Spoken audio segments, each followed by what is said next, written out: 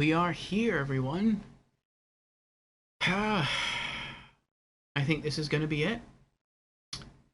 I think today we beat Dark Souls 2 for the very first time. It's going to be a special time. But before we do that, let me get an audio check going. Audio check. Audio check. Sounds good. Yes. Hmm. This has been a really good experience. It's been a great experience. I'll give more about. I'll give my review sort of at the end. Um, and I'm not sure how long today's stream is going to be. I think I only have like the final boss fight left, and then we're done. Um, so we might do a little farming. We might do a little sort of post game cleanup before calling stream, because if not, this stream might be very short. But I don't know how much trouble the final boss is going to give me. I would hope, not that much, considering we've already beat some really hard bosses. We beat Lud and Zalin, the King's Pets, from DLC 3, excuse me. We beat the Burnt Ivory King. We beat Fume Knight. We beat Sir Alone, or Alon, depending on how you pronounce his name. Um, we beat the Hollowed King Vendrick. So I would think those are some of the hardest, if not the hardest, bosses in the game. Um, but we'll see. Maybe the hardest bosses in the whole game are right at the very end. If that's the case, we might be on that for a while. But like I said, I'll give you my overall thoughts once we complete our first playthrough. So, and Jamera is here. Hello, Jamera. Welcome on in. Jamera has redeemed Hydrate. Very well. Cheers, Jamera.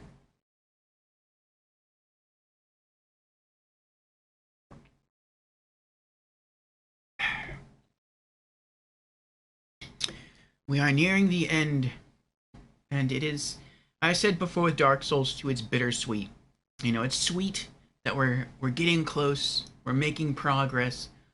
We're about to conquer the game for the first time, but it's also bitter because the more progress we make, the less game we have left. And I really don't want to stop playing Dark Souls 2. I haven't felt this way with Dark Souls 1. I didn't really feel this way with Demon Souls. Demon Souls, I just kind of wanted to play it again to continue growing in power because my ultimate uh, magician build wasn't finished yet, and I wanted to finish it. And it just took multiple playthroughs to finish it. With Dark Souls 2, our build is done, and I just don't want to stop playing it because I love the world and I love the gameplay. But like I said, I'm going too far into it. I'll save that for later. So let's get into our opening announcements. Then I'll tell you what we accomplished in our stream yesterday, and then I'll tell you, I guess I'll reiterate what our plans are for today, and then we'll just jump into it. So, and Jans is here. Hello, Jans. Welcome on in. How are you doing, Jans? And to everyone just arriving, welcome on in. I am Lord Orfeo. I am your host. I am a variety streamer here on Twitch, in addition to being a YouTuber. I stream 5 days a week, and I stream a little something different throughout the week. So on Mondays, we have a series called The Monday Mishmash, and on Mondays, we can stream any game from any genre, except for role-playing games. We save those for later on in the week. So do expect all manner of variety from us on Mondays. And usually, not always, not right now, but usually you can actually use your channel points to vote, or not to vote, to choose our next game for Mondays. So yes, look out for that feature coming back, the voting feature coming back, probably sometime in late February. On Tuesdays, I take the day off. On Wednesdays in the Discord, we have anime afternoons. And so if you enjoy watching anime, come join us there. We typically screen through 2 episodes from a given series. And then afterwards on Twitch, we have our weekly Just Chatting stream called Community Chat and Gaming News.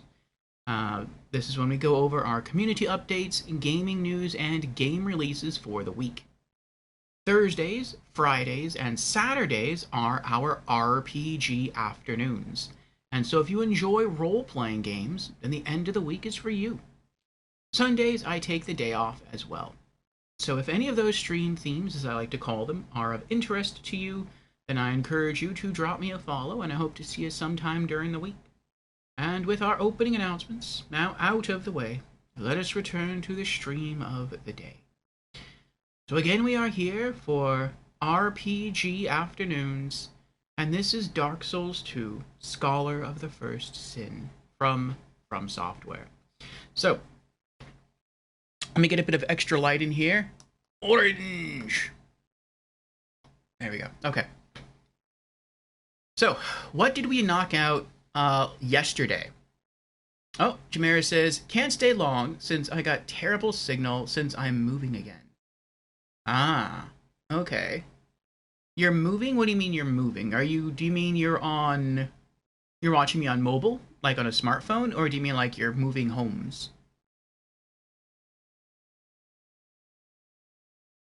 Jan says, I have been spared from work today, so I am happy. Well, congratulations on your day of rest, Jans. And Komodo's here. Hello, Komodo. Welcome on in. I'm not sure if you want to stay for this whole stream, Komodo. This will probably contain spoilers, as we should be completing the game for the first time today. Fingers crossed on that, though. It's nice to see you too, Komodo. Alright, so what did we do last stream? Well, yesterday... excuse me. Yesterday, we joined the Pilgrims of the Dark Covenant. We made our way through the Abyssal Dungeons. There were 3 of them. And we fought the boss at the end called Dark Lurker, which was a really pretty-looking dark angelic figure. And I don't remember how many attempts it took. I want to say it took maybe like 5 to... might have been 5 or 6 to beat her. And we got really close on the first attempt.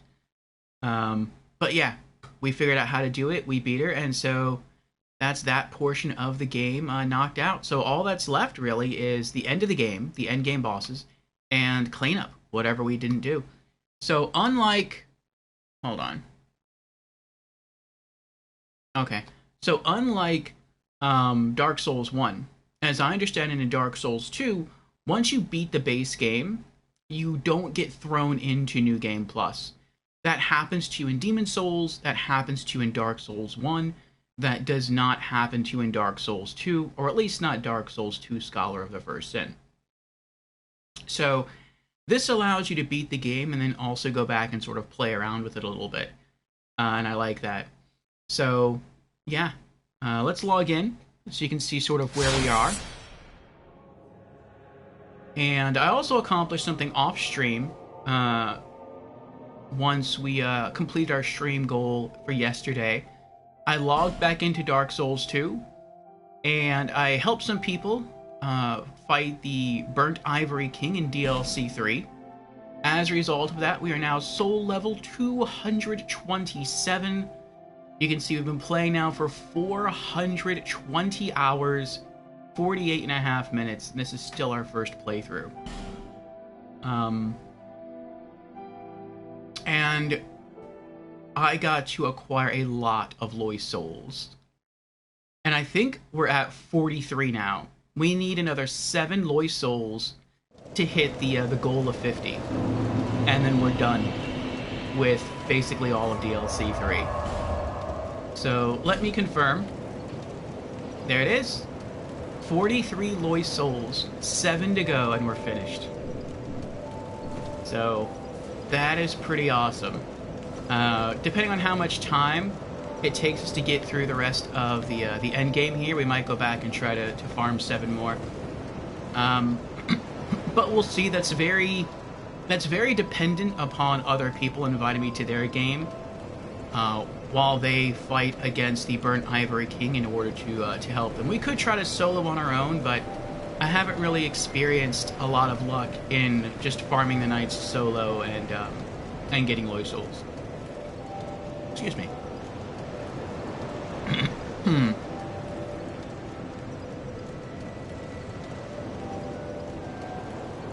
Let me catch back up with chat here. Jameer says, middle of nowhere in New Mexico is rough, and it was an accident on I-40. Oh, so you're stuck on the road. I see, I see. Well, I hope you make it back safely, Jamera. Yes, definitely pay more attention to the road than to me.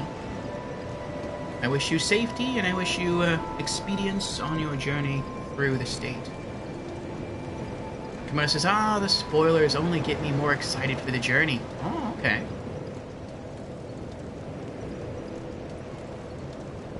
So it's in total standstill. Oof. Komodo says that does... Excuse me. Komodo says that doesn't happen to you in Elden Ring either. You get the option to go to a specific area and start your new journey whenever you're ready. Nice. The time investment is impressive, yeah. Yeah, this has been a wild time. It's been great. But alright. Let me pop in my earbuds. And I think we have an ad that's about to start in about a minute and 10 seconds. So what I might do is just advance the ad now. And then we'll have some uninterrupted time to go through the end of the game. Wait, is this the right one? This is not the right one. Okay. Alright. Komodo says, I don't think I have a single game that I've spent that much time in. You haven't spent that much time in Elden Ring? I thought Elden Ring was supposed to be, like, way bigger than Dark Souls 2. Komodo says, I think the longest amount of time I've spent in-game across all platforms is probably Monster Hunter World. I see. Monster Hunter would be up there for me, too. But it would be Monster Hunter Freedom Unite on PlayStation Portable. No, you spent 230 hours across 4 journeys in where I've spent about double that, almost, in my first journey in Dark Souls 2. Okay, ad starting in about 5 seconds, so, yeah, I'm just gonna teleport to Castle Drang Lake, and then when ad ends, we'll be back.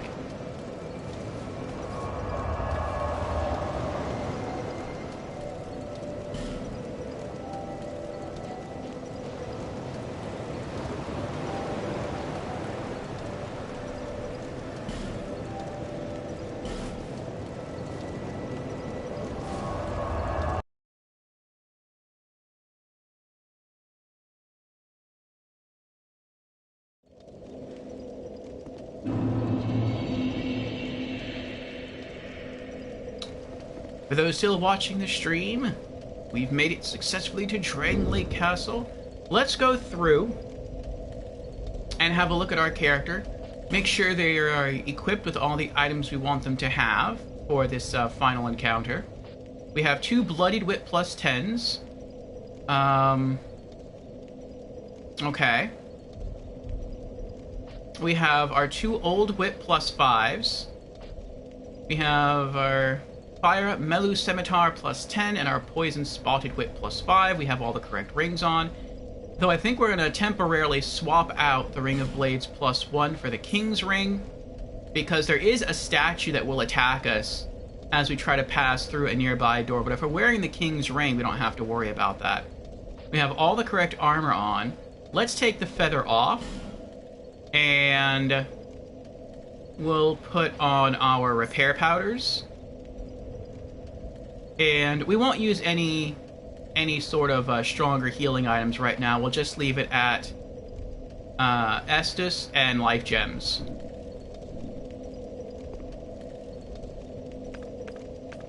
Okay. Now let's get our old whips ready. There we go. And power stance. There we go. All right.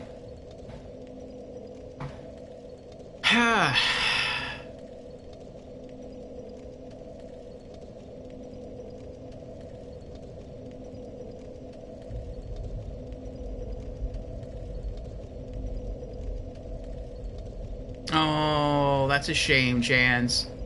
Jans has got soft ban today. An invader gave me an error key item in Dark Souls 3, so I couldn't get rid of it. That stinks, Jans. That stinks. Sad, Jans, yeah. You've also been spared by the ad gods. Nice, Kimoto. Yeah, that's why it's always recommended to never pick up any items that people drop in Souls. Some people legitimately want to help you. Some people give you stacks of items that I think make the game way too easy. They'll give you like a full 99 stack of like old Radiant Life gems, to give an example, in Dark Souls 2, or lots of upgrade materials. And part of the fun, part of the challenge, is in getting all those things yourself. At least in my opinion. But sometimes people will want to give you items that will corrupt your save data. Or they'll want to give you items that could potentially get you in trouble. And you don't know. You don't know what they're dropping before you pick it up. So it's always a good idea not to pick up anything in Souls games. Kimono says, I don't pick up items from invaders because I don't trust people. Yeah, exactly. Welcome on in, Icy. How you doing?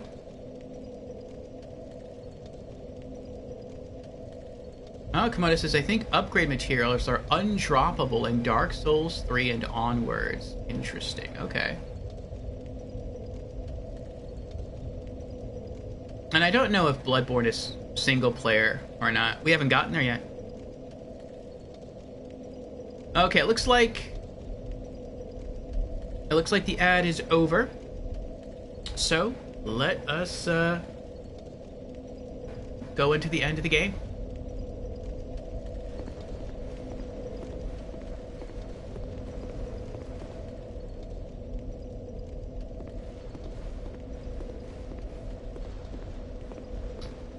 So typically down this path, there's blood here because this knight right here would come alive. He would unpetrify and start attacking you. But since we are wearing the King's Ring, he recognizes us as the king.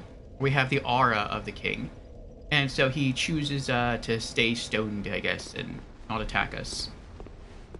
So here we are. Open area ahead or backstepping. We're going to go for it. We simply have to walk up to the king's doors wearing the King's Ring. And they open for us automatically.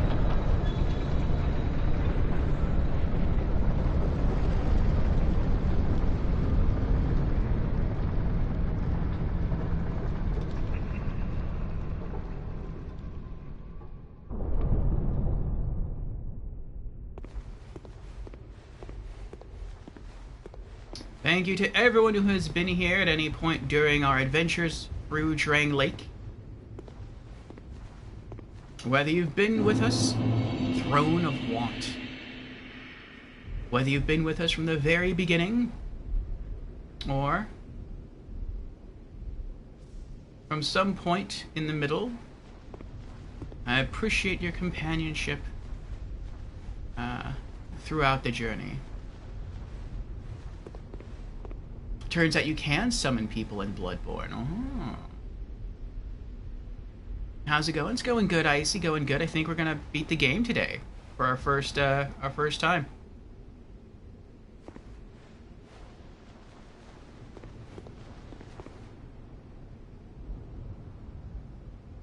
Clearly, King didn't have ADHD because that door's opening speed drove you nuts. Although I suppose that after 420 hours, the drama is justified. Yeah.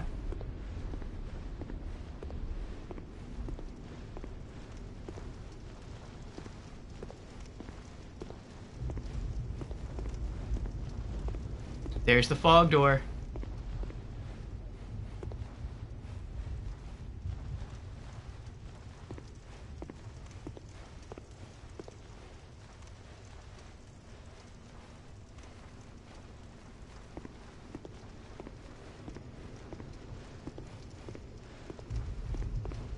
I wonder if this path is leading us to...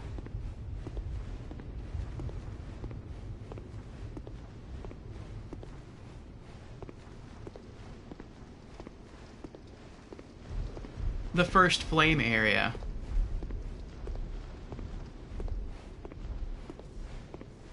But then I thought the first flame area was maybe the location in DLC 3 beneath its castle. I don't know.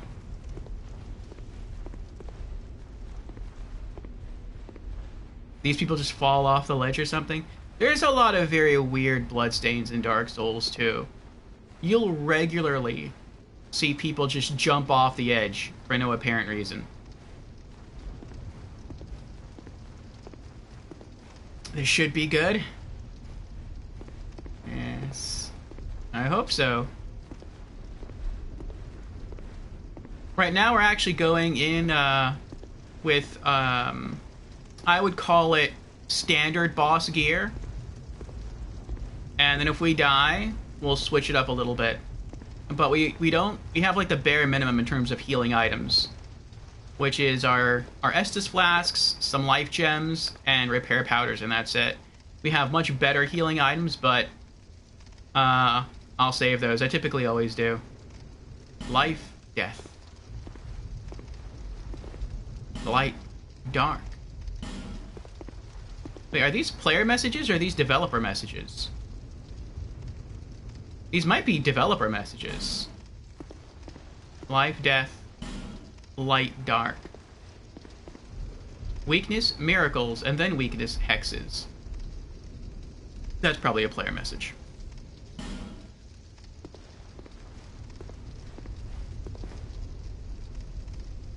There they go.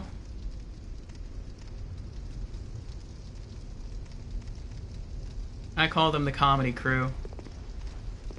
There's like fake phantom deaths sometimes that you can see.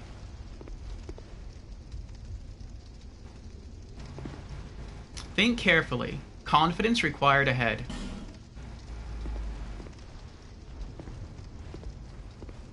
Oh, we have 3 summon signs. We're not going to summon, but it's cool that you have that option. Hurrah for death, in short, curse. Who can we summon? I'm curious, though. Okay, I don't know who this is. That's a really pretty shield. I've seen that shield before. I've seen players with that shield. I don't know what it is. Okay, so we can summon a Spear Knight. Back here, we can summon... Oh, that's the Benhart of Hugo guy with the magic sword. Very cool. And then over here, we can summon...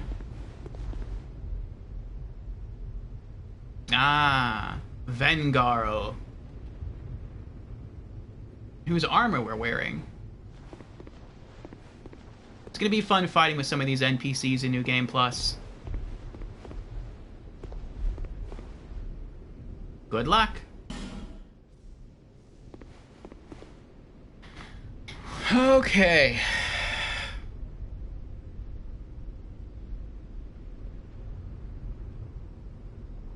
Kimono says, sounds like a community-specific meme. Lol, could be. I think what I love about this game is that you're soul level 272, and you can still run the chance of getting rocked. Definitely. You bet it's invasions? Maybe. Doesn't seem like a very efficient shield. You can press X on the name, and it won't summon until you confirm. Oh. Sign. I never knew that. Here we go. Straighten my glasses one more time. Entering the mist. Throne Watcher, Throne Defender. Oh, I have to fight 2 enemies at the same time? That's irksome.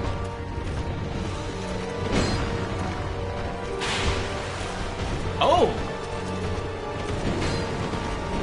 She takes a lot of damage, though. Ow! Ow!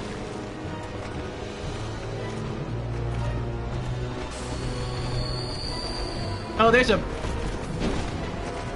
I just noticed there's a hole behind me.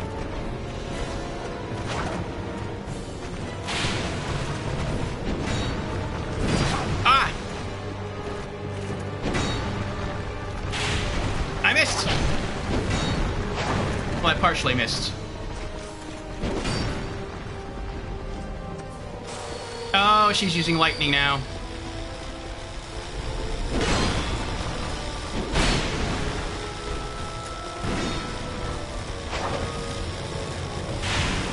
One more hit.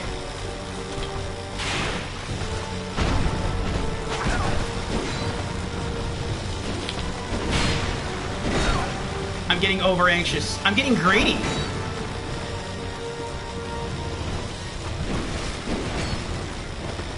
Because I'm so near the end. Got her.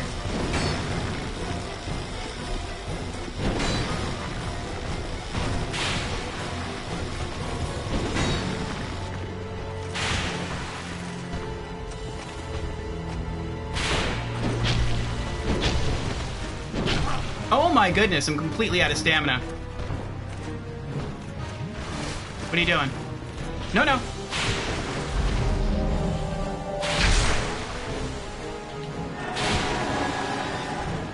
They can revive each other?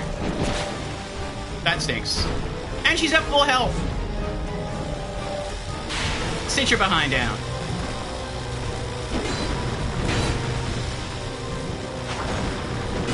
I need her to follow me back here.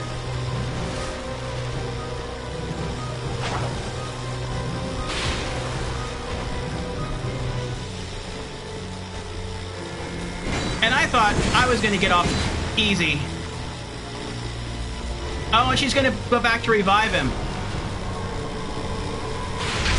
No! Stop it! Okay, I can see what I have to do now. This makes it harder.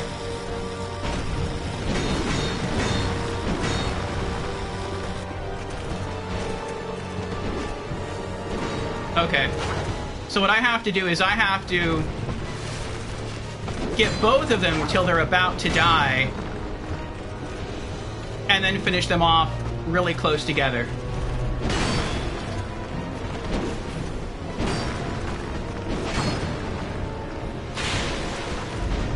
Alright, now I focus on him. Ah! Meanie. Come on. Come do something. I need to, like, not hit her now, though.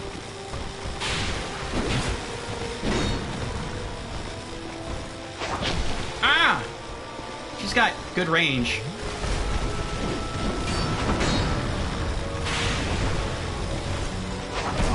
Oh! I didn't see her behind him.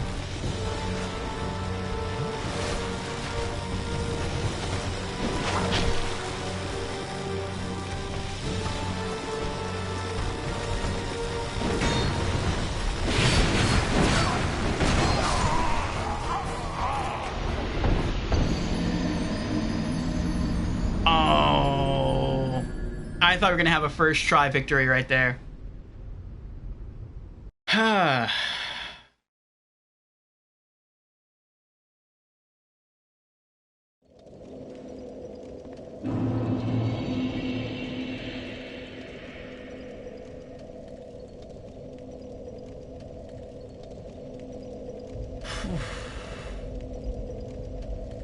Okay.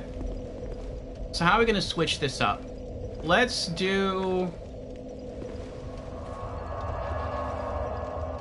more healing items, just to be safe. Let's bring...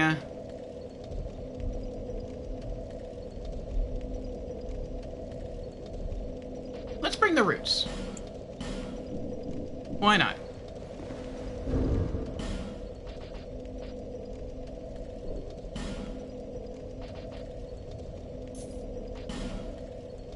The interesting thing about the roots is that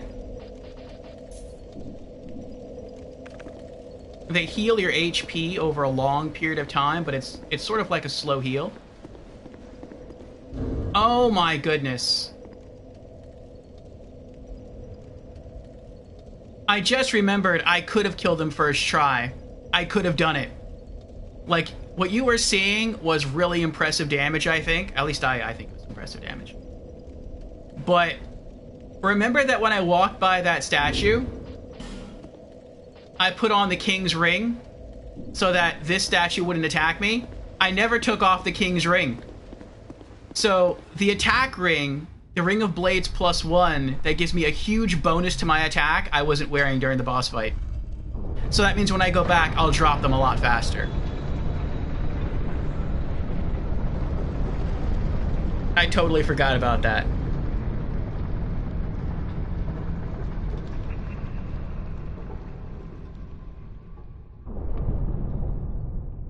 Huh.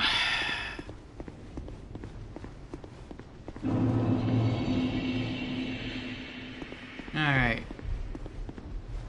Let me get near the first torch here. Okay. Now let's switch over to our Ring of Blades +1. Look at that attack bonus. Attack on everything goes up by like 15, is it? No, on the old whips. On the old whip, which is my boss killing weapon, the attack goes up by, what is that? 30 something? What is that, like 35?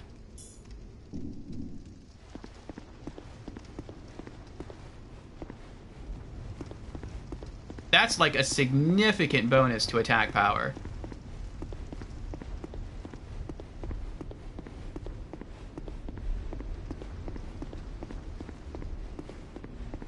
What's actually be challenging about this fight now is wearing down one without killing them, so that the other can revive them. Ah, Johns is here. I thought someone else was off to the right there. I thought that was like a different NPC since I took off the King's Ring in addition to Jans. Welcome in, Jans. Hello, hello. There's Jans in what looks to be Crusader gear. I recognize that as the... what is it called? The Pursuer's Great Shield.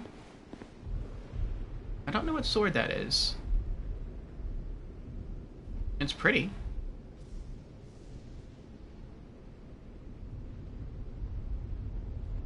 I don't think it's the Lois shield, or the Lois sword. Oh, is it the Lois? I think it is the Lois greatsword. I can tell more from the bottom of the handle. It has that, like, really pretty bottom to it. It is? Yeah, I thought so. I noticed it on the charred Lois greatswords. The very bottom of the sword is kind of, like, broken in half.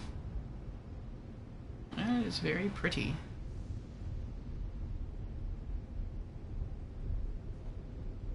Alright. See you on the other side, Jans. Entering the mist.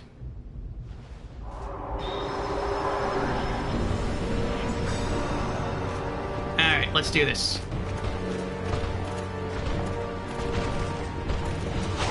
Ah! Oh!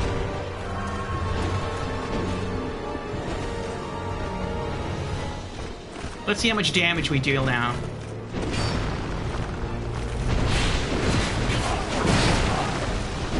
Not bad. I forgot to eat the root, though. Woo! That was close.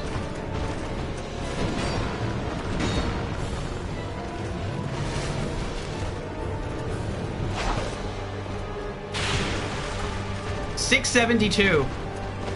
That's really good damage.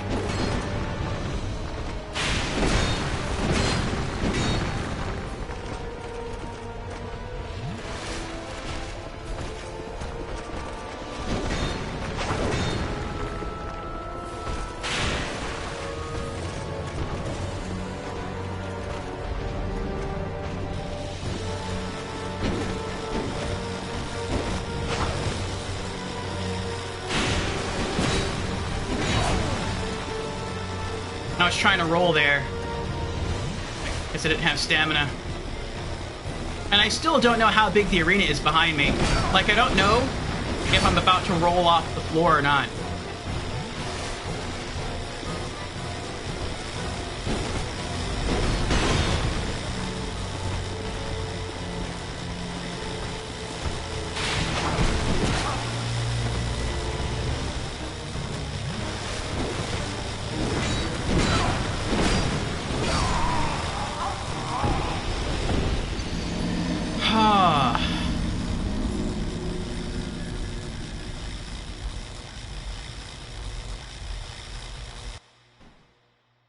I feel like part of me feels like this is an easy boss, and part of me feels like this is one of the harder bosses. It feels like an easier boss because they move slow.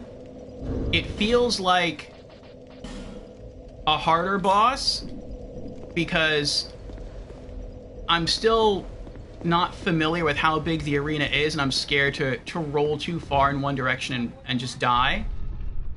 And what also worries, well, not worries me, but what also gets me is their reach. Like, it feels that their swords are longer than they are. I don't think they are. It's just I'm not correctly sensing the true length of their weapons.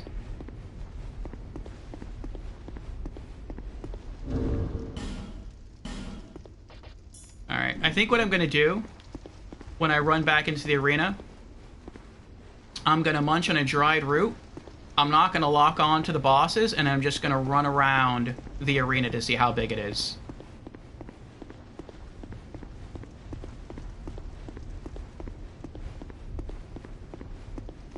Actually, I think I'll munch on the dried root before I get into the boss fight. Start the healing buff before I've taken any damage.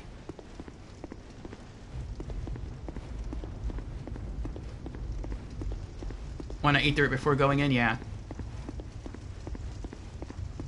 It seems similar to Ornstein and Smaug. Yeah, I would say that. Ornstein and Smaug, I feel like you had a bigger room and they moved a lot faster. But there was no threat of falling to your death in the boss arena of Ornstein and Smaug. Alright, eating the root. Get our Estus ready. Here we go. Alright. Oh, there's a giant there. There's a seat there. Water here. Okay, that's kind of big.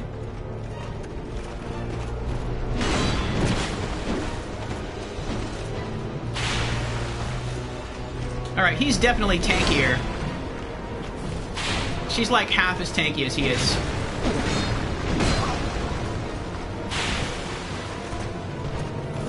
So I need to focus more on him than on her.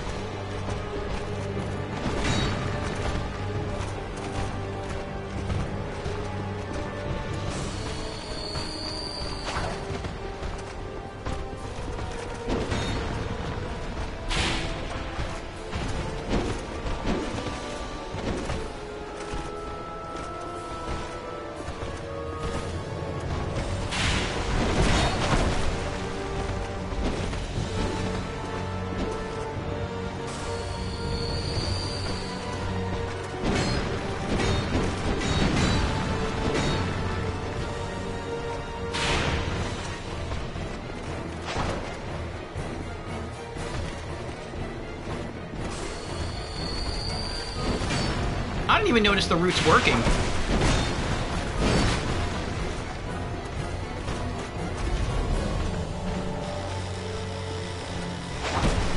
I knew that was gonna hit. I took so long to cycle over to the Estus.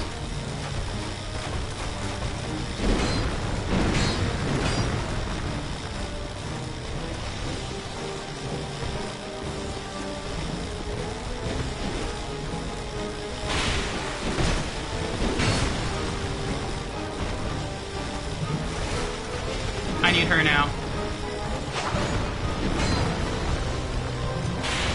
Got her.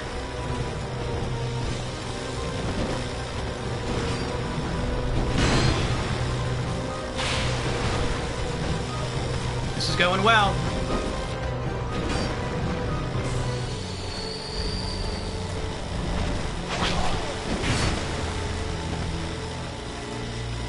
Well, it was going well. No!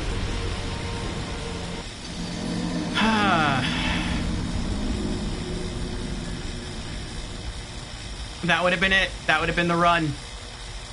Hey, Mossab, what's going on? Welcome on in.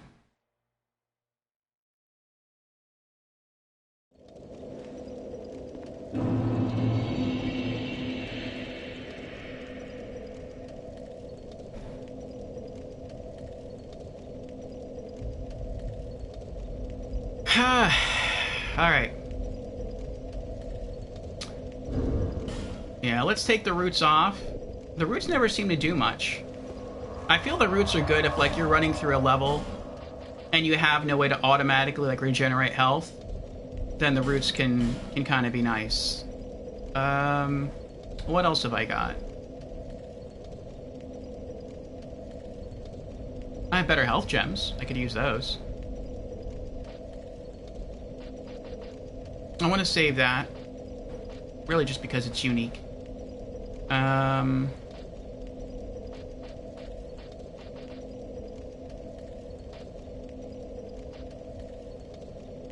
It's like none of the bosses that I'm fighting in this fight are hard, but I'm essentially fighting 3 bosses. And it's 3 bosses that makes it hard. I'm fighting someone who's quick and has really good reach. I'm fighting someone who's slow and tanky, and I'm fighting the fact that I'm in an arena that I can fall off of. So I have to be constantly aware of my surroundings in terms of where the arena floor ends, in addition to being aware of where the bosses are at all times and what they're doing. And my stamina. That's tricky.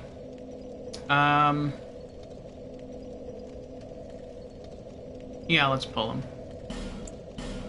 I mean, it's the final boss fight, so might as well use him now. If not now, then when? Alright. Let's set the... Well, no, that's not going to really help either. I mean, it could. Let's set Radiant. Repair Powder. Oops. Switch rings.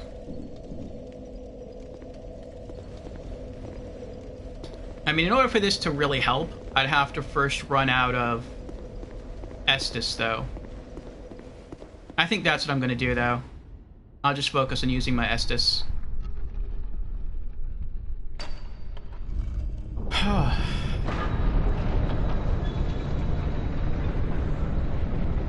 Any lightning defense? I do, actually.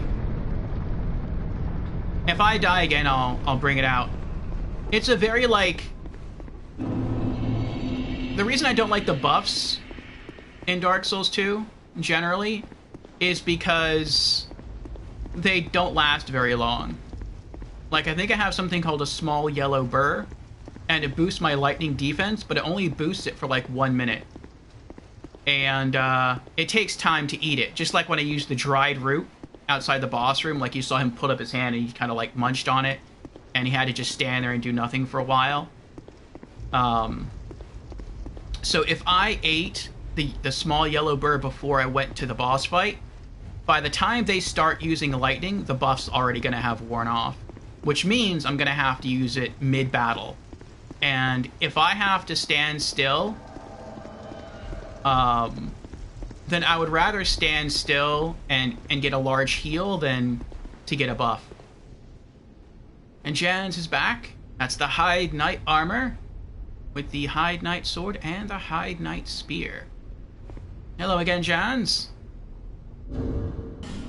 Yes, welcome on in.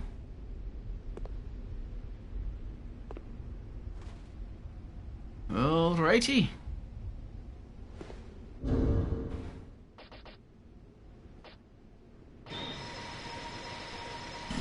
Let's get warmed up.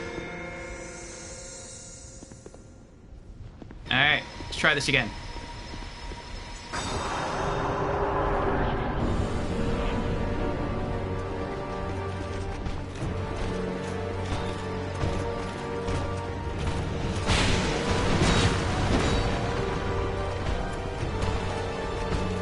Okay, I need to go for him first.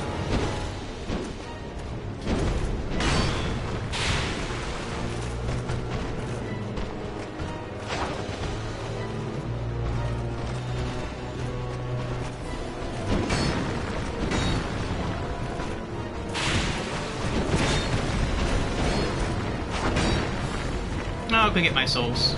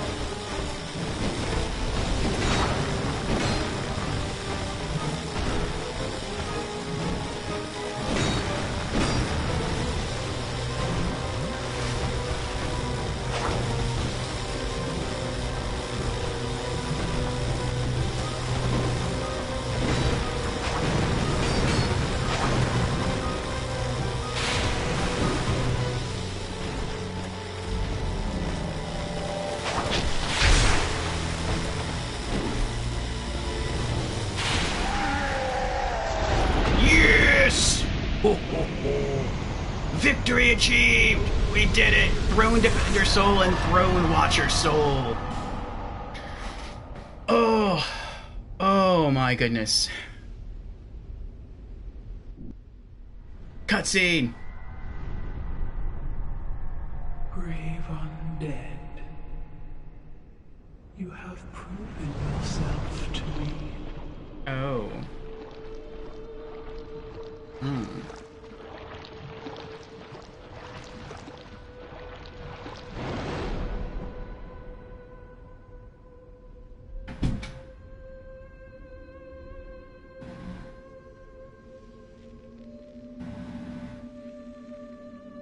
Phase 2. Now, be one with the dark. Thank you for the Congo rats, Komodo. Nashandra. Oh boy.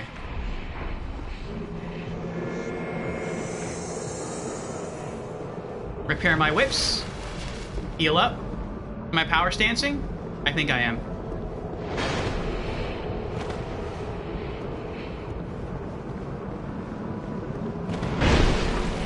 Oh, that's a lot of damage.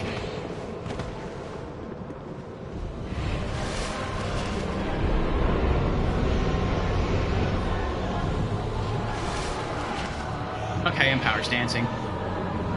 Oh, this is cute! Oh, that's not cute. It's taking away my health. Wow, she's tanky.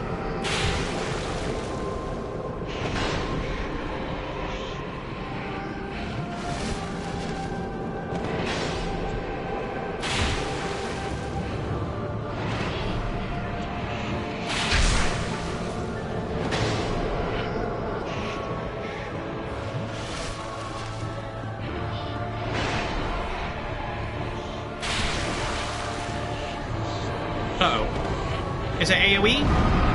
That was an AoE. It looked like an AoE. Oh, she got rid of all her explodey things, though. Her curses. Oh, AoE again? I can't tell. Oh, she's bringing him back.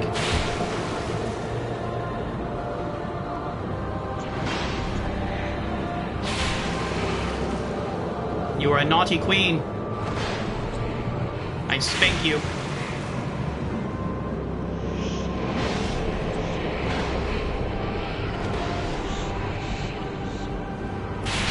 Bad queen. Oh, AoE. I'm worried too that she'll do the AoE and I'll back up too much and I'll just like walk right off the side. I need to heal. Oh! Oh, that's bad. That's bad. Empty bottle. Oh, she's AoEing. No, she's not AoEing.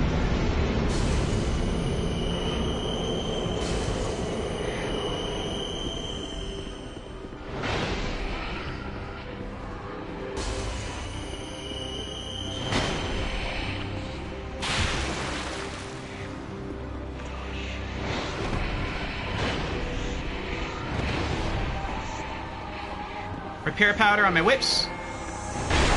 Oh, I had to take the hit there. I probably didn't have to, but I did. Bye! Ho, ho, ho, ho, ho. Eat it, Queenie. Victory achieved! Soul of Nashandra. First try victory. Monarchs have come and gone. Oh, it's Aldia. Drowned in poison, another succumbed to flame. Still another slumbers in the realm of ice. Those are the DLC bosses. To hear, as you do now. You, conqueror of adversities. Give us your answer. What? Oh no! What's going on? Phase 3?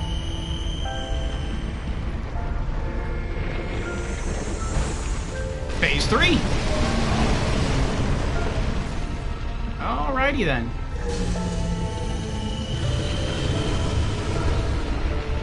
Uh-oh.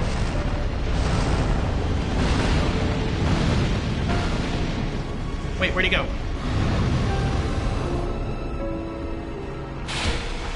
Die! Die! Why are you so tanky? Oh!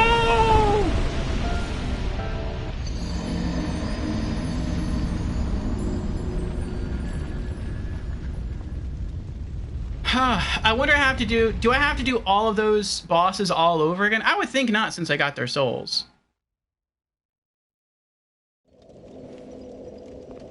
Okay, now let me catch up with stream chat.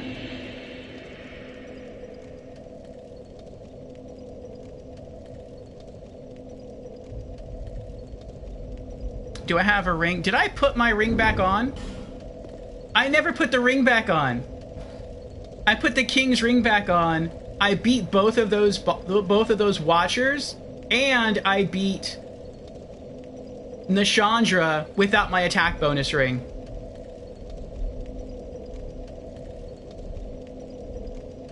Well done, Skeleton. Thank you for the Congo Rats, Kimoto.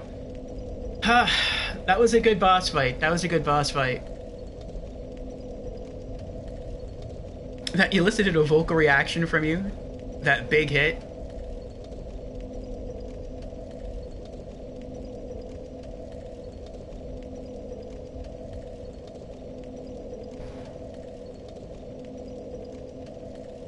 Orphe, there is chat present. Leave your spanky shenanigans for alone time with Queenie.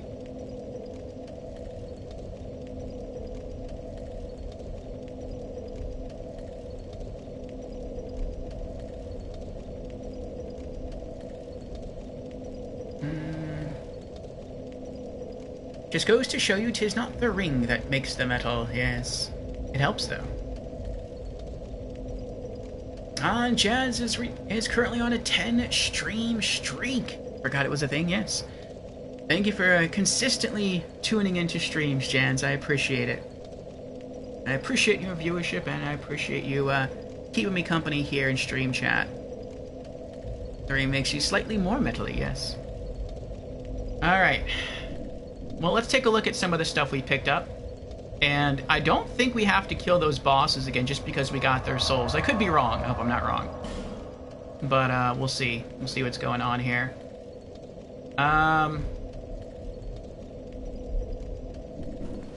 He doesn't seem that hard. Because he just stays still. I'm actually going to take these off. I'm going to put my normal life gems back on. And let's put the Radiant Life Gems away. And we'll look at these souls, and then I think we'll wait a bit because we have an ad coming up in about 3 minutes. And then we'll give this another try. Those souls look more sickly. Yes, they are abyssal souls. Souls of the dark, or souls that have been corrupted by dark. Either souls that have been corrupted by dark or souls that originated within the darkness have this appearance. And you will stumble across at least one yourself. Maybe more. Probably more. In Dark Souls 1. Don't you just hate it when your souls get corrupted, chat? Yeah. Alright, we have Throne Defender Soul. Soul of the Throne Defender. The throne of the king is sacred and requires an appropriate guardian. Use the special soul of the defender to acquire numerous souls or to create something of great worth. Put these away for now. Throne Watcher Soul. Soul of the Throne Watcher. The throne of the king is sacred and must be observed closely at all times.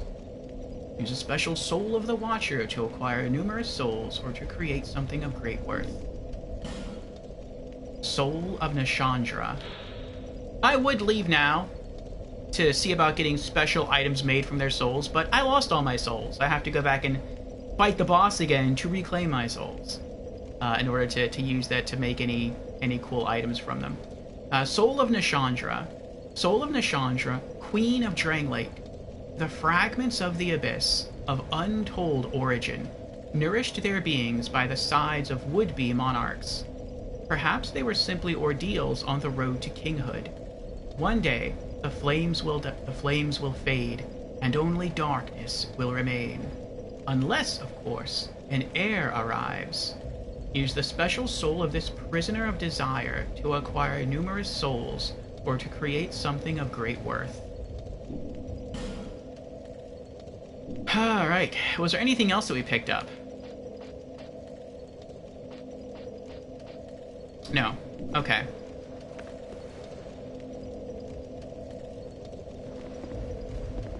Alright, so we're gonna head back to the boss area, but we're not gonna go through the fog gate until after the ad ends. Looks like the ad should be starting in about 15 seconds.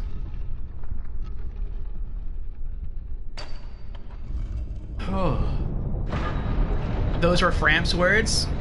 Yes, in time, the fire will fade, and only darkness remains.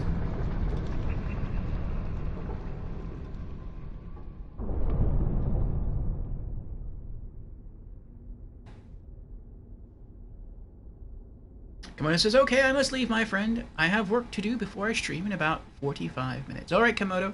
Thank you for stopping in, and I hope your stream goes well.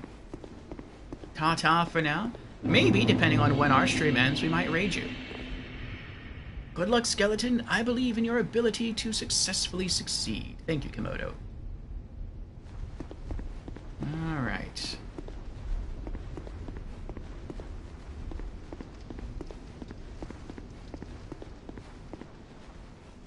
There's the fog gate again. Wait. Before I forget. There we go.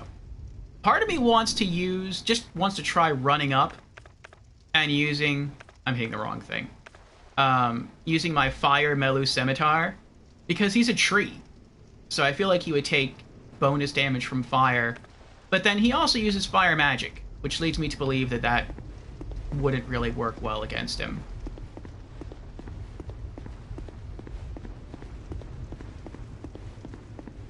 That's fine, though.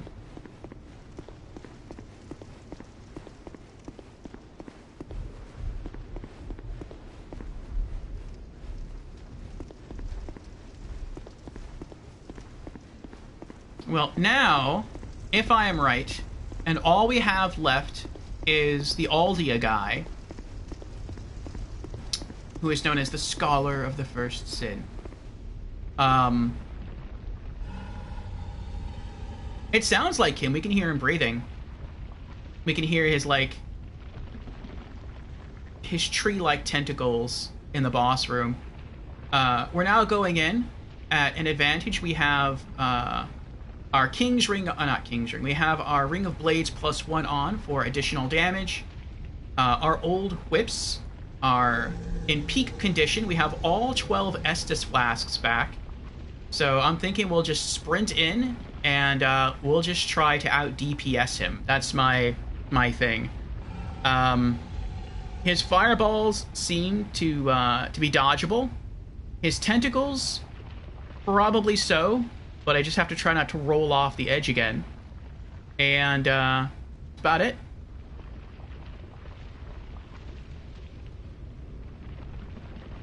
Okay, have about a minute left of ads.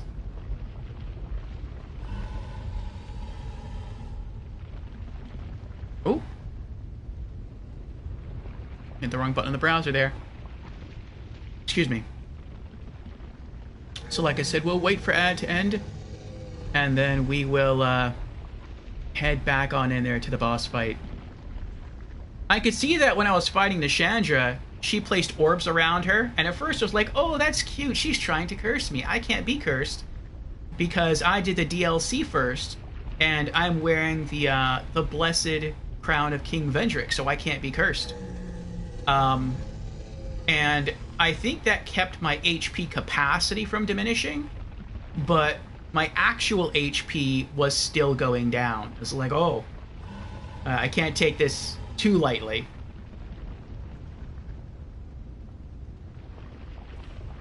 So what I'm gonna do, 40 seconds from over, alright, Jans. What I'm gonna do is, I think the first thing I'll do, actually, when I run through there, is try to collect my souls, because we had a lot of souls. That was basically 3 boss victories back to back across 2 encounters. And so, yeah, we're probably sitting on a good stack in there. I'll try to run through, scoop them up, and then we'll continue fighting. And I think if we die again, I'll equip the feather, the Aged Feather. I'll run in, just scoop up the souls, Aged Feather out, and then we'll just go use up our souls to level up, maybe, and to buy, like, boss soul items. Alright, there's Jans again. Hello again, Jans.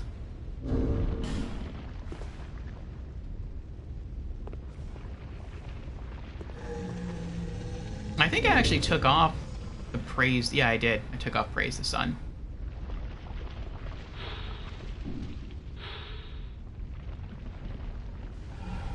Oh, there it is. Praise the Sun. Alrighty. Let's give it another go. Entering the mist. Go get our souls. Nice music.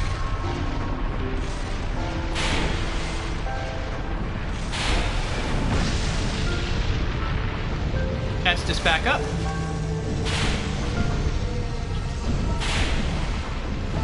Well, I'm actually taking damage just from being next to him.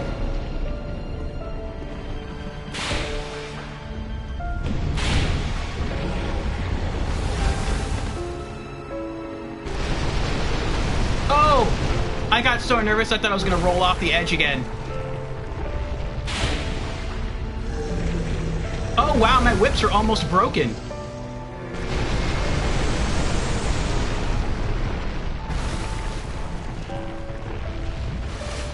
You are cheap, sir. You are cheap. I hope you realize that.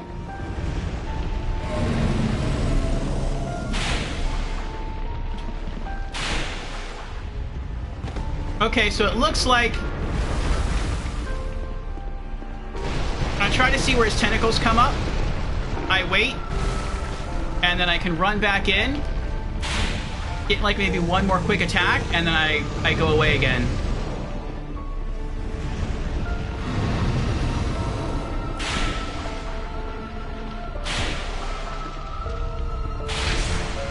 Go away. Run away, run away. Uh-oh. Repair. Let's see where the fires are gonna... Oh! I didn't expect that. Naughty. Oh, he's changing. It was a darker fire presence there. Naughty one. Oh no.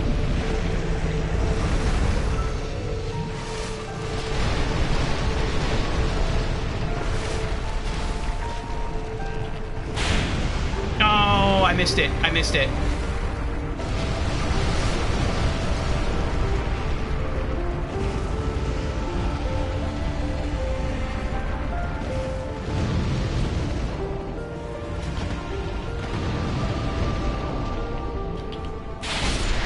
We got him!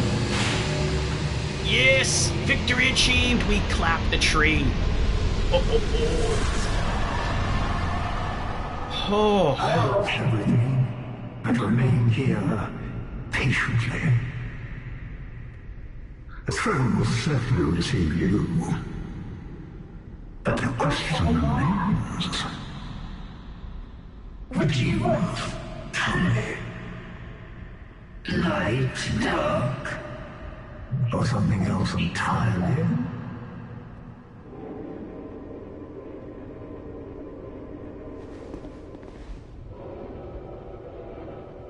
Okay, so these look like the same 2 decisions from Dark Souls 1. Either we can leave the arena, I guess, and be like, usher in the Age of Darkness, or it looks like we can go and kindle the flame.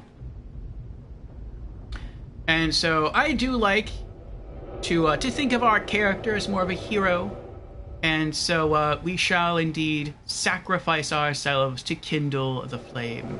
I do want to read these messages first, though. Visions of death, but hurrah for life. That was the only message here? Oh, there's one more. There's a few more. Help me! By the way, dead end ahead. Visions of victory. I'll probably just have to walk into the light, so I can't read that message without triggering an ending. Be wary of pointless. That's fine, though. Oh, it actually tells you proceed to throne. Read message. Good luck. Or I just walk towards the door. Oh. Tukitsune is here. Hello, Tukitsune. Tukitsune redeemed Congo Rats. Thank you for the congrats, Tukitsune. It was a good fight. We didn't beat all the bosses, like, back to back to back. But we beat the Throne Watcher and the Throne Defender, and then right after that we beat Nishandra. And then when fighting against Aldia, we accidentally rolled off into the water and drowned. So we had to come back and fight him again. It looks like I didn't gain any souls by beating Aldia, though. Maybe we didn't really kill him. Maybe he just, like, he took a lot of damage and just chose to leave. Maybe that's why he was able to talk to us afterwards. Because I don't think our souls went up. We're still sitting at the same souls that we were before, 175,000. Icy and Jans also redeemed Congrats. Thank you for the congrats, Icy and Jans. I appreciate it. You can send us as GG's. You are stuck in this room until you make your decision. Yeah, it's a pointless boss. It would have been nice if you beat him and he gives you something special. Ah, well. Yep, we're gonna go do it. We shall take our place upon the throne. Proceed. Ooh.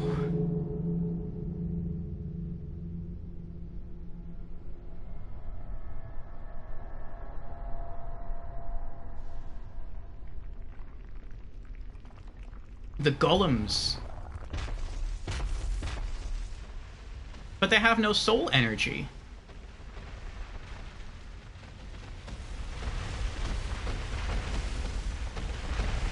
Huh.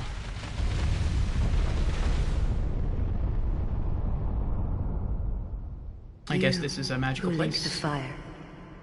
You who bear the curse. Once the fire is linked, souls will flourish anew, and all of this will play out again. It is your choice to embrace or renounce this. We are part of the circle, the cycle.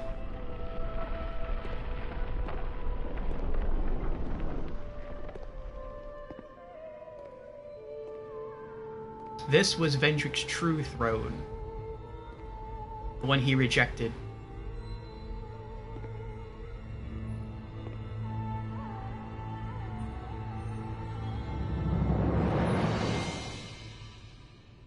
Great Sovereign, take your throne.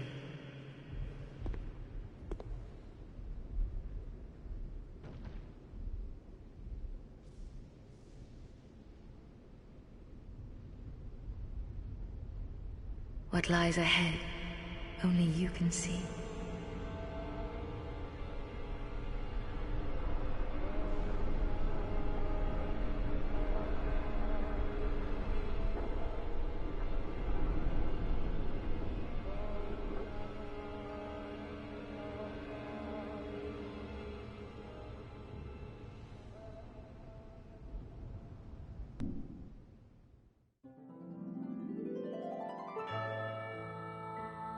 We did it!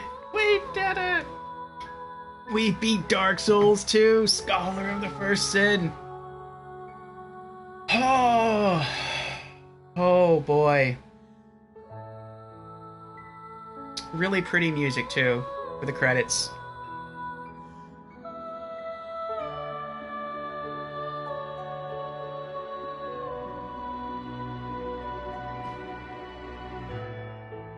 John says he achieved immortality at the cost of becoming that. Yeah. He doesn't have to worry about dying now, but now he's stuck as a tree thing. Just unlock the second ending. Oh, there's... Yeah. Now we just have to play through the game again on New Game Plus to see the second ending. I don't think there is a trophy for seeing the second ending, though, which is interesting. I think in Demon Souls... Excuse me, hiccups. I think in Demon Souls there was a trophy for seeing both the sort of good and bad ending. Like, separate trophies for that. And I think in I know in Dark Souls 1, there were separate trophies for witnessing both endings. In Dark Souls 2, it looks like there's only one trophy. It just says, see the end, and that's it. So, I guess it doesn't matter which ending you choose. Which is fine. And Asgore is here. Hello, Asgore. How are you doing? Now's the time for an ad break, by the way, and a bathroom break. Unskippable and like 20 minutes long. Yeah. Castlevania Run proven worthy. You are correct, Jans. The Castlevania Run was worthy. It succeeded in defeating Dark Souls 2. All bosses, all DLCs, all areas. So far as I'm aware. We did it.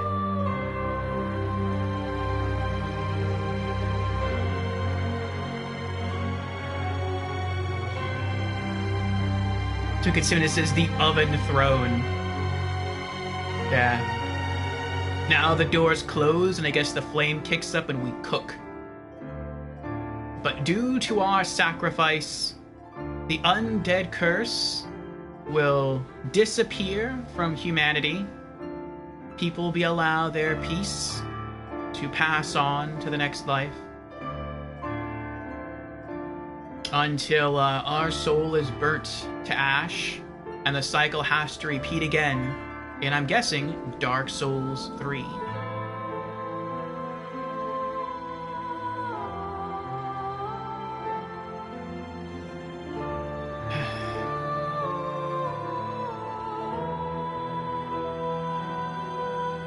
So I like sitting through the credits, typically in games.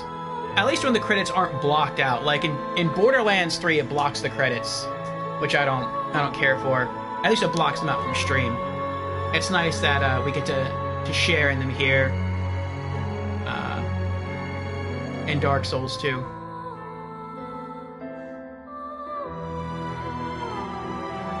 I also wonder if there's going to be like a little epilogue scene after the credits.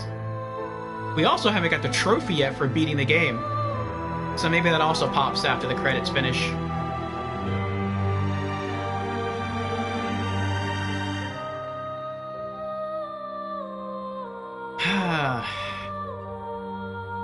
That was really good.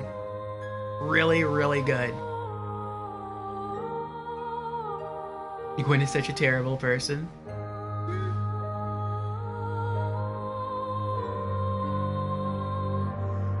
It depends how you view it, I guess.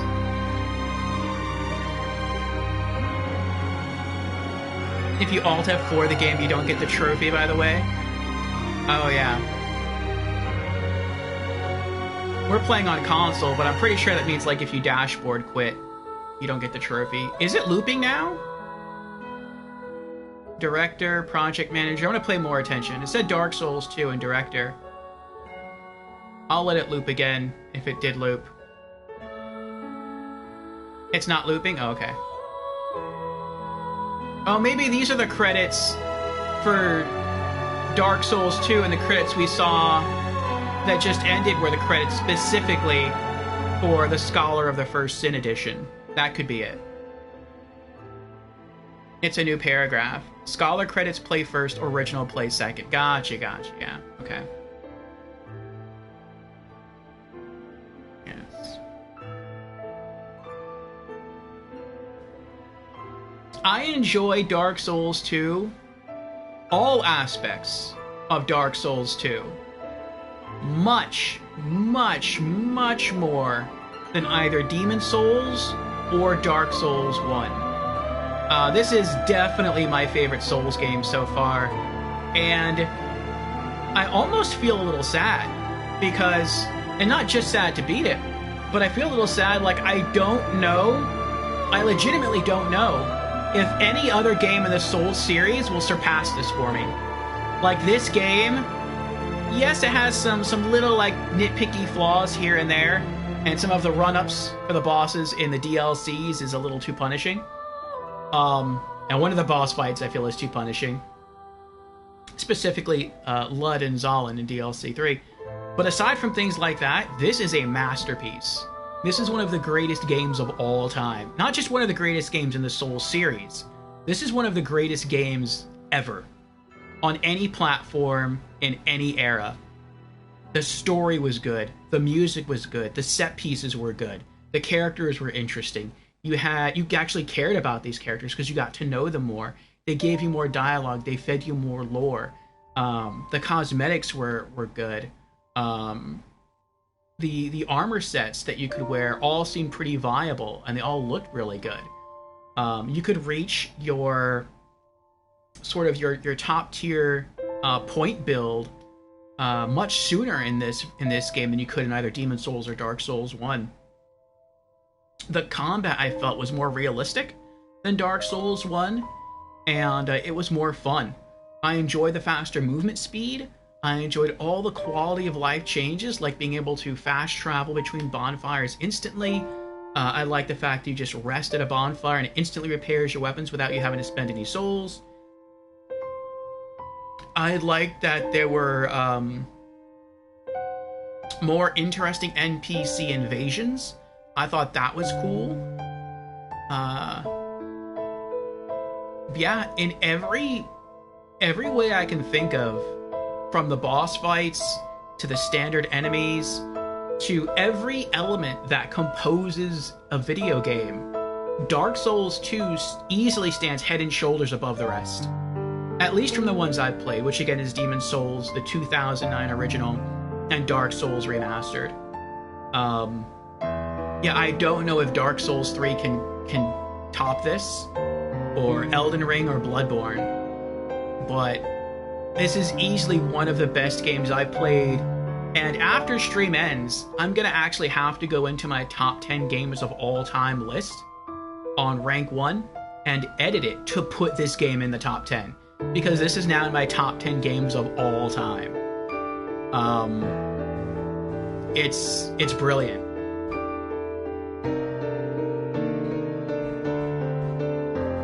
As Gore says, the swordplay in Dark Souls 2 is the most rewarding.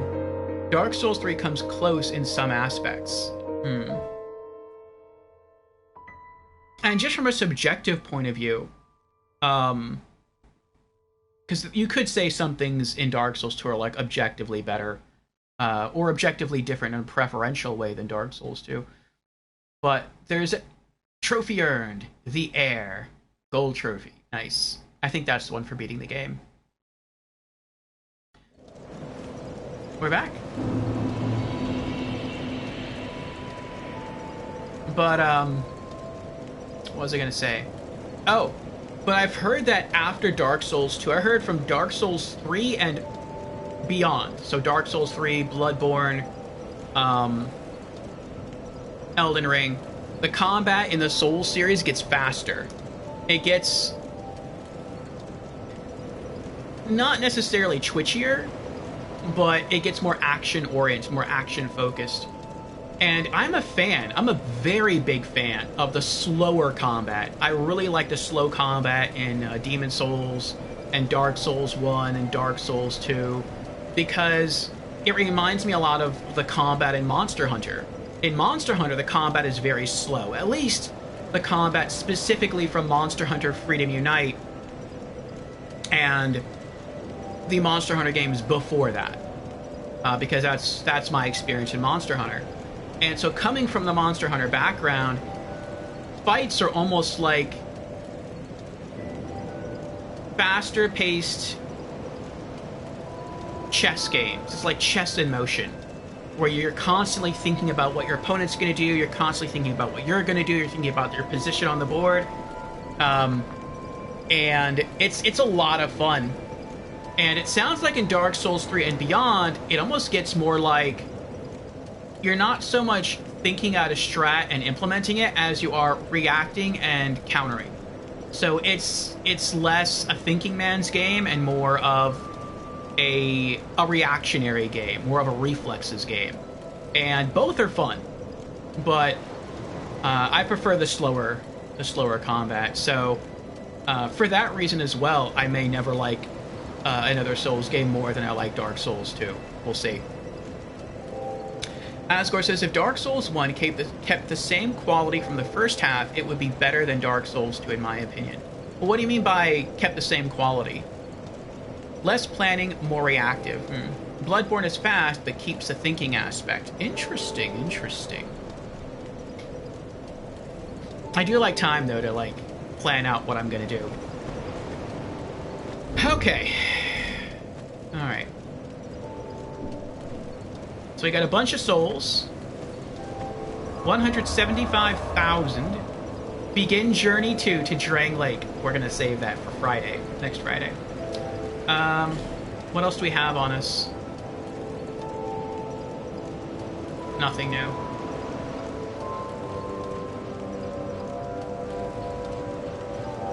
Okay.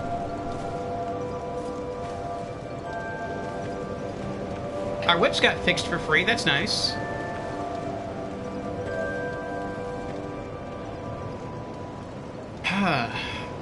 Oh. So I want chat's opinion on something. So I know that once I leave, once I start New Game Plus, I lose the blessing on Vendrick's Crown. So it's still going to give me, I believe, the +3 bonus to the stats of Intelligence and Faith. But while wearing it, if I die, I'll get hollowed. So here's my question.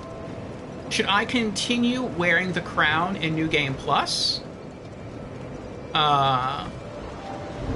Which basically, if I'm wearing the crown, then I also wear the life ring +3 for added HP, or because I lose the blessing in New Game Plus, should I go back to wearing the helmet of Vengarl over there? That will give me massive defense bonuses. It will cover my face. And if I do that, I'll probably take off the life ring +3, and I'll put back on the ring of binding, so that when I do die and go hollow, I won't go as hollow. So what do you think?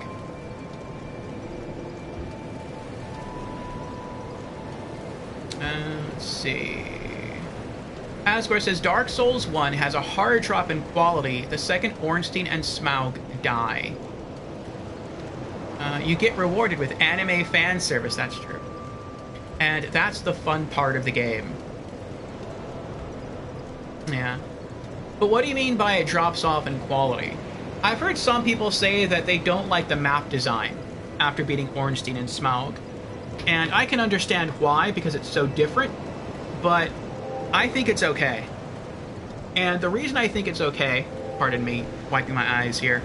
The reason I think it's okay is because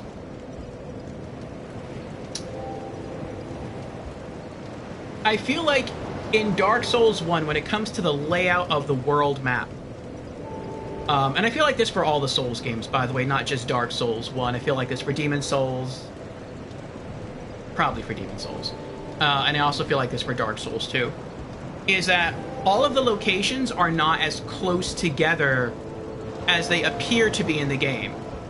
So, for example, if we want to travel from Majula in Dark Souls 2 and go to Hyde's Tower of Flame, which is over there, we can make that run in, like, assuming the gates weren't there to slow us down. We have to run and pull the little lever and then raise the iron gate and wait for it to move up and then run through. Assuming that wasn't there, we could probably make that run in like less than 5 minutes. But in terms of the real world travel distance, I feel like our character would probably have to spend multiple days, day and night cycles, in his journey between Majula to Hyde's Tower of Flame. And so it's really a very like far point to reach. But fun isn't necessarily tied to realism. And so it would be kind of boring if the player had to like literally spend hours and hours trying to run and just travel from Majula over to Hyde's Tower of Flame, so they let you get there in like 5 minutes. And so with that sort of idea in mind, I feel the same is true of Dark Souls 1, where in Dark Souls 1, in the first half, all the locations kind of curve around into each other. So you go someplace and you find yourself back at Firelink, then you go someplace else and you find yourself back at Firelink. And I really like that kind of map design. But then in the second half, there's no curve. There's no curve around it. There's just endpoints. The 4 endpoints for the 4 old ones. And I think it was done that way by design. The 4 old ones, I think, were meant to represent the 4 most outer points on that continent, on the world, you could say. And so it probably took our character like weeks, if not like a month or more, to travel to those distant locations. And so that's why, in one sense, it was almost supposed to be like a point of no return. Like, once you commit, once you start going towards one of the 4 great ones, the great old ones, you're either going to go there and complete your mission, or you're going to die trying. There is no turning around and coming back. And that's why there's no loop around. So you can't just get to where the boss is and be like, alright, before I fight the boss, I'm going to take the shortcut and just, like, instantly go back to Firelink. So that's why, like, I'm okay with the map design in Dark Souls 1. Let me scroll back up to stream chat. Asgore says that health bar is ridiculous. Yeah, we did a lot of work. We got our vigor stat up to 50. And we're wearing the life ring +3, which gives us a huge bonus to HP. And we're also wearing the 3rd dragon ring, which to a lesser extent also boosts our HP. So we got a lot of health. And Asgore says, Sunken King crown is better in your opinion? See, it depends. It depends. Like, I looked at all the crowns, and initially I was wearing the crown of the Burnt Ivory King. And so I looked at all 4 crowns. The 4 main crowns, which is King Vendrick's crown, the crown of the Sunken King, the crown of the Old Iron King, and then the Burnt Ivory crown. The Burnt Ivory King crown. That was a bit of a tongue twister for me. And so of the 4 crowns, I initially chose the Ivory crown. I'm just going to call it the Ivory crown. And the reason I chose the Ivory crown was really a process of elimination. And so I'll kind of like walk you through my logic. And so initially why I rejected the King Vendrick's crown, which is what I'm wearing now, is because the only bonus it seems to give you is 3 points, 3 stat points into your intelligence and 3 stat points into your faith. And I was thinking, well, that's nice if you want to be like a battle mage, where you want to like utilize melee attacks and sorcery, or if you want to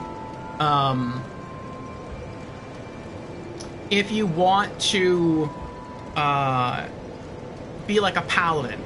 So you want to utilize melee attacks and miracles. Because wearing the crown, or if you want to be, a melee and hex expert, because hexes require both intelligence and faith. So if that was your goal, then yeah, King Vendrick's crown is really nice because it boosts those necessary stats. But I'm like, I don't use magic. So if I don't use magic, there's no point for me to wear Vendrick's crown. So I immediately discarded it. And then I looked at the Crown of the Sunken King. And let me bring this back up real quick. And I was very, very tempted to wear the Sunken King crown, but I eventually turned it down. And the reason why I turned it down was because the crown has drawbacks. Not a lot, but it does.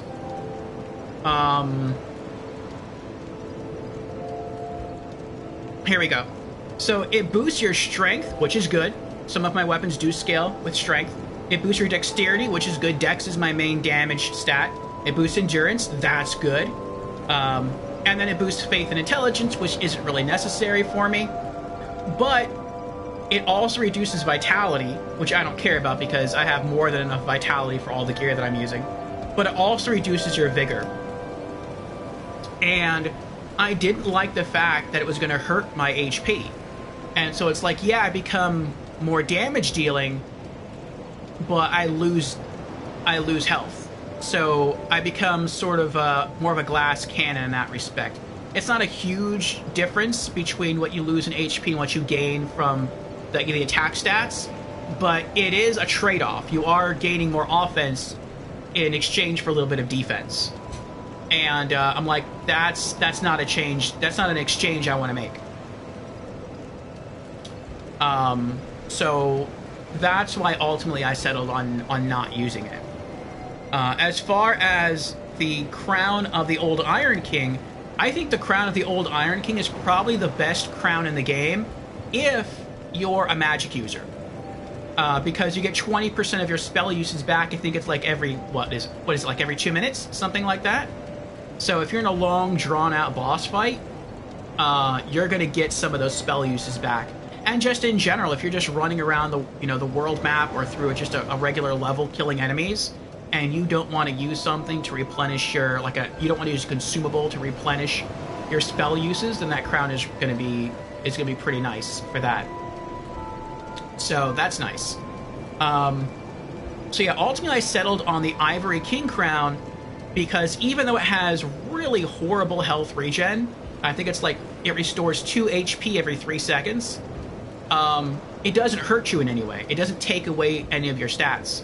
And so I was like, you know what? I guess by process of elimination, I'll just go for that one. Because health regen is always good. Now, the health regen is so slow that you almost may as well not have it. But, you know, it's something. And so I chose that one initially. And then I thought more about it, and I was like, you know what? Intelligence and faith does something else besides augment your offensive capabilities with magic. It also buffs your defense. So when your intelligence goes up, your magic defense goes up. When your faith goes up, your lightning defense goes up. And then if both go up, then your dark defense goes up, your fire defense can go up. Your fire offense can also go up. And I do have a fire sword, so that actually buffs the attack of the sword a little bit. And so I was like, you know what? Let me switch over. I'm going to switch over from the Ivory King's crown to King Vendrick's crown.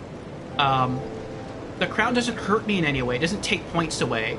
I get a constant defense bonus for various magic stats because it boosts intelligence and faith. And I rather have a small buff to my magic defense and my elemental defenses than a very, very slow HP regen tick. So that's why I settled on I want to say Vengarl's crown. It's not Vengarl. I forgot the name already. Vendrick. That's why I settled on Vendrick's crown. So that's kind of like the logic I use to reach that conclusion. Let me get back to chat here. John says, Vengarl's helm for New Game Plus. That's Jan's vote. I think we'll do that, Jans. But if I go back to wearing Vengarl's helm, should I continue to wear Life Ring plus 3? Or should I switch back to using the Ring of Binding? Asgard says, Bing.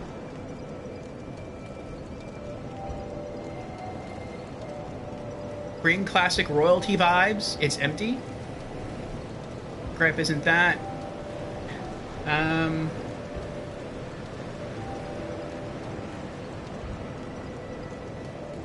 Oh, Asgore's talking about Dark Souls 1. The beginning of the library is tight and compact, and then after you get through the first part, it's just a void. All of the Tomb of Giants is a single gimmick to save processing power on older hardware. That could be true.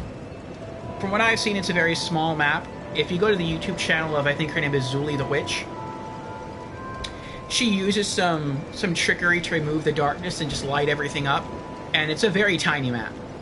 And it's really cool to see everything lit up, and exactly how small it really is.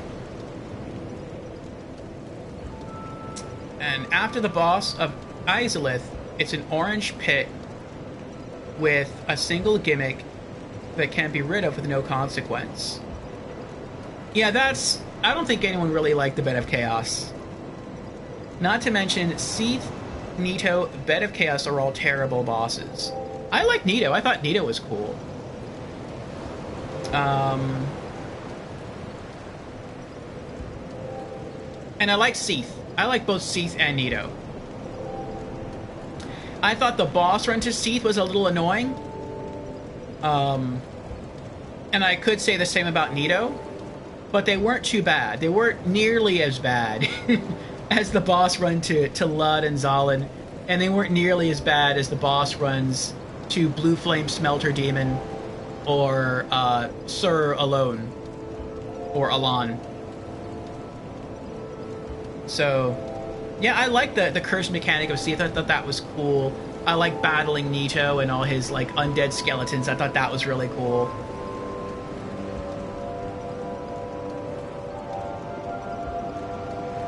But to each their own.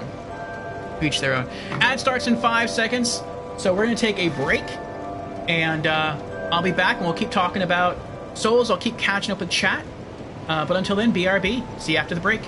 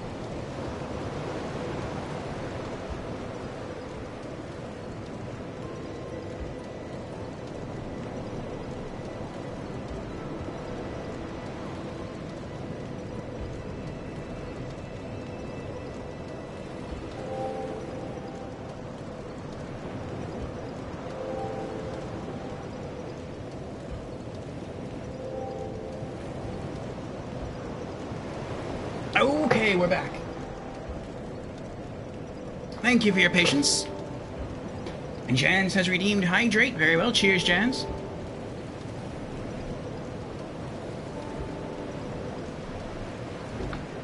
Thank you for the hydration redemption.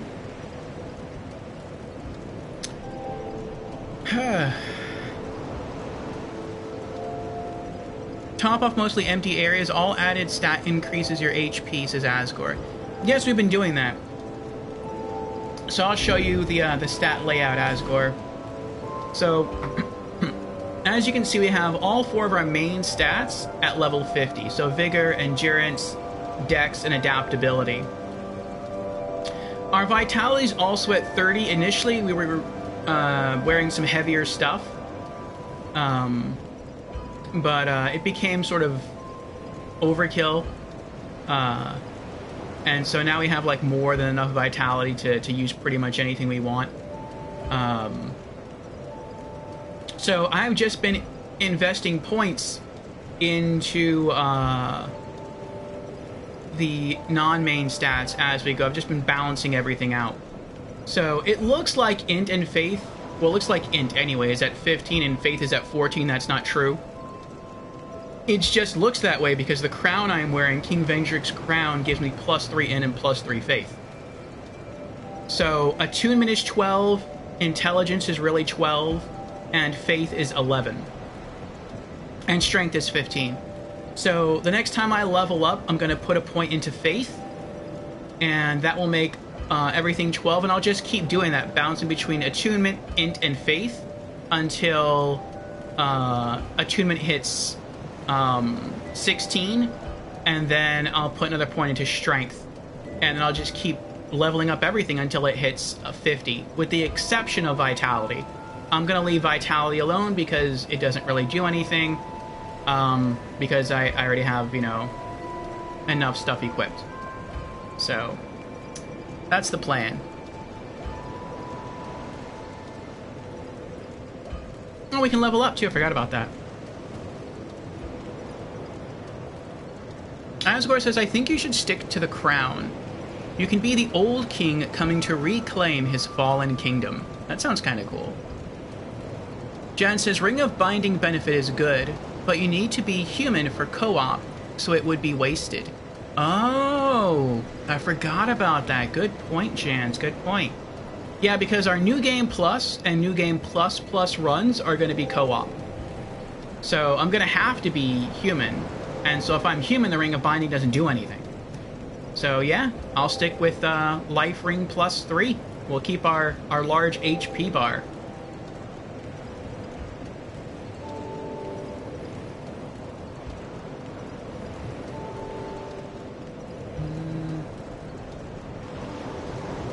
Asgore says Seath has 2 attacks.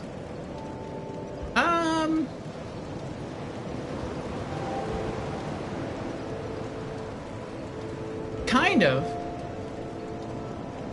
There's intricacy though in his attacks. So like Seath brings up the cursed crystals from the ground to hurt you, to also toss you into the air and to curse you. He also swipes his claws at you. And if you're on the side or behind him, he will swipe his tentacles at you. But I've noticed that if you're just standing in front of him trying to tank him, he will curse you far more often.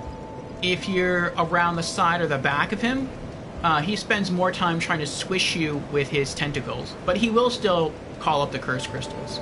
So there's some like variety, but yeah, you're right. He basically has 2 attacks. He either tries to physically hit you, or he calls up the curse crystals. So. But I don't really mind that. I'm okay with simplicity. Asgore says, Taurus and Capra demons have more attacks. Yes. Especially the Capra having his dogs. That was annoying. Asgore says, the golems right before Seath have more attacks than Seath. That's actually true, yeah. They do have a lot of different attacks. And Breakover, welcome back, Jans. Have you talked to Kale inside the mansion? He might have some reward for you. No, not yet. So, I want to level up first. Well, actually, first I want to catch up with Stream Chat. Then I want to level up. Then I want to see what we can do with the boss souls, and then from there, we'll see what else we can do to sort of do our post first playthrough cleanup.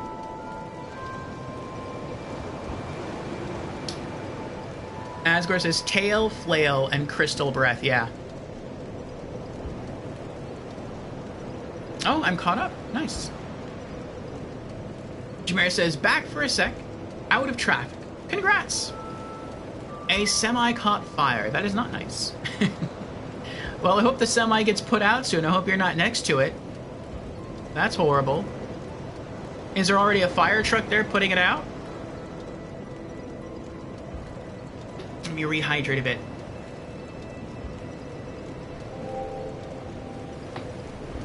Alright. Pop my earbuds in. And let's level up.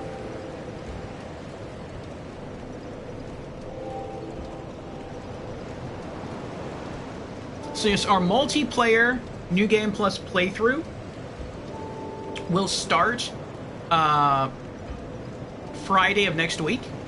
And so anyone who wants to join is more than welcome to join. I don't know if there's a limit in terms of, like, I know there's a limit to how many players can join, but I don't know if there is, like, how do I word this? I don't know if inviting an NPC takes away a spot from a player. Because I know we messed up on 2 quest lines. We messed up on Benhart of Hugo, and we messed up on Lucatiel.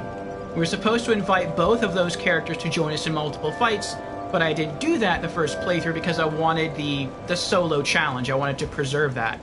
And so we are going to have to invite those characters to join us in some fights in the future. And I just want to, like, if that does take away a player spot, then, yeah, I do apologize, but, you know, if you get in there, or if you want to join, just let me know and I'll bring you in. Jamira says, the semi has been out for a while. The traffic was there when my family got there. Oh, okay. Luckily the couple driving the semi got out okay. That's good. NPC is a summon spot. Okay. So yeah, we'll see. When I don't have to summon for fights, then yeah, all spots are open. Okay, so let's level up. Did we get new dialogue for beating the game? Bearer of the curse, I will always be at your side. Probably not. Until hope has fully withered. Because I think canonically we're not supposed to be here right now. We're still supposed to be sitting in the throne room beneath Drang Lake.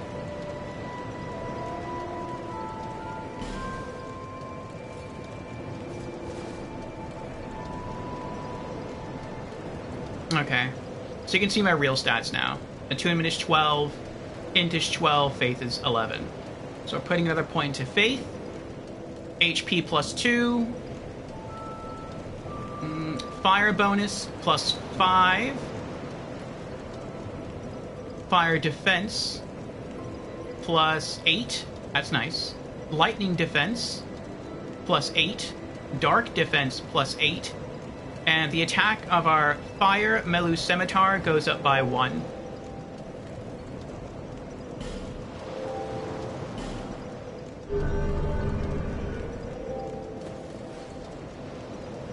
All right.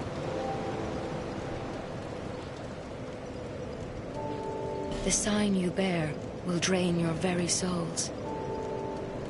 And without souls, you will turn hollow. Not this playthrough. Stay strong. Do not lose hope. Even when you have precious little time. I wonder what happens if we go back to the boss fight arena beneath Drang Lake. I want to investigate that too. You're a god now. I like to think you are an aspect of your former self during post-game.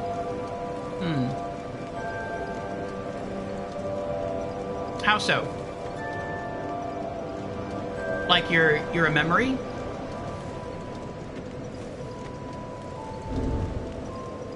Alright. Now what else did I say I wanted to do? I wanted to pull out the boss souls. Item box. Where are they? There they are. Throne Defender, Throne Watcher, Soul of Nishandra.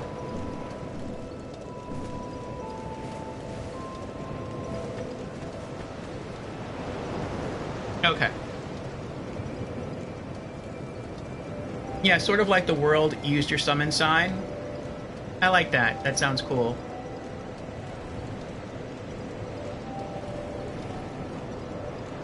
Okay. Let's see what we can do with these souls.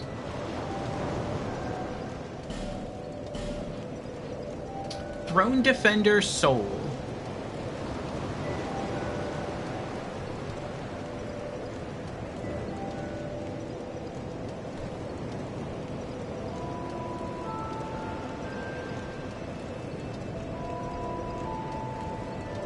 Oh, I have another question. So we're not doing any of the DLC in New Game Plus, but if there's interest, I would like to try to do all of the DLC, or at least most of the DLC, just the main boss fight DLCs, in New Game Plus, just to get the blessing back on the crown for our final playthrough. But if I do that, right, oh,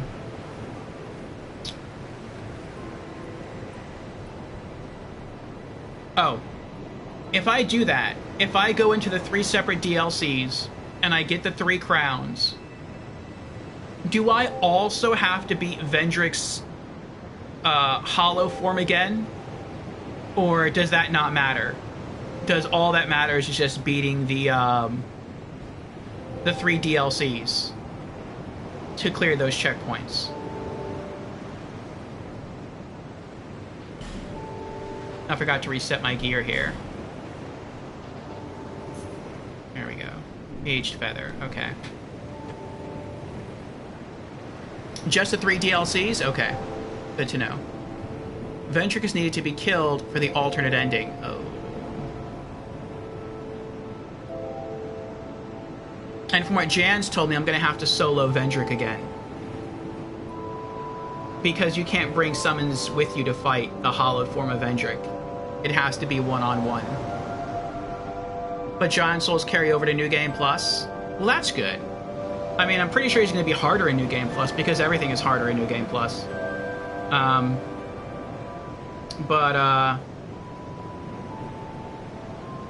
Maybe we'll earn 5 more Giant Souls, and that'll make him just as easy as he was in Standard New Game. So, we'll see. Hopefully that'll be the case. Alright, Throne Defender Soul.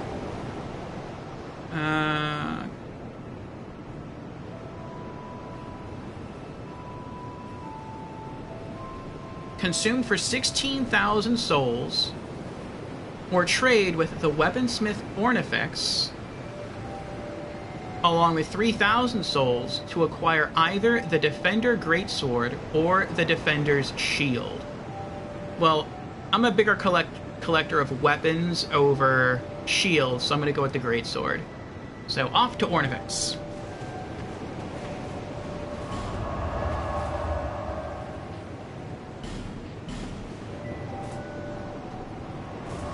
And then I guess after we beat New Game Plus, then I'll get the shield.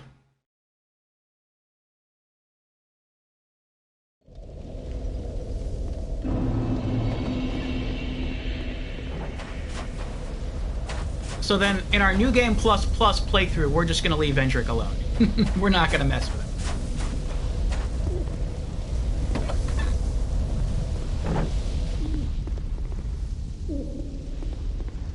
him. Okay.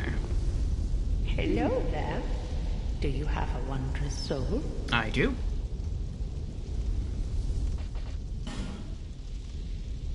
Oh. All kinds of cool options here. let's see. We've got... What was it that I wanted? The Defender Greatsword. Okay.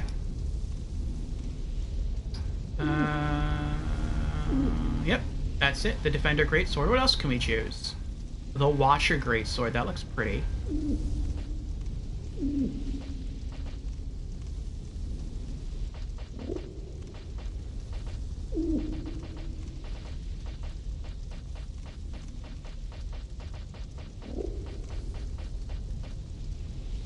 The Scythe of Want. That looks cool. The Chime of Want.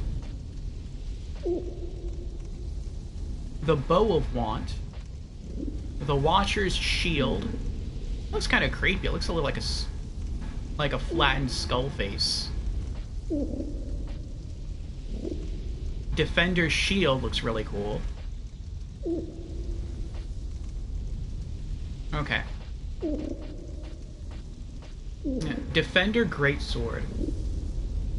3,000 souls plus the Throne Defender soul. Greatsword wielded by the Throne Defender. Unleash its true power to enwreath in magic. The Defender has stood by the throne for ages. Will his weight be worth the while? Yes. Okay. And then we have the Throne Watcher soul.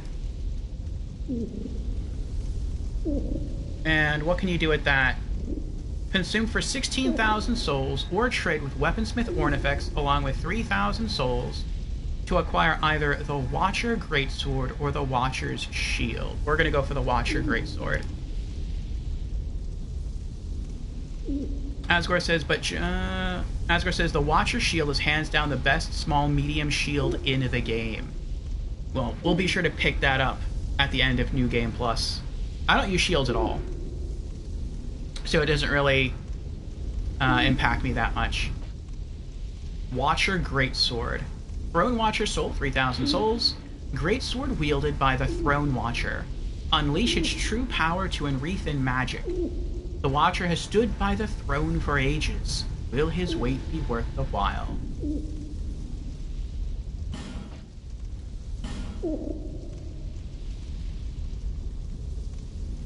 Okay.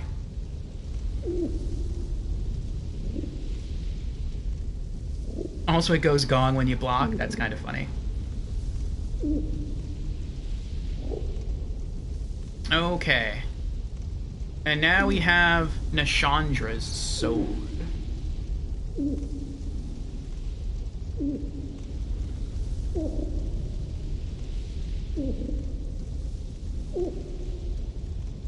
Okay. Consume for 30,000 souls, or trade with Weaponsmith Ornifex, along with 10,000 souls, to acquire either the Scythe of Want, the Bow of Want, or the Chime of Want. Huh. So you can't use her soul for any, like, weapon? Or not weapon, but spell?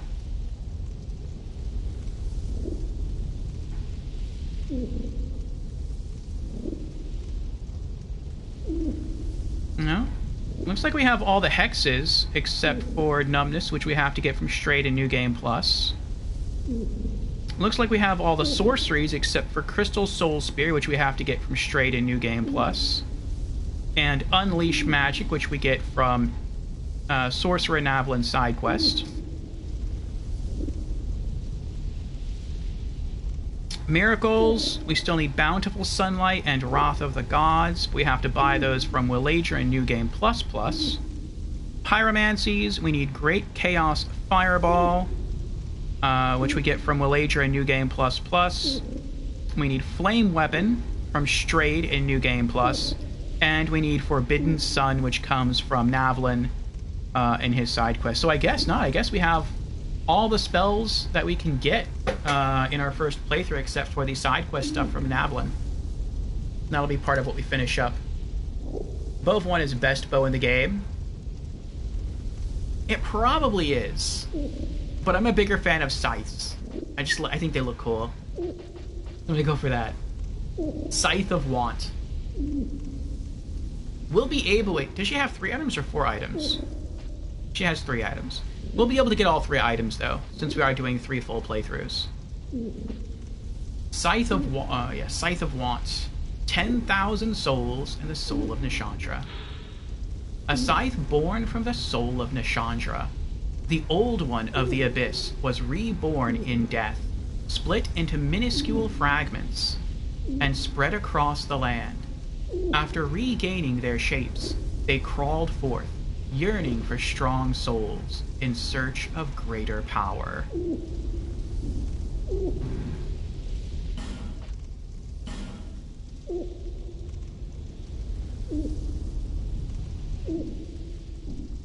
Okay. It is said that our technique originates from a strange being that inhabited this land.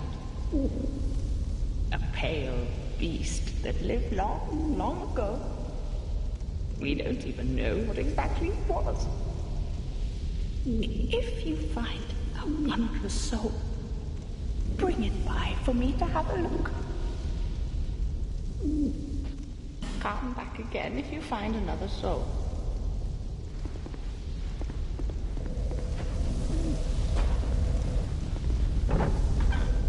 Wait, what was that?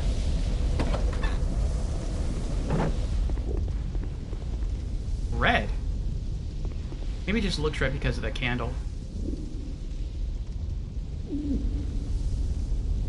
Oh, looks like a challenger for a duel.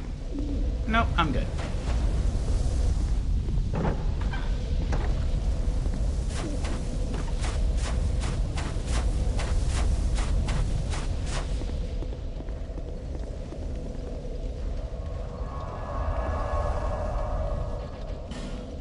Okay.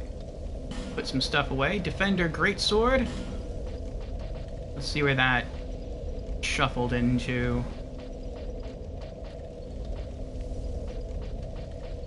There it is. After the Black Knight Greatsword, but before the Ruler's Sword. The Watcher Greatsword. Alright. And then the Scythe of Want. Where are the other sides at?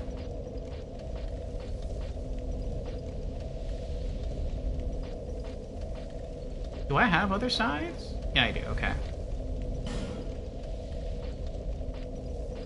Interesting. The Scythe of Want is not as strong as the Scythe of the Forlorn. Very interesting.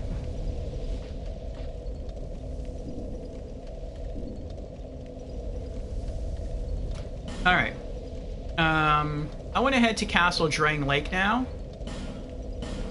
And I want to see what's in the boss room.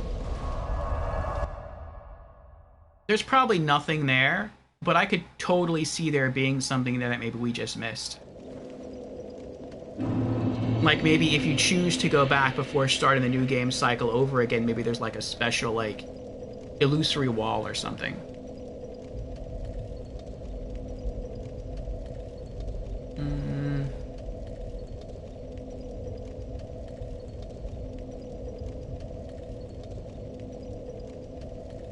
You like to parry Veldstat with the Watcher Shield so it goes gong gong. Scythe of Want is the only good scythe? Interesting. Why is that? John says, I wonder who could that challenger possibly have been? LOL. Oh, that was you, Jans. Scythe of Forlorn has negative scaling unless you are fully hollow. Interesting. So like if you're fully cursed, if your HP is cut in half, then it gets stronger? I think if I ever did like a challenge run in this game, yeah, I think if I ever did like a challenge run in this game, I would want to be a Forlorn.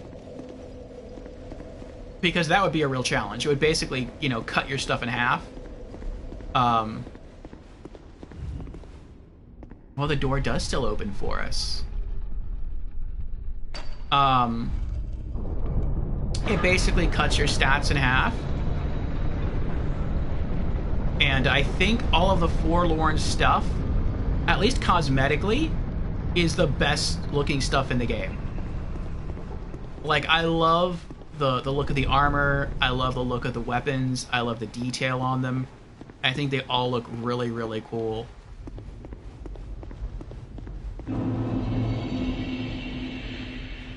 Like, if I were ever to create another character in this game, it would be a Forlorn character.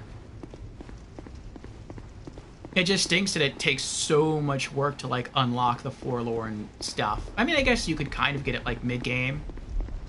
You'd have to get to Straight and then unlock him in his cell and then just get invaded a lot from the Forlorn spirits. But... actually, I'll keep the King's Ring on. Maybe it does something special once we get in there. You can see the fog gate is gone.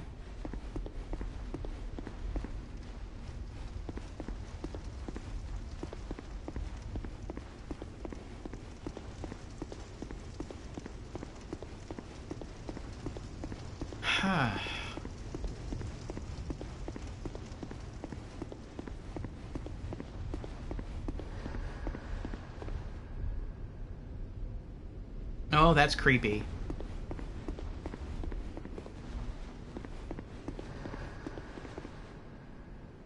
It makes that same sound as if you're going through the fog gate. Okay. It is nice to come back here and just look around. Oh, we can't get back across, though. I mean, I guess technically we never got across. That was just a cutscene.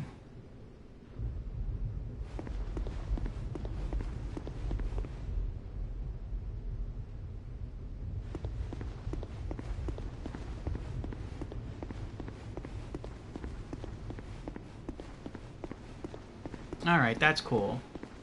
Nothing is here, though. So... alright. Do I want to buy anything else with my souls? Yes. I want to restock on life gems. And how many repair powders do I have? I could buy, like... I don't know if I really need to buy anymore, though.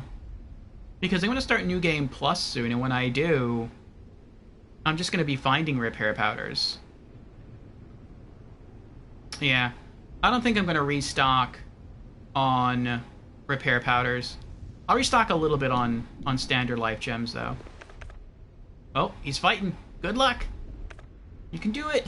Don't give up.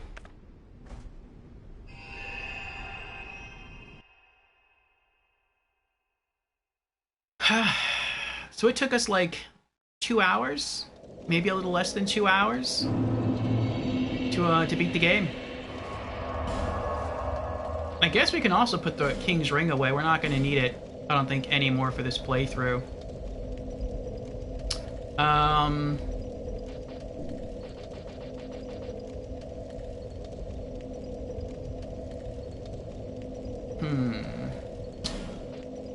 Let's see how much of a defensive bonus I get from Vengarl's Helm. Where is Vengarl's Helm? There it is. Let's head back to Majula so I can buy some life gems. And I'm pretty sure once I start New Game Plus, I'll be getting more life gems as well. But because it's New Game Plus, I might be using them more frequently. I knew you people. I'm only gonna top up to like 90 though. Well, you know what I could do?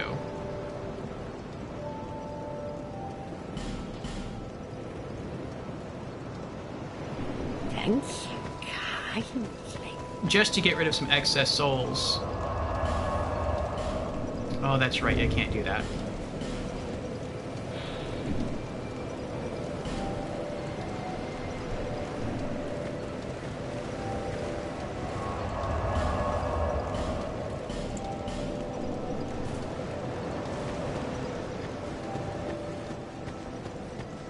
I knew.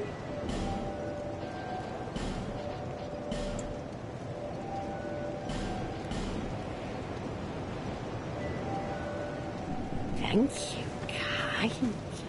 So after I just did that, that's not a big deal, I guess. I was just thinking I kind of should have saved my souls. Because there is something else I wanted to do with them. Before I ended, I was thinking about maybe buying some of the armor sets, the unique armor sets in the game. I don't really care too much about armor, but I hadn't really planned on doing the DLCs again.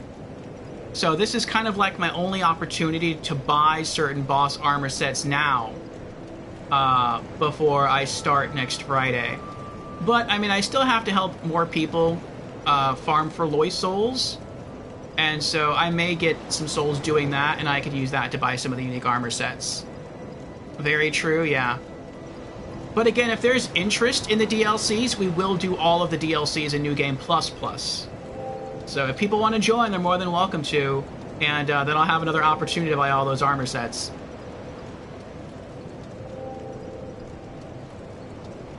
You still can't co-op to Kitsune? What's our soul level at now? 8.6 million. You get all the armors you can. Yeah. Well, I have about a week. I have between now and Saturday of next week to purchase all the armor sets that I can.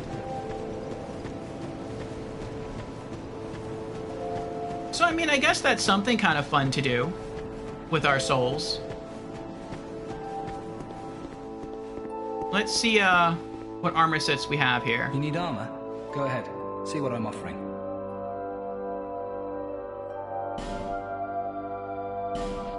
I know we have all the shields.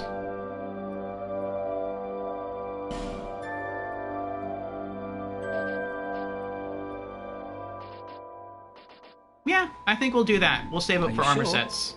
Well, I may sell out while you're away. That's something fun to do.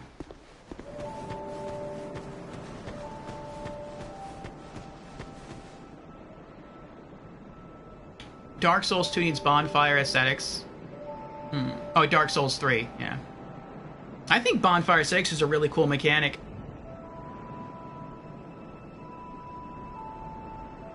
You're at 10.3. Maybe you'll be able to join us for New Game Plus to Kitsune. Okay, where are we going now? Oh, that's right. Kael the cartographer.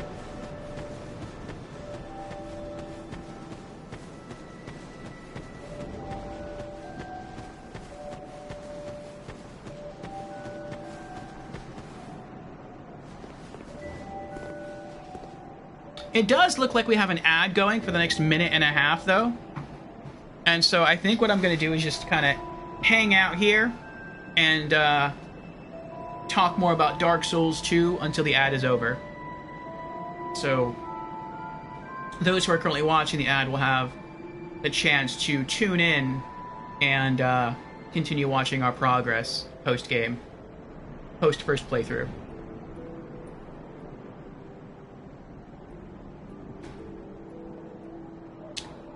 Alright, so what else is there to do in Dark Souls 2? There's Navlin's side quest. We can check on Kael, which we need his helmet. So, I'm guessing now that we've killed all the bosses, maybe now all the flames will be lit and he'll sell us his helmet? Or maybe he'll give it to us, I don't know. We can make progress that way. Ah, Marcusor says, hello there, Lord Orfeo Mage Hype. Are you in New Game Plus already? Not yet, Marcusor, not yet. We did beat the bosses. We beat the, what is it called? The Throne Watcher, the Throne Defender. We beat Queen Nashandra, and we beat Algia, Scholar of the First Sin. And it was pretty fun. Some pretty good fights. And now we're just seeing, like, what else we can do. So it looks like we still have the Navlin side quest to finish up. We also are going to go check on Kael the Cartographer right now, I think. Actually, I think the ad just ended for everyone. So we'll go do that. And we'll see what else we can get up to. We're not planning on starting our first playthrough. Well, not our first. Well, I guess you could call it that. Our first playthrough of New Game Plus. until Friday of next week. So there's still some tidying up I have to do. I still have to grind out another, or farm out another 7 Lois souls in order for, I guess, to get the other queen's soul from DLC 3. And I don't know what else I have to do. I don't know what other cleanup has to be done in Dark Souls 2 after beating the bosses. So I do want to find out some of that stuff and do that before jumping into New Game Plus. Marcus says, so you also have beaten the real boss, Algia. Fine, yes. And then you can start New Game Plus at Majula's Bonfire? It seems so, yes. And then for New Game Plus, we are doing multiplayer. So anyone who wants to jump in and play along with us can. We will need to reserve some slots occasionally for NPCs to fight along with us, because there are quest lines related to having them fight with us. There's trophies related to those quest lines, and so we are going for all trophies. We are going for the Platinum Trophy in Dark Souls 2. But any open spots, people are more than welcome to join, and I don't think we're going to have to invite those NPCs to all boss fights. I don't even think we have that as an option. And so, we will, we'll have all of those spots open for people who want to join. And we'll be playing all the way up through New Game Plus and New Game Plus Plus. During New Game Plus 1, we are not doing any of the DLC. If there's interest, then during New Game Plus Plus, we will do all of the DLC. So, we'll see. What are the Lois souls good for? I think if you have 50 of them, Tukitsuna said that you get like special armor, and you get more lore from the queen. So, I don't care too much about the armor, but I do care about lore. And so, yeah, I want to do that. 3, 6, 7, yeah, all 8 fires are lit. I'm guessing there's 8 in total. Even more flames have appeared. I don't know what causes it.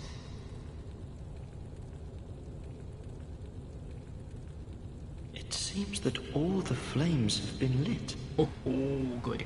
It makes me feel somehow... Wait, what am I doing here? Who are you again? Oh, he forgot. Fate brought us together for a reason. Take these, and may they help you on your travels. Kale's helm. Trophy earned. Curious map. Yay! Kale's helm, Kale's leather armor, and Kale's shoes. It seems that all the flames have been lit. It makes me feel... somehow... Wait, what am I doing here? Who are you again? That's so sad in terms of, like, souls. It's so bittersweet. Where...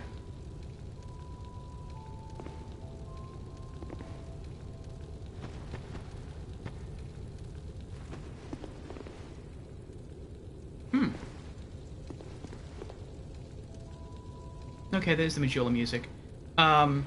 It's so kind of, like, sad that characters in Souls games, like, have a drive or an ambition, and as the player, you want to help them complete their mission, their side quest. But in doing so, they sort of lose their purpose. Like, once they've achieved whatever it is they want to achieve, it's like, okay, I no longer have any force to ground me to reality, and so their mind starts to drift. And as it starts to drift, they lose themselves, and they potentially hollow. I don't know if Kale will hollow, because so far as I know, he's just a normal human. I don't know if he's branded with a curse or not. But it seems like that for characters in Demon Souls and Dark Souls 1 and Dark Souls 2. It's sad. It's like you can help someone, but if you help them, you're also hurting them at the same time.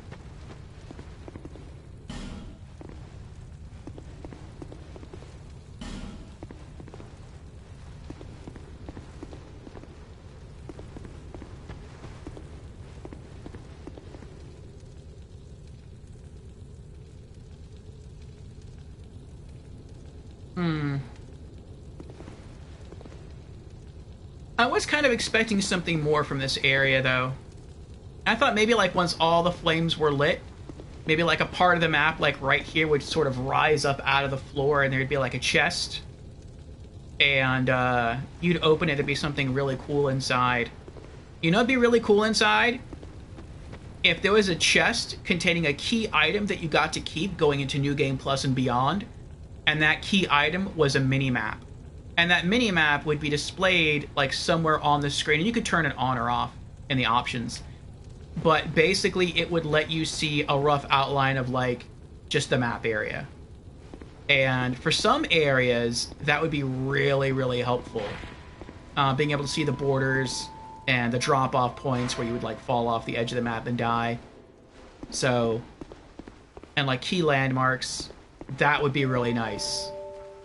So, like, in DLC 3, when you're running through the blizzard and the frigid outskirts, you wouldn't have to try to wait for the blizzard to die down necessarily to reorient yourself. You could just look at the minimap and you could just run towards the next dot that would represent the next house. That would be nice. And I know there's other areas, darker areas in Dark Souls 2, where a map like that may come in handy. So that would be a small thing, but it would be nice. Oh, that's right. I wanted to look at Kale's items that we just got, and I also wanted to look at our defensive bonus from Vengarl's Helm, see if it was really worth it. Okay.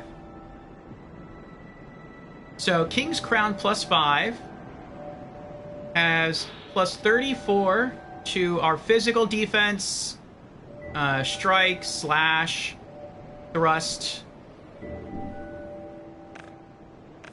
and that's it. So, replacing that with Vengarl's Helm +5, you can see that our stats change significantly. Look at the defensive buff. We're gaining, like, what is that, 75 points to all of our defenses? Our magic defense goes down by a bit. Our lightning defense goes down by a bit. Poison resist goes down by quite a lot, actually. Bleed resist goes down by a little bit. What is that? Oh, I think that's petrify resist. Yeah. Petrify resist goes down by a lot. But for basic physical attacks, everything else goes way up. It's heavier, but that doesn't really mean much. What else? What else is there? What's that? Vitality goes up. That's right, it adds +2 to our vitality stats, which we don't really need anyway. Oop, I didn't mean to do that. We lose 3 points in faith, we lose 3 points in intelligence because that's what the crown gives us. And so our HP is going to go down. We're going to lose 12 points of HP.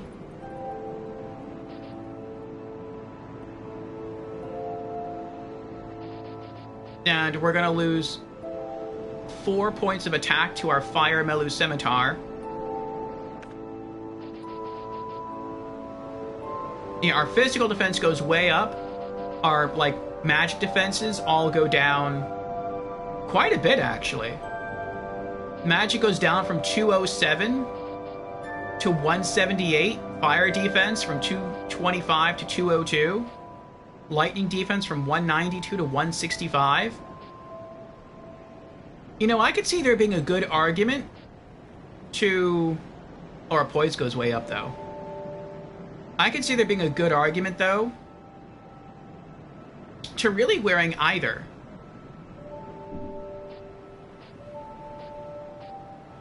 Like, physically, our defense goes way up wearing Vengarl's Helm, but magically, our defense goes way up when wearing the King's Crown. So it kind of just depends what you're you're fighting against, maybe.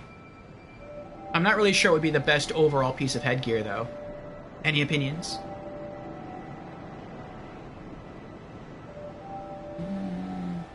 Marcus asks, what queen? Nashandra? No, the queen of DLC 3.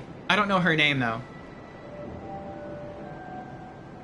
Marcus asks, and you won't need New Game Plus or New Game Plus Plus for Platinum Trophy, do you? Yes. Excuse me.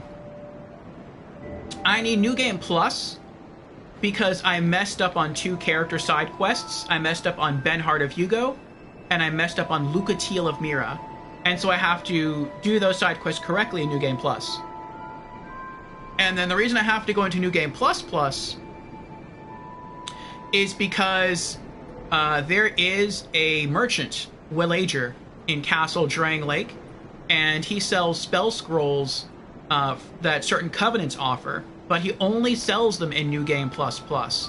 And you cannot use a bonfire ascetic to advance his area of Castle Drang Lake into New Game Plus Plus to buy the scrolls. You have to legitimately be in New Game Plus Plus. Now, I could just go through the Covenant method of obtaining those spell scrolls, but it's really laborious. I think to get, like, one of them, we have to, like, randomly help out 300 people by joining the Blue Shield Covenant, or whatever it's called, so that when someone else gets invaded, if they're a member of that Blue Shield Covenant, then we get summoned to their world, and then while summoned into their world, if we help them kill the invader, that counts as 1 victory. And we have to do that, I think, like 300 times. Like, I don't want to do that. Like, first off, that's a lot of PvP. And secondly, it's reliant on 2 things. It's reliant on someone else getting invaded. Actually, it's reliant on 3 things. Someone else getting invaded. The person being invaded has to be a member of that specific covenant. And that by the time we arrive into that person's world after they've already been invaded, they A, haven't died already, and B, we're able to help them kill the invader. So, no, I'm not going to do that. I'd rather just go to New Game Plus Plus and just buy the spell scroll.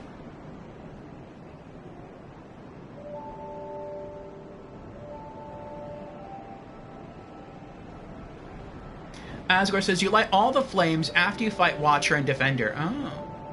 King's Crown fits thematically, too. Yeah, it's true. Jan says, that's enough for me tonight. I hope everyone has a wonderful night. Thank you, Jans. I hope you had a wonderful day, and I hope you also have a wonderful night. Thank you for always being here. Thank you for your encouraging words and redemptions. Thank you for hopping in-game and showing us some cool suits of armor and weapons when you get the chance. And maybe we'll have you be able to play with us a bit once we start our New Game Plus playthrough. And we'll see you again in our future streams. So have a good night, Jans. And Jans on exit has redeemed Hydrate. Very well. Cheers, Jans.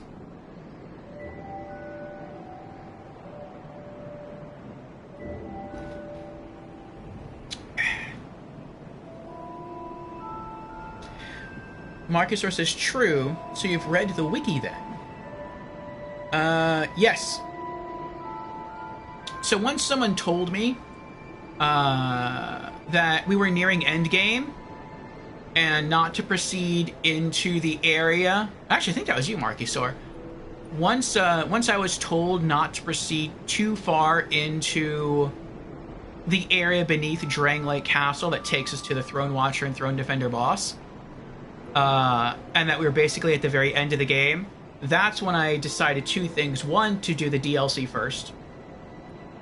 And 2, to start looking up information pertaining to the different spells in the game and the different character quests in the game to see what I messed up. Because up until that point, aside from learning about information for the whips, it was a blind playthrough. So once I heard that we were at the end or very, very close to the end, that's when I started going into the wiki and started looking stuff up.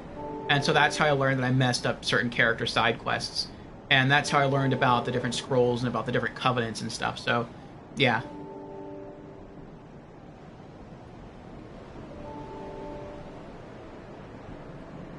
Or when duels, you can also farm red enemies in New Game Plus. I'd rather just go to New Game Plus Plus.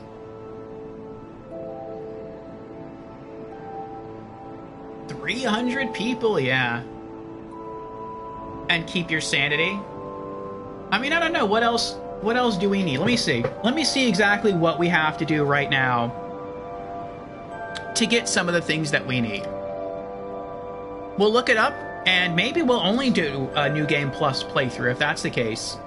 And if that is the case, then we'll do all DLC in New Game Plus. That'd be pretty cool, instead of having to go to New Game Plus to buy spell scrolls from Malaysia. Okay, so we need Bountiful Sunlight. Let me type that in. What would we normally have to do in Dark Souls 2 to get Bountiful Sunlight?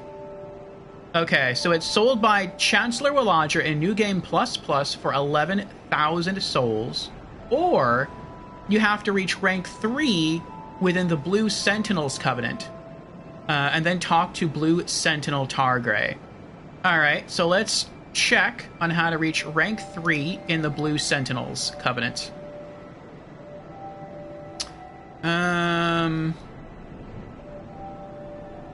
Oh, I was wrong. We do not need 300 victories. My apologies. We need 500 victories. That's pretty insane. That's pretty crazy. Oh boy. Yeah, that makes me a lot less likely to opt for that.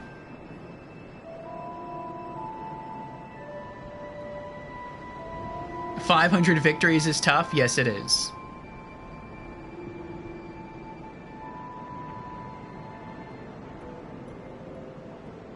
Asgore says, I always kill all the NPCs before I go New Game Plus. Part of me's tempted to do that. I don't know if you get any unique gear by doing that. And I think I read something like that's considered a sin. And unlike Dark Souls 1, where your sin resets,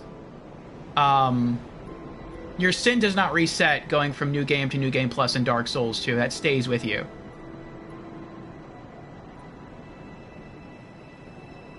By the way, if you fail, it counts a point against you. That's horrible.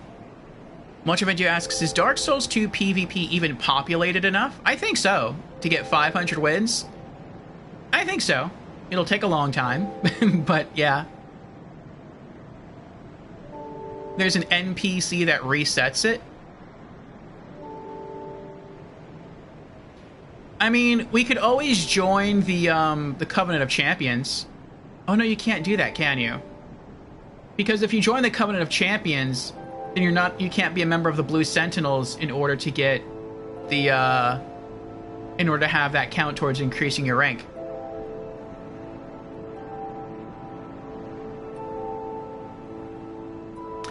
Okay, so it says, let's see here.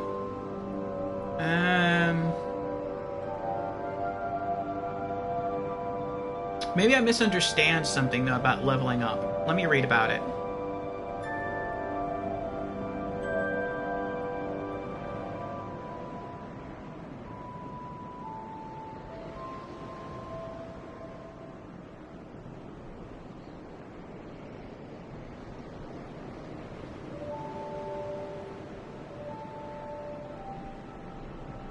Oh, even that limits you. So if you're a Blue Sentinel, it says you can invade the world of a guilty player using a cracked blue eye orb. So I would have to have 500 of those, which I don't. Which you can't even have, because you can only have a stack of 99 items. So potentially you could have a stack of 99 cracked blue eye orbs in your storage, and then a full stack of 99 on your character. So you can only have up to 198. That means you have to use them all, and then regrind them all over again, and then regrind 50% of them after that, roughly. To be able to invade the world of guilty players. Guilty players being players who hold sin.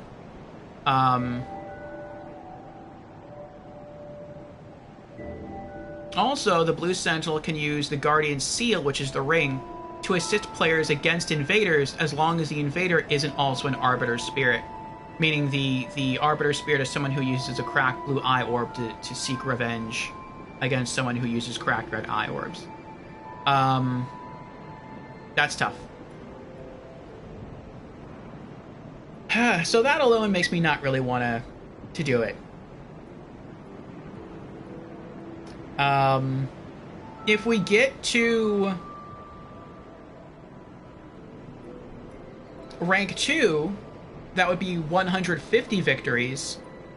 We would receive the Wrath of the Gods miracle. We need that as well. But yeah, 500 victories for Bountiful Sunlight. I really don't think we're going to do that. And if we're not going to do that, then we are going to move into New Game Plus, and then we can just buy everything else that we need. Like the other Pyromancy, and I think that's all we need from him. The only other thing is the Great Chaos Fireball. Great Chaos Fireball. How do we normally get that? Purchased either from Chancellor Willager in New Game Plus for 17,400 souls, or its reward for reaching rank 3 in the Brotherhood of Blood. Oh, we'd be getting all sinned up right there.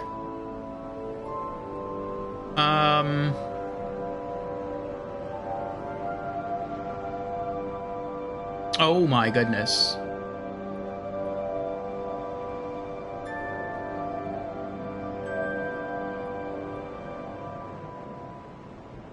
So in order to get rank 3 in the Brotherhood of Blood, it looks like we have to get another 500 victories. Through PvP duels. So that means we would essentially have to engage in 1,000 PvP duels and win without losing, because if we lose, at least in the Blue Sentinels, like, we lose a point. I don't know if that happens in the red, in the Brotherhood of Blood. We'd have to win at least 1,000 PvP victories. Or we can go into New Game Plus and just buy them. I think I prefer New Game Plus. But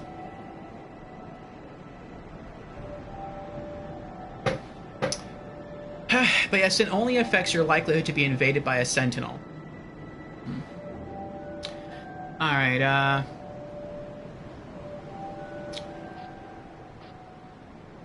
so it seems Asgore is more of the opinion that we should stick to wearing the King's Crown. Jazz is kind of more of the opinion we should go with Vengarl's Helm. I'm not really sure.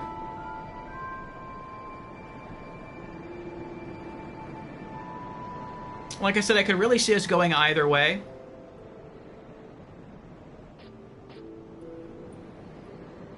Let me try something. Let's put this back on. And then...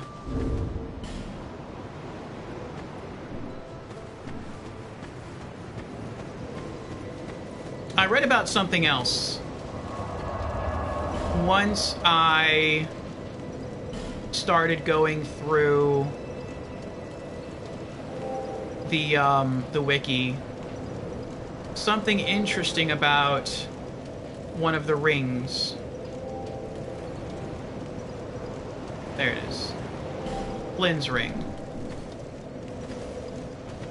Flynn's ring is weird, it seems. It's supposed to, like, boost your attack. But it's like 60 pounds seems to be the magic number. The closer you are to 60, the more, like, the higher the attack bonus. But if you go above or beneath 60 pounds, not percent, then the attack bonus gets weaker. And so I'm curious how much of an attack, since the Vengarl's Helm is heavier, I wonder, than the crown, I wonder how much of an attack boost we get now from Flynn's ring. 3 points. That's not worth it. I think if you're, like, right at 60, you get, like, a ridiculously high boost to your attack.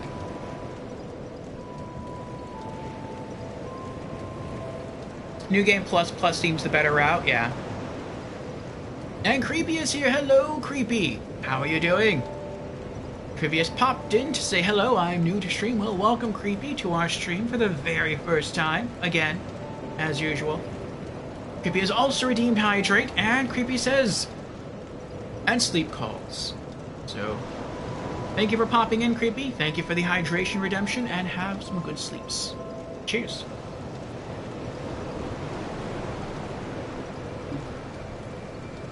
But if you are still within earshot, Creepy, we did it. We beat the game today. We beat our first playthrough. Now, this is a very confusing ring to me.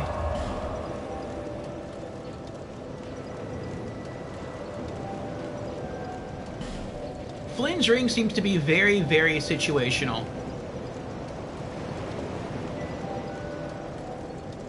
Like, it seems to only be really good if you're a... I can't even say a heavy melee user, because we're a heavy melee user.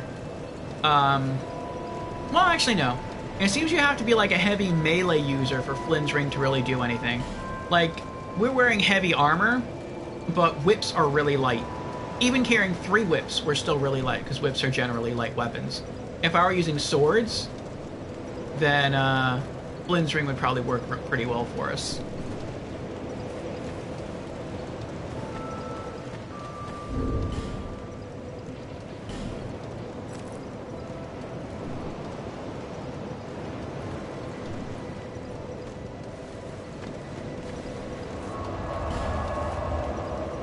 Alright.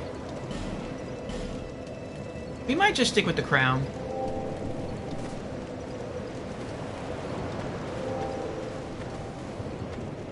We wore Vengarl's helmet for most of our original first playthrough.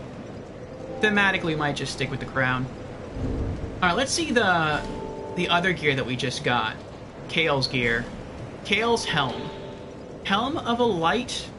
What? Helm of a light Mira foot soldier.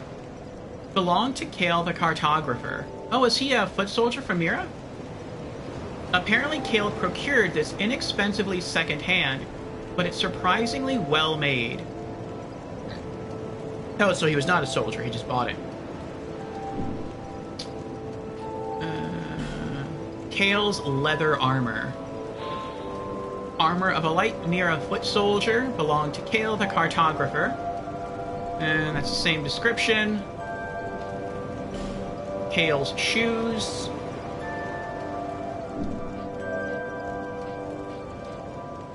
Okay.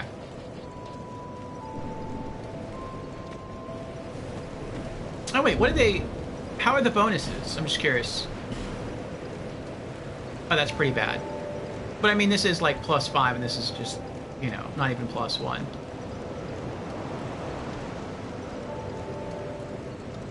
Bonus to Vitality and Dexterity. It's not bad. Vitality +1, Dexterity +2.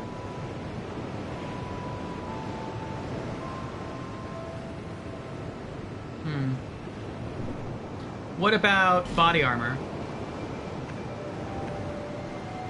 Way down. Little boost to poison resist. What about boots? Again, way down. Okay.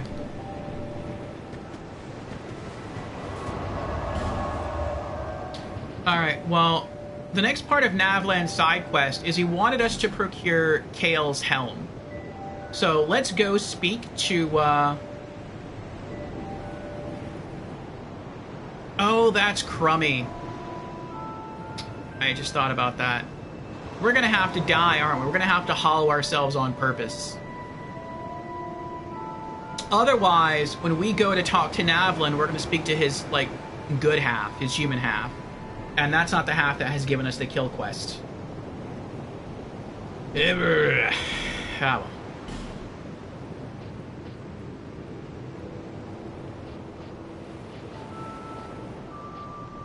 There's his armor.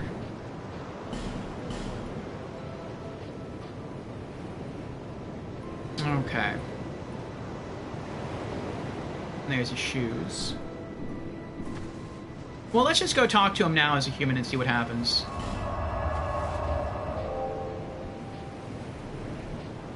Algia's Keep.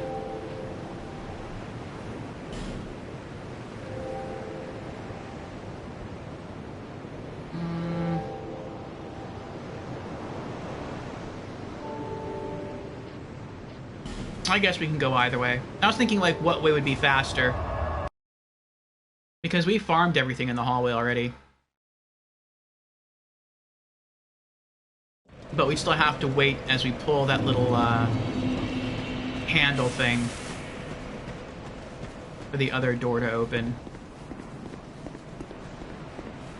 To allow us back into the main lobby area.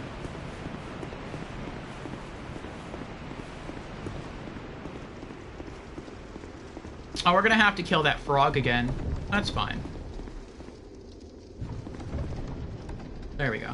Get power stance ready.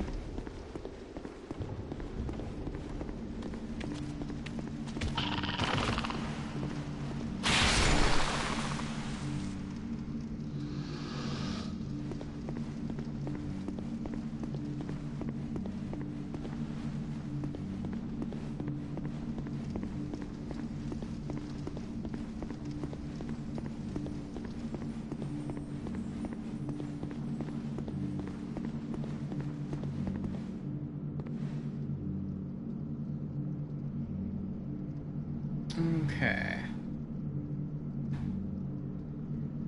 Please, just leave me alone. Please, just leave me alone.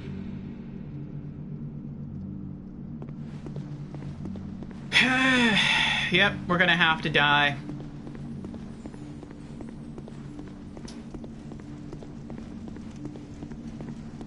I don't want to die. I don't want to lose my humanity. How many human effigies do I have? 25? Oh, well.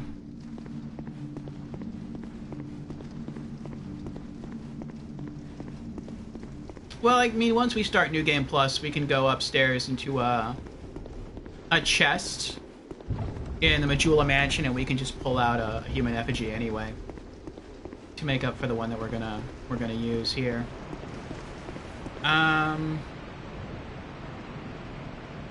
Oh. I've got to take off the crown. Okay. And let's go get ourselves killed, I guess.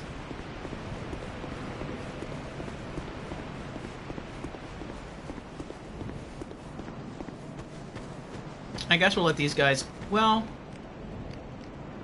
Yeah, I guess I'll let him kill me.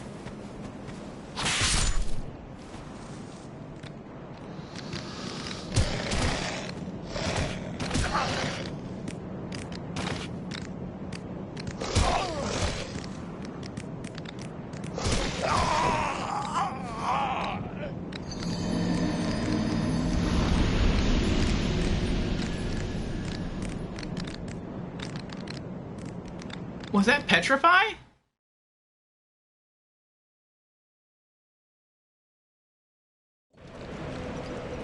I didn't know they petrified. Look how much health we lost.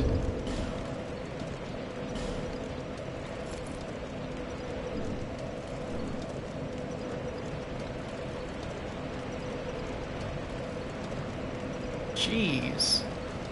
It worked. Alright, let's get our souls back. All 300 of them. Oh, 400 of them.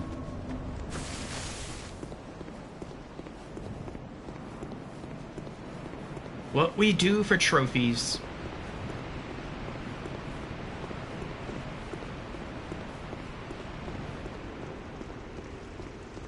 Better than expected, this death? I thought it was going to take a long time. Because they were hitting me for almost no damage. I was like, I might just have to put down my controller here and just wait a while.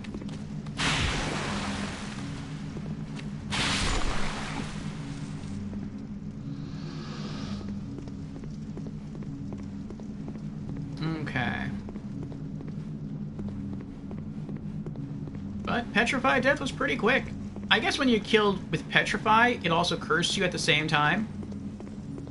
Is that what happens? Because this seems like a really sharp drop in HP capacity.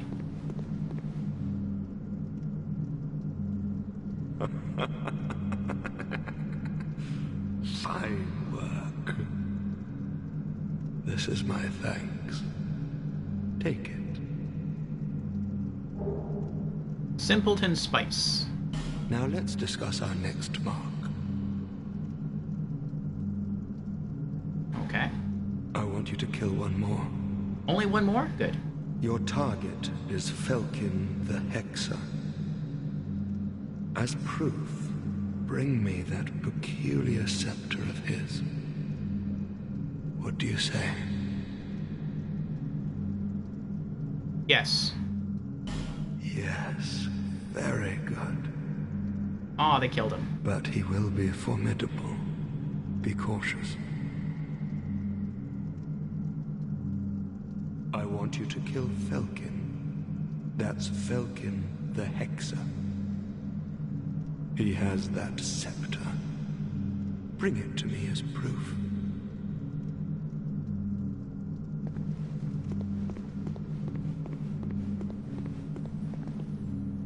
Petrified is 100% hollow on proc.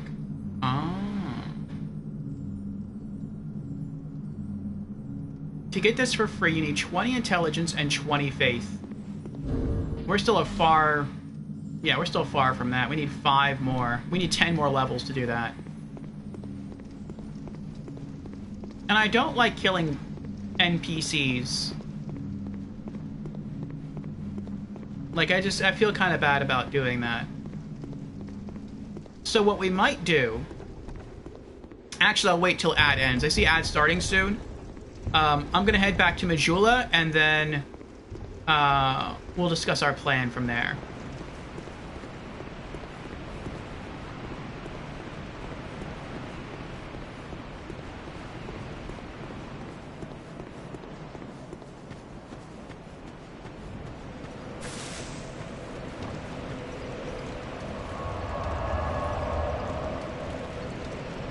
You need 16 more levels. That's 20 faith and int before equipment bonuses. Oh. Alright, we can put the helmet away now.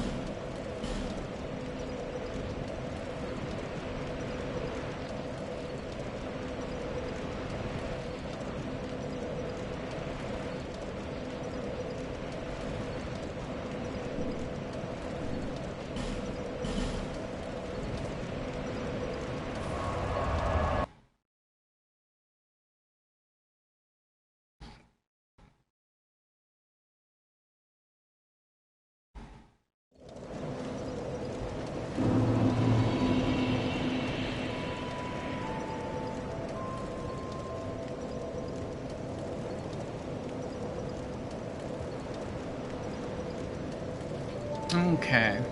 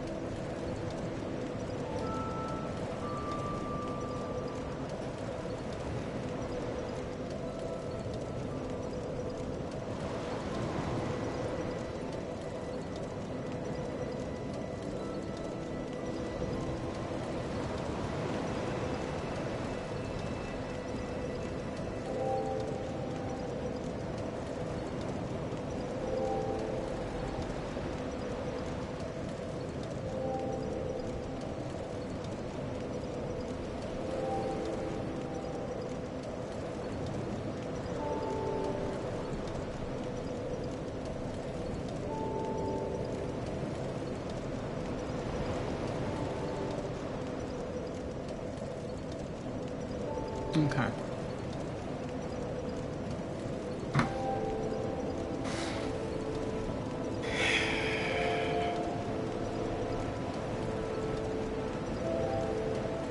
Alright, can anyone confirm that ad break is over? Because Twitch is telling me two different things. It's saying that the ad just ended, but I'm also seeing another notification saying that the ad is still in progress for another minute and a half.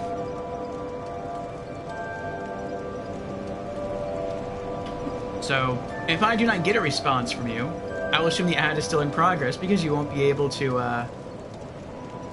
hear what I'm saying.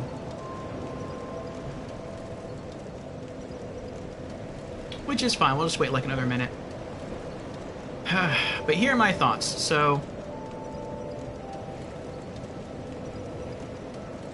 no, to consider this is for me, the ad lasted 40 seconds.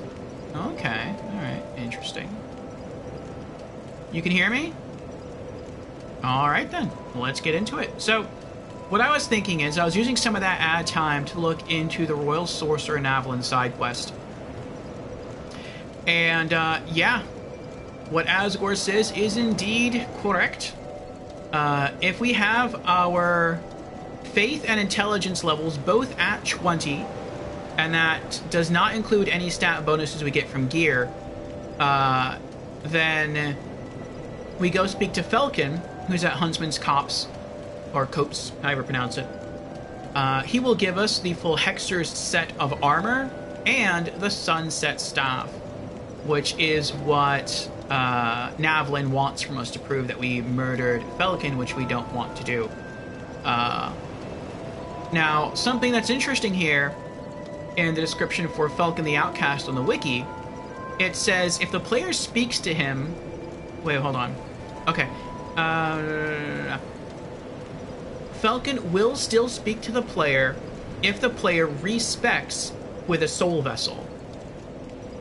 So what that makes me think is that if I use a soul vessel to readjust my stats so that my base stats on intelligence and faith both hit 20, then I can go talk to him. He'll give me the Hexer set, he'll give me the staff, and then I can just use another soul vessel to get all of my original stats back, and then we can go talk to him. So I think that's what I'm going to do.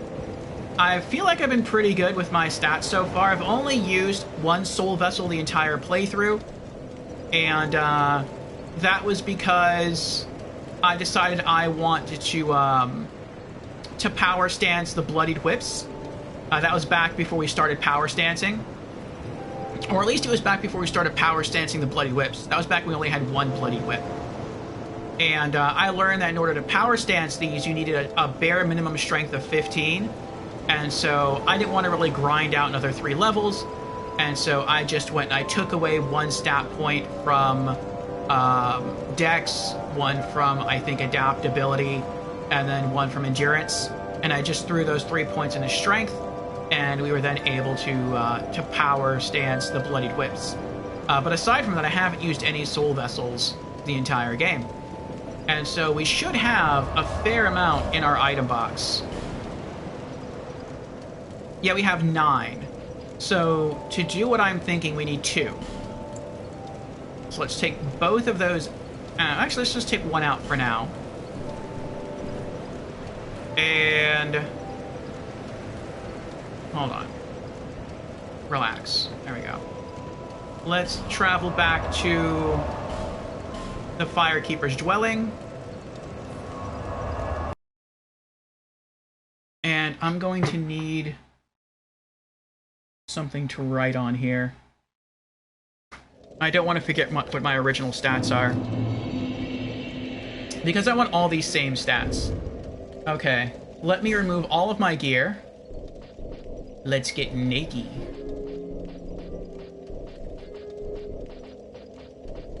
I don't think that the belt stuff matters, but we'll do it anyway. Alright, so let's see here.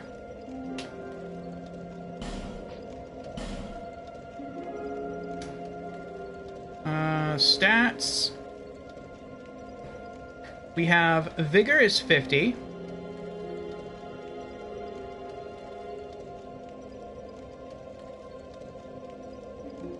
Endurance is 50.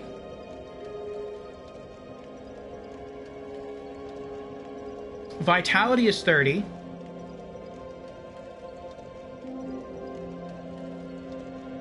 Attunement is 12.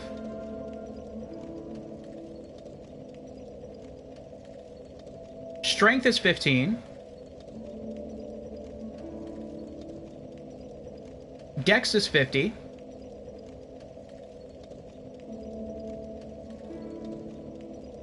Adaptability is 50.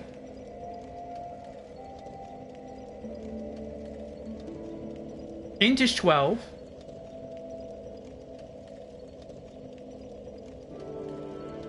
Faith is 12.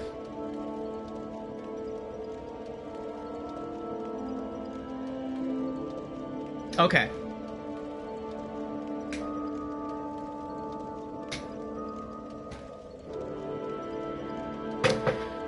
Alrighty.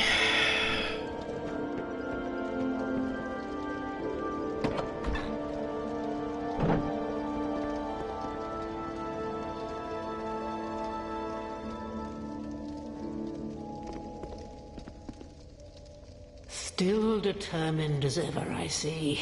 Yep. Do you wish to start all over again? Sure. Reallocate points. Give soul vessel, yes. Okay. You know, now I understand. I didn't understand this before.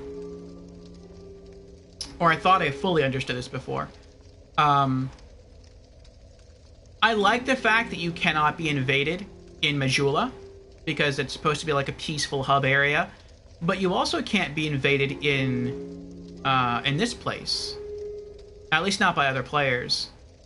And I thought the reason for that was because, you know, if you're just starting the game fresh, someone could potentially troll you that was just really good at the controls, and they could have a low-level character, and they could just come back here and just kill new players over and over again. But I think the main reason you're not allowed to invade other players here is because if you're knelt down trying to reallocate your points and someone sneaks up on you and gets like a free easy kill, that would be horrible. And who knows what would happen to your points if you died while trying to do this. Maybe you'd lose them all. That would be a nightmare. Okay, so we have to get our intelligence and our faith to both level 20.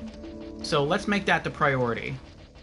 You know, we're going to go overboard just in case. We're bumping it up to 30. Okay. That should be way more than we need. Let's also go into strength. And let's go into dex. Get that back up. That should probably be fine. Adaptability. I mean, we only have to kill that poison frog. Or the petrify frog. Let's load back up on some vigor.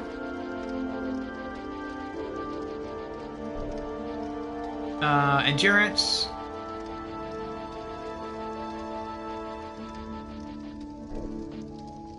Oh yeah, vitality.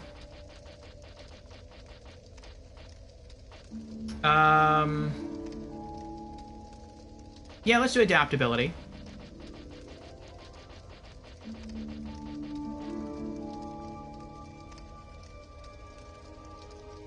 Oh, we can keep going. We have another 9 levels.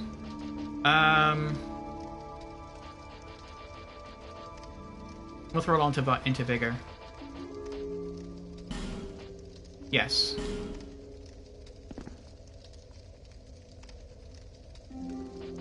Now, go along on a journey without rest.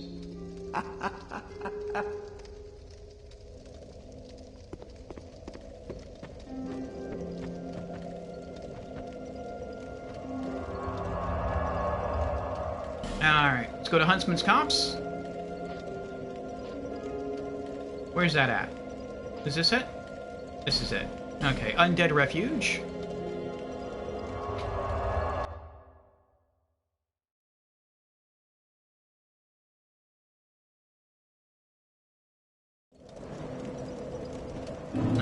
think he's well, he's not behind us. He's in front of us. Okay. What is that? Oh, that's a tree. I saw the roots and I thought that was some sort of weird design in the stone. Alright, hopefully this works. No, I didn't just waste a soul vessel. The dark watches over you. Talk. These are for you. Ooh, it did work. Nice. Sunset staff and the full Hexer's armor set. Yes! Hood, robes, gloves, and boots. Together into the dark. Together into the dark. What drew me to the dark? I do not know. Hexes are more than mere tools to me. I feel affinity and warmth, something universal, nostalgia even. Those who discover dark realize this, and they never come back. No matter, the time will come.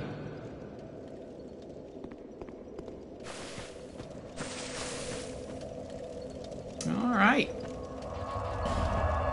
Get some more lore here. Let's look at the armor first. Hexer's Hood. Hood worn by a Hexer. Grants slight increase to spell uses. Belong to Falcon the Outcast. Hexing appears to be an offshoot of sorcery, but its specific origins are unknown. Effect increases number of casts for each spell. That's really good. That's really, really good. Hexer's Robes. Those who have a taste of dark are drawn into its vortex and rarely return. Perhaps it appeals to something deep within the human soul. I feel like he should have either given you this set if you had high int and faith levels, or...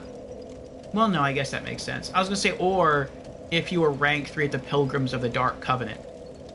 But, I mean, that would make sense if you were given, like, I don't know, a piece of melee gear, like maybe a hat or a cloak or something, but this is more specific. Like, you have to be a caster of the dark, not just a person of the dark. Hexer's gloves and the Hexer's boots. Okay. Oh, that's right. Lore on the staff. Sunset staff. A staff said to have been forged in Aldia. Oh. A catalyst for sorceries and hexes. Particularly powerful when casting hexes. The mysterious Lord Algia secluded himself inside a manor to conduct various experiments. Those invited to the manor disappeared, replaced over time with malformed beasts that roamed its halls. That sounds really scary. You're invited to Aldia's Keep, but then you never return because he encages you and then experiments on you and deforms you. That is messed up. Alright, back to the Foregarden.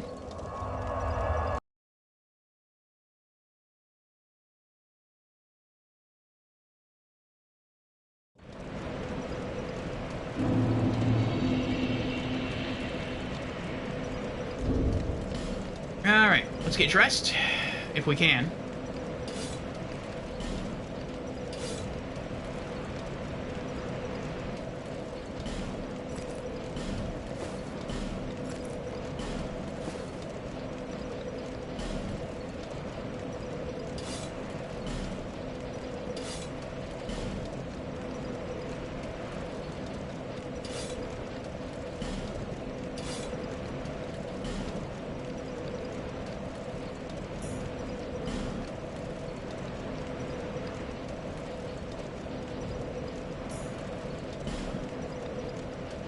I like to put my rings on in alphabetical order. That's why I keep, like, bouncing back and forth between the 4 rings. Alright. Oh, wait. Let me heal up a little bit with the bonfire.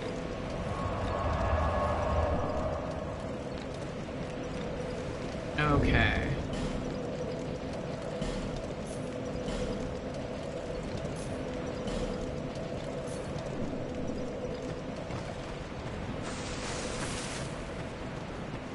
Power stance mode ready.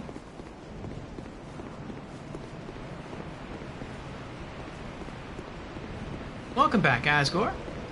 You made it in time. Oh, looks like he's killing the Mimic chest.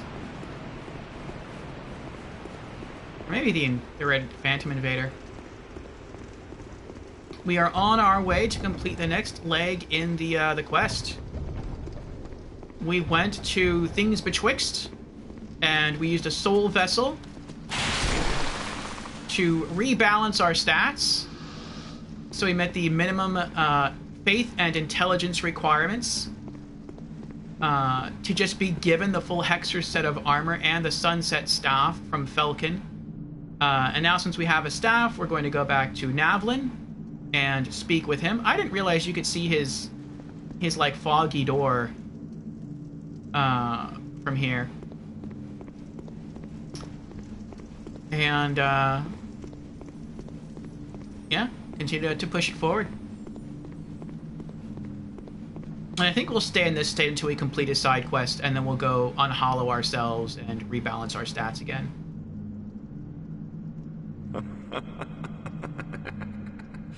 Fine work. This is my thanks. Take it.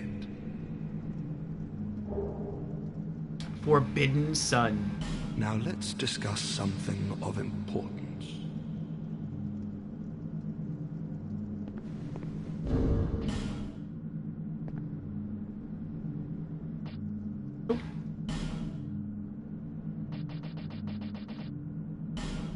Nice, the Forbidden Sun Pyromancy. Let me get my little sheet here of all my spells. Okay, Pyromancies. And yep, that's it. Forbidden Sun. We can scratch that off our list now. Alright, this is the last Pyromancy that we can obtain in standard new game. Forbidden Sun. Pyromancy developed by Aldean Rites. Fires a giant fireball with a widely encompassing explosion. That sounds really cool. What could possibly justify such excessive destructive power? In all likelihood, the madmen of Aldea never even questioned the need. That sounds awesome for a pyromancer. People use Forbidden Sun too much in PvP? I bet they do. I probably would too. Depending on the circumstance.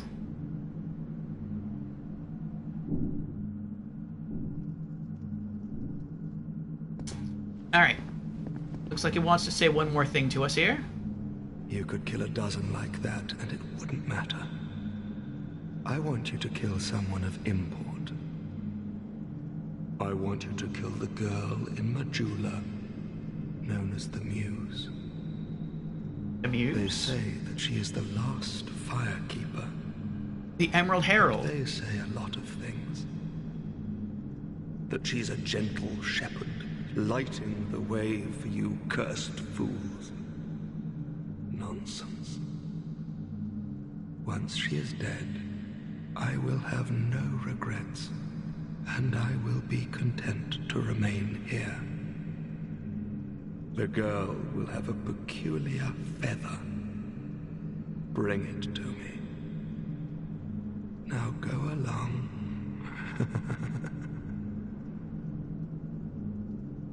What is your choice? Yes. The Aged Feather? That's what he wants? Oh, we could have done this a long time ago then. I guess, like, in theory. So I guess you could have either done this at the very end of the game, which is what we're doing, because we didn't want to kill Kale the Cartographer, or you could have just, I guess, killed him early on and got his helmet. And then done this before endgame. That's interesting. Aged Feather. An aged bird feather. Return to last bonfire rested at. Can be used repeatedly. The child of the dragon, sequestered away from the world. Imagined a world of boundless possibilities from the mere sight of a feather.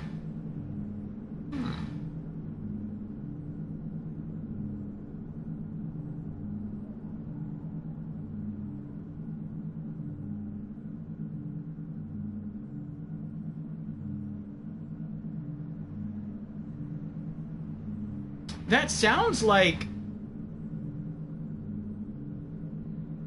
What's her name? From Dark Souls 1. A boss. An optional boss. By the way, that's the fastest spell in the game. Oof.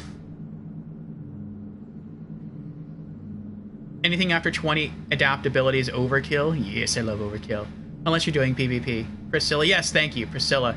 That sounds like Priscilla from Dark Souls 1. She was a child of the dragon, at least it looks like she was. And she was sealed off in an imagined world as well, in a painted world.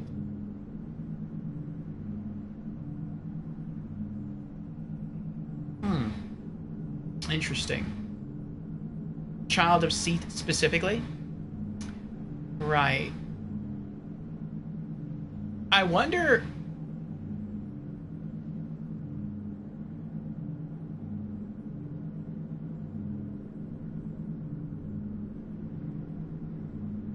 At one point...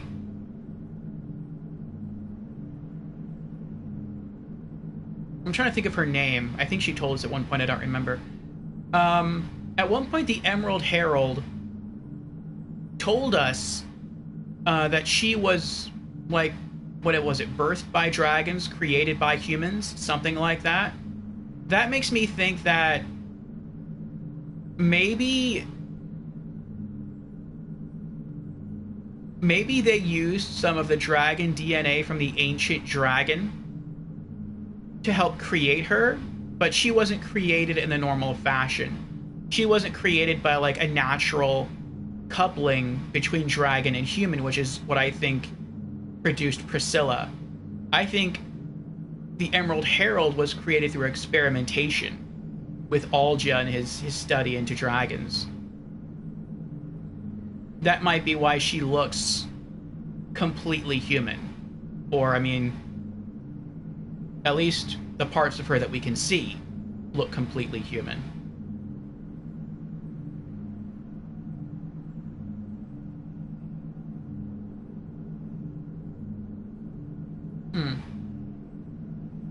If Seath wouldn't have gone mad, Priscilla 100% would have linked the fire. Maybe. Or if not linked the fire, she would have killed all the royals. Or that, yeah.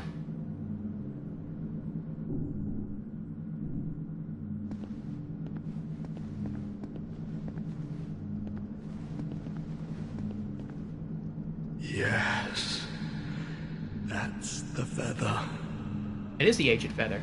Good. Oh, that is very good. Your reward. Take it.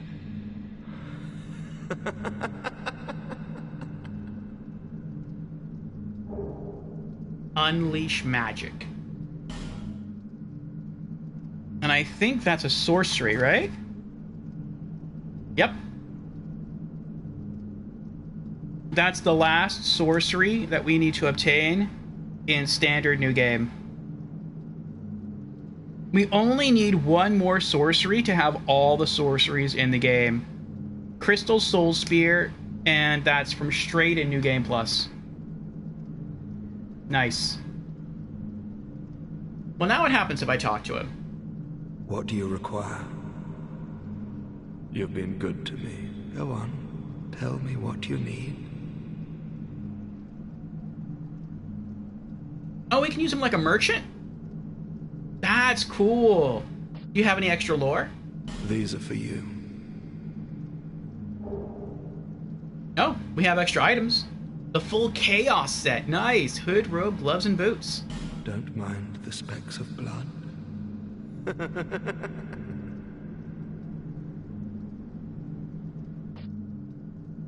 That's cool. Priscilla is basically the lightning equivalent of the lords. Life Hunt would insta-kill the gods.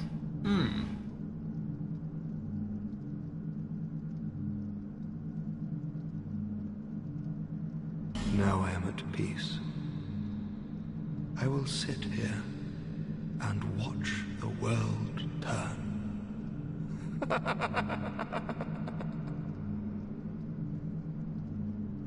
Now I am at peace. I will sit here and watch the world turn.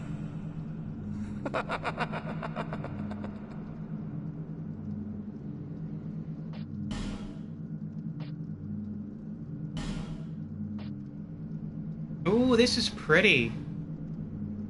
The full astrologist set. This is the set that the clerics were wearing inside DLC 2 in the boss run-up to the Blue Flame Smelter Demon. Those guys were really annoying. And we also have the Black Witch set. This looks really cool. I want both of these suits of armor because they just look really cool. So that's something else to do in between now and Friday of next week. He has a ring. Thunder Quartz ring +2. Okay. What else you got?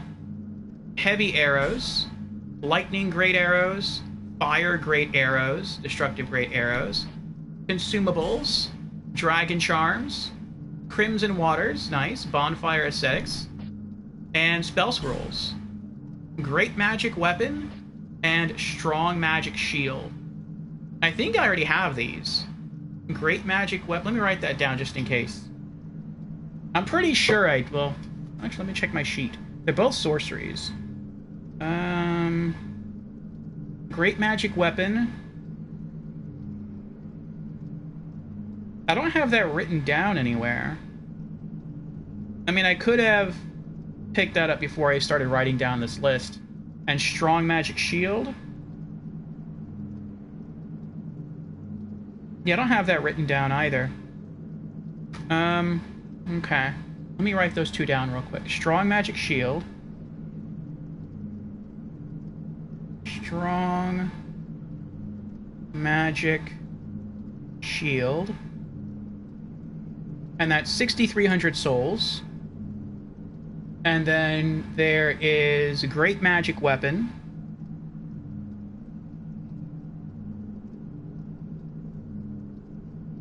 And that's 6,000 souls. Just in case we need to farm up more souls for these. All right.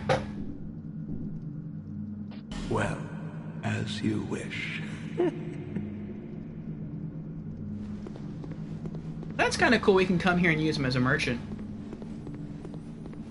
All right, let's head back to Bonfire. Actually, we can just feather. That makes it faster. We'll put away the gear that he's given us, and we'll see if we have those two sorceries. I thought Life Hunt... I didn't think Life Hunt could instantly kill gods in Dark Souls 1. I thought it was like a big threat, though. Like, if you look at the stats of Priscilla's Scythe, I believe it has the highest bleed damage of any weapon in Dark Souls 1. Like, per hit. Not necessarily DPS, but per hit. And,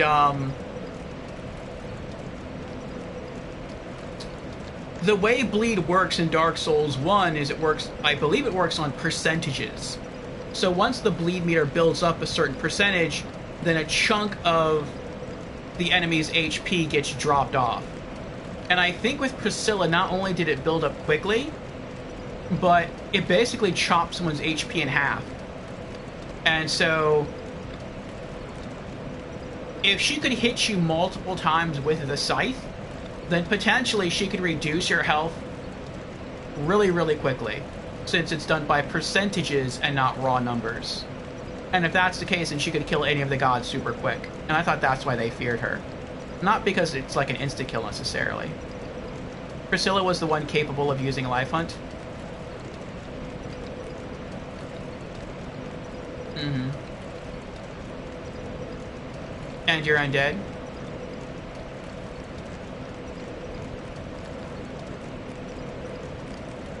So you don't have life to hunt. That makes sense.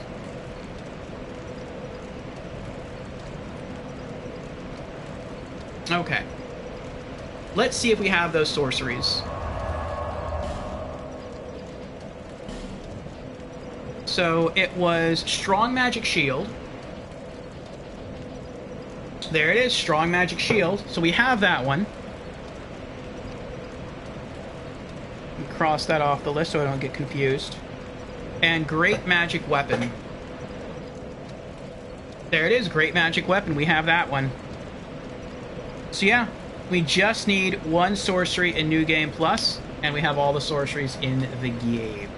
Awesome. Alright, let's put away Forbidden Sun.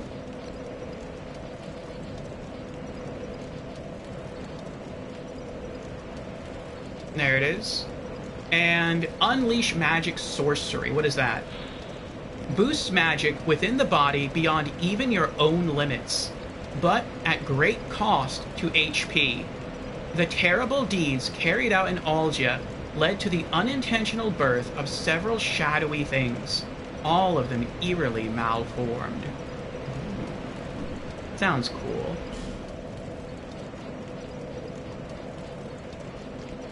There it is. Unleash magic. What keeps spells in the box? Well, I mean, technically they're spell scrolls. So, I guess it's just what's written on the scrolls. It's the physical scrolls themselves. Alright, looks like we have an ad starting. So, we will, let's go back to Majula. And we'll hang out there for a bit.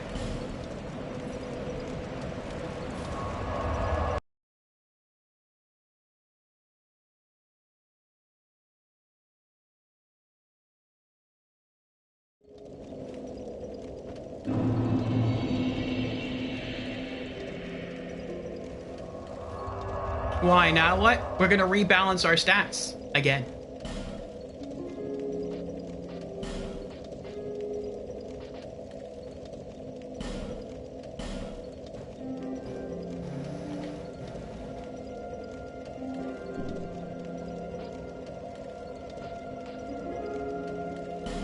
Okay. Here's the Sunset Staff. We can put that away.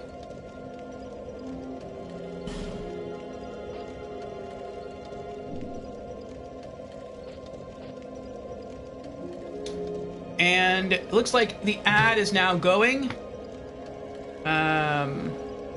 Just trying to understand your organization methods.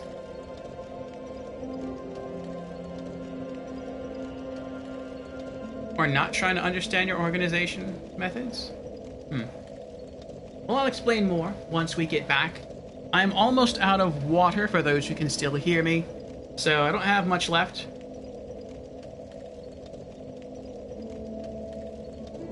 So I'll get some more water, and we'll be right back and continue our adventures in Dark Souls 2. So, BRB.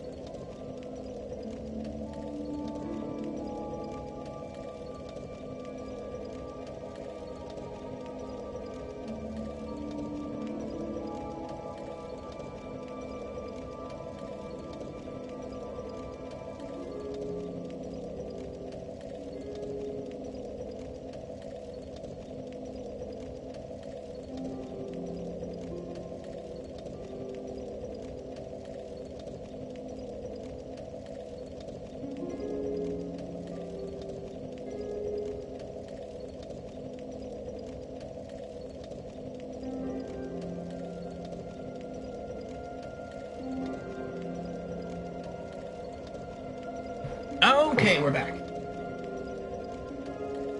Ah, thank you for your... Oh. Sorry, one moment. I got up, I refilled my water bottle. I used the restroom, and I forgot to bring my water bottle back inside.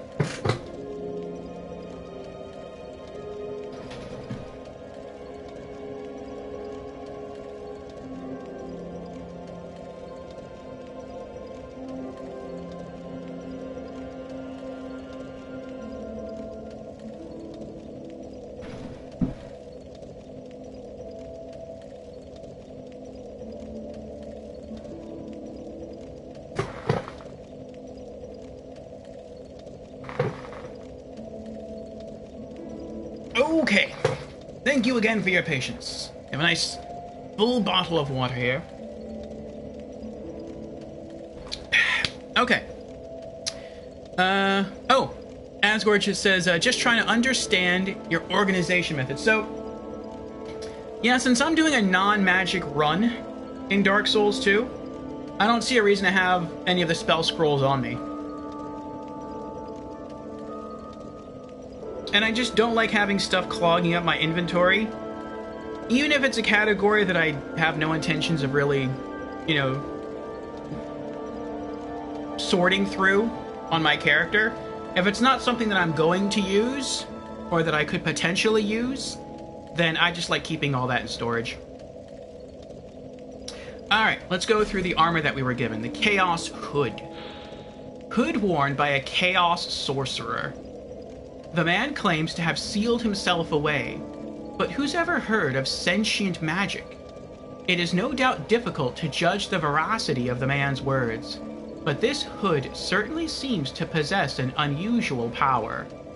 Effect improves casting speed. Nice. Chaos Robe. Robe worn by a Chaos Sorcerer. He calls himself Navlin now. So I guess he wasn't always known as Navlin. Chaos Gloves. Chaos Boots.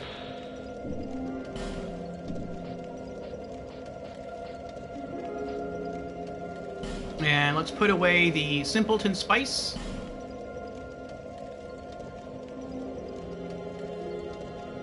All right.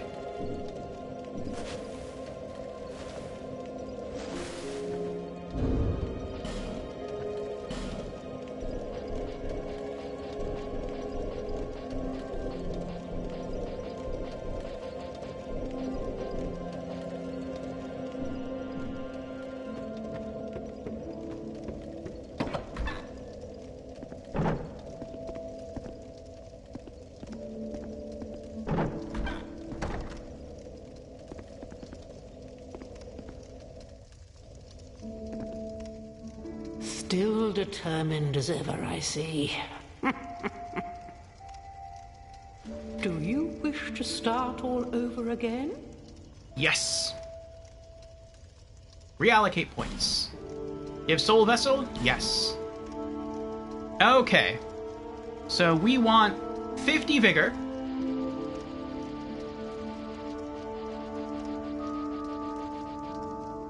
We want 50 Endurance.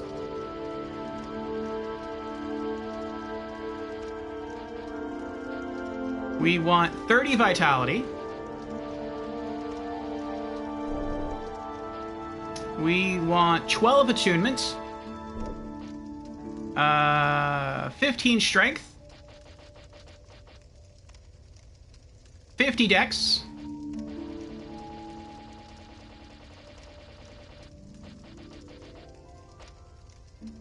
$50 Adaptability.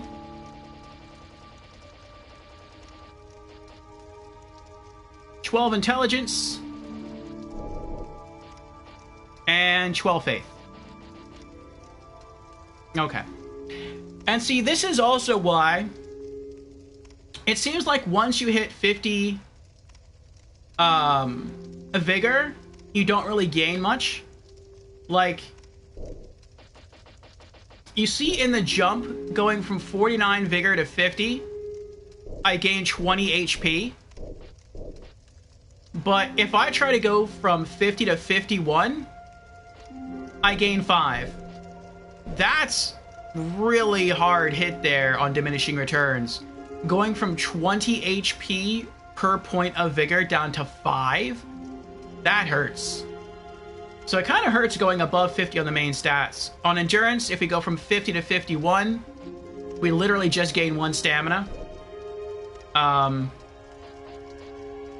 On dex, putting in an extra point into dex does absolutely nothing. Like, our weapon attacks don't go up. I know I unequipped our whips, but even with the whips equipped, I looked at this and attack doesn't go up at all. No other stats go up at all with dex. Adaptability,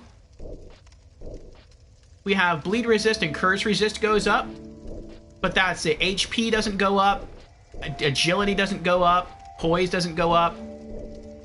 So, like, I may as well just start putting points into attunement eventually. I wonder how many more we have to go. How many more points do we have left to put into attunement before we get a bonus to agility?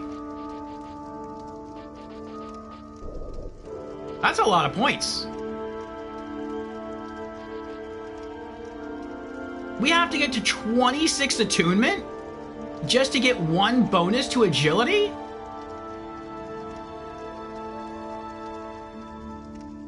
That's not worth it. Did we get any? We didn't get any. We have to go from 7 attunement to 26 attunement to gain 1 point to agility. That is ridiculous. Okay, see, now since I know that, I mean, your curse resist also goes up, which is nice. But now since I know that, I don't think I'm going to put any points into attunement at all. At least not until, like, our strength and our int and our faith hit 50. Then I might maybe go back. Actually, I'll probably leave it alone. Honestly, I'll probably just leave it alone. Unless we get to a point where, like, vigor, we're basically all other stats except for attunement. If I get every other stat on our character to 99 to max out, to cap, then yeah. If we continue to level, then I'll put points into attunement because that's the only thing we have left. But outside of that, attunement just seems like a huge waste unless you're a caster. If it's a caster, it's, you know, probably one of your best stats in the game. But if you're a melee person who's doing a non-magic run, it seems like a complete waste. So now, I'm glad we actually are doing this, because we're actually going to be a little bit stronger than we were before. Alright, let's get this back up to 12. That's where it was. That up to 12. Okay, now we still have 5 points left over. Let's do... Yeah, we're going to completely ignore attunement. And we're just going to focus on getting our strength, intelligence, and faith to 50. Okay. So, 13 and 13. And then... 14 and 14. And then that's 15. So then we'll pump that up to 15. So we need 1 more point. 1 more level up point to get our faith up to 15. Alright. So, these are our new stats. HP 2062, Stamina 150, Attack Dex 155,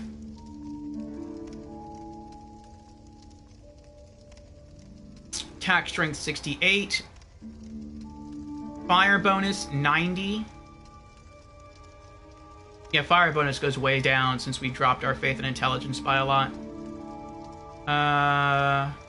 Poison bonus, 155, which is good for our Poison Whip.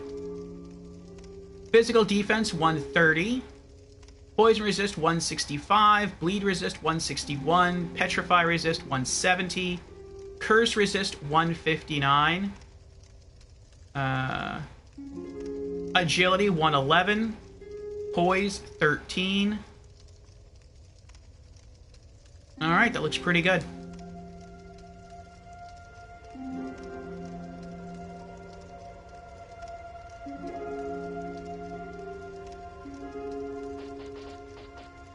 Okay, just making sure I couldn't take any more points out of attunement. Okay. You must go on a journey without rest.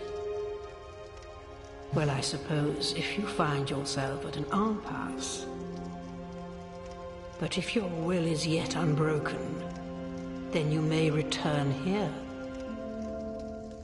to start again with a clean slate. Now, go along on a journey without rest.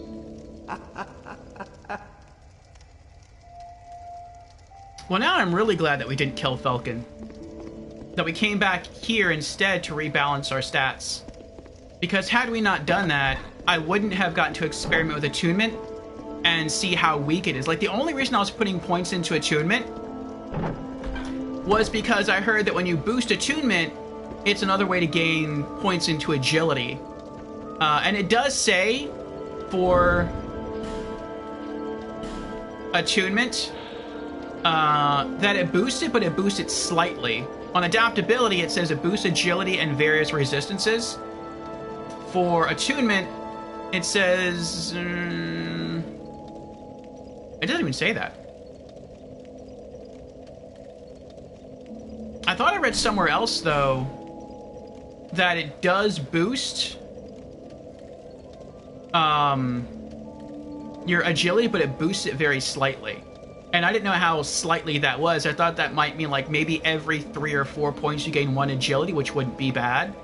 But we literally poured, what was it, like, was it 26 points we poured in, or was it getting up to 26 attunement that we went up to? I think it was, I think we hit maybe 26 adaptability, which if that's the case, we put in like 19 points.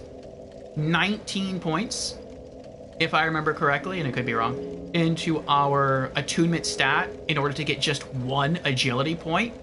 Like, that is so not worth it at all.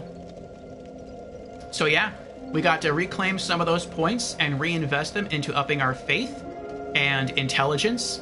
So now we have extra magic defense, and that's going to help us out in New Game Plus and beyond. Before we re-equip everything, I want to do one more thing. I want to reclaim our humanity. Let's use a human effigy.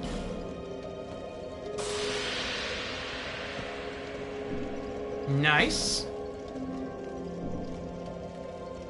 Alright. And now we redon our garb here.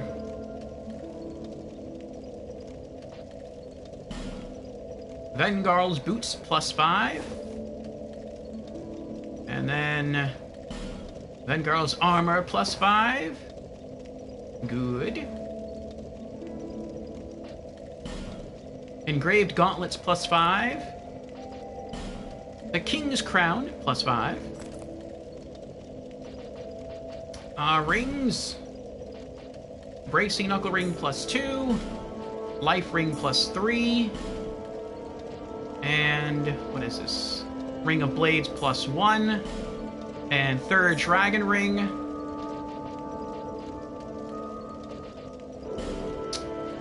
Bloodied Whip +10. Another Bloodied Whip +10. Old Whip +5. Another Old Whip +5. Poison Spotted Whip +5. And our Fire Melu Scimitar +10. And then Dozen Estus. Life Gems. Aged Feather. And we're back. Soul level 228, HP 2563, Stamina 168, Equip load 93.4. It's pretty good. Attack of our bloodied whips is 347. Attack of our old whips is 461. Attack of the poison spotted whip is 255. And attack of the fire Milu scimitar is 417. So not bad at all. All right. Let's rest at the bonfire. Now we have all of our HP back. All right. Feels good. Feels good to be back. All right, so what else needs to be done in standard new game before we move on to new game plus? We finished the flames, the flame thing with Kale the Cartographer. We finished Navlin's side quest. There's no more spell scrolls that we can get for standard new game. I do have to help people. And I guess while we're thinking about what else we can do, we can go there now. It looks like there's some multiplayer action going on at the Grand Cathedral. So we do need to acquire, I think it's another, what is it, another 7 Lois souls?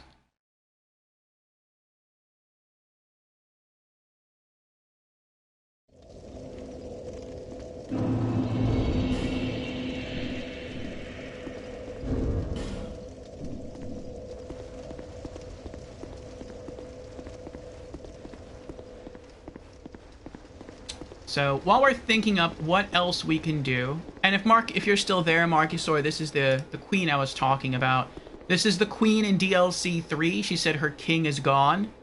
So it looks like every time we get a certain number of Lois souls, we can shatter some of these icy branches that block our way up the stairs towards her, and we can get closer each time. In fact, let me go back and reference that right now, because I think we can already advance further up the staircase. I wanted to save all engagements with her for stream.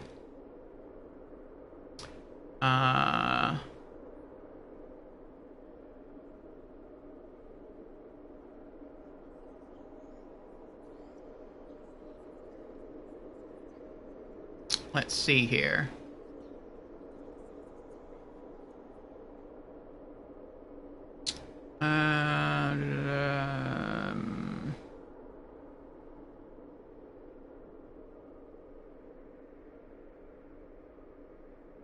Okay, here we go, Lois souls. Okay, so we already have the Lois leggings, the Lois gauntlets, and the Lois armor. We got all those on stream. Once you get 35, you can talk to her again to receive the Lois helm. And we have more than that. I don't know if you have to have the souls on you or not. But we're going to go scoop up those souls, and then we're going to talk to her.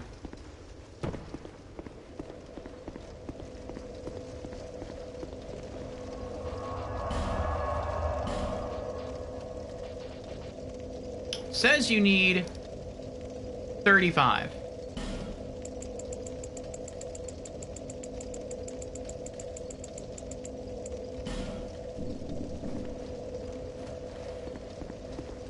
And she doesn't take them from you either, which is nice, because that means that they can just basically sit in your inventory or sit in your storage.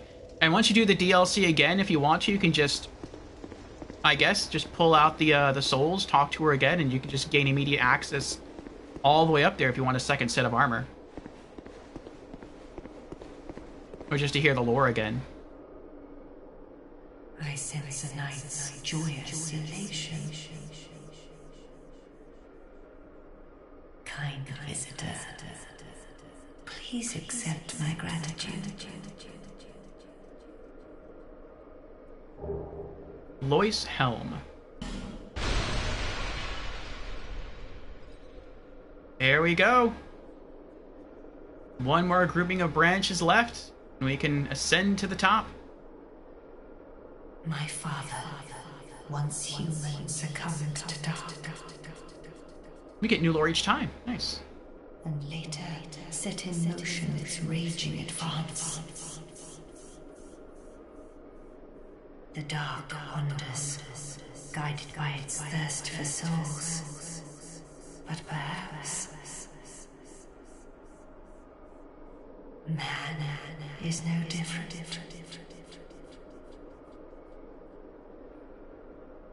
Man is no different.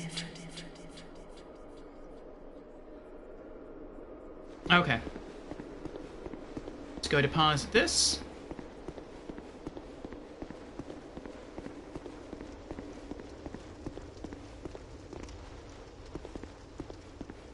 And we'll deposit the helm.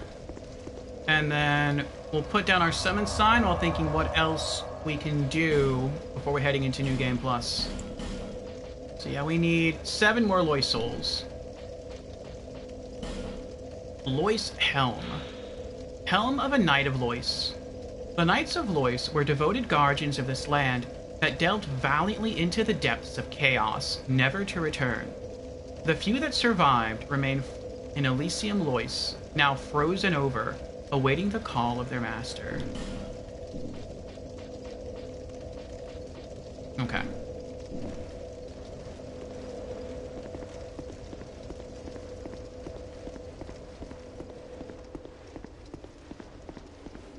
So if we're really lucky, we could potentially just help one person and get all 7 Lois souls and be done. If we're not really lucky, then this could take all night. We may still not have enough Lois souls, so we're not going to do that. But we are going to, like I said, scratch our name down. And if anyone wants to make any suggestions or let me know what else we can do in New Game before moving on to New Game Plus, you're more than welcome to. At this point in the playthrough, since we have officially completed our first playthrough of Dark Souls 2, any lore that you want to share, any tips on any boss fights, anything you want to give me, I am 100% open to. This has now become a spoil fest. It's no longer spoiler free because we've done everything, so far as I'm aware.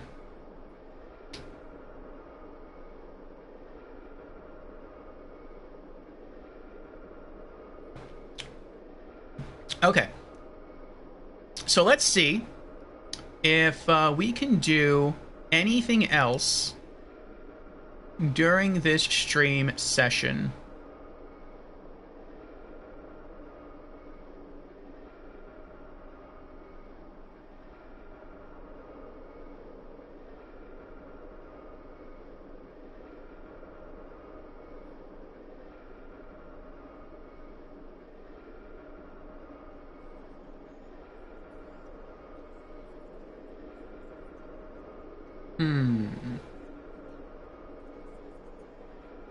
Alright, let's try searching for New Game Plus. New... And maybe there's a list here on the wiki of things to, like, check off before hopping in. Okay, New Game Plus, Dark Souls 2. Let's see here. Items lost going into New Game Plus. Most key items. Your Fragrant Branches of Yore, which kind of stinks, but I mean, we've used them all, so... I feel like we found every Fragrant Branch of Yore in the game. I mean, I think that we have, like, maybe one unfrozen or unpetrified figure left. And that is in the Shaded Ruins. But, I mean, you don't have to unpetrify both people. I think you only have to petrify one in order to go fight Vengarl, which is what we did. So, yeah, it would have been a waste of a branch. You lose the key to the embedded, which I think really stinks. Like, that's something I would have changed going from, or like if I were, like, you know, in control of the game. That's something I would have altered. I would not have had the player lose access to the key to the embedded, which is like a keyblade. It's a sword. It's like a great sword with the handle of a large gold key. I would have let the player keep that and upgrade it. And even if they choose to use it on the embedded to open the cage containing one of the Milfinitos, I would have still let the player keep it. I see no reason to take that away from the player. Yeah, if the player holds on to that item and they remember to keep it in their inventory when they get back to Drangleic Castle and New Game Plus and beyond, they can use it on the... what's his name? They can use it on the embedded and release the Milfinito right away before even going to the Shrine of Amana. But really, you don't gain anything or anything substantive by freeing her. You gain, like... I mean, you go back...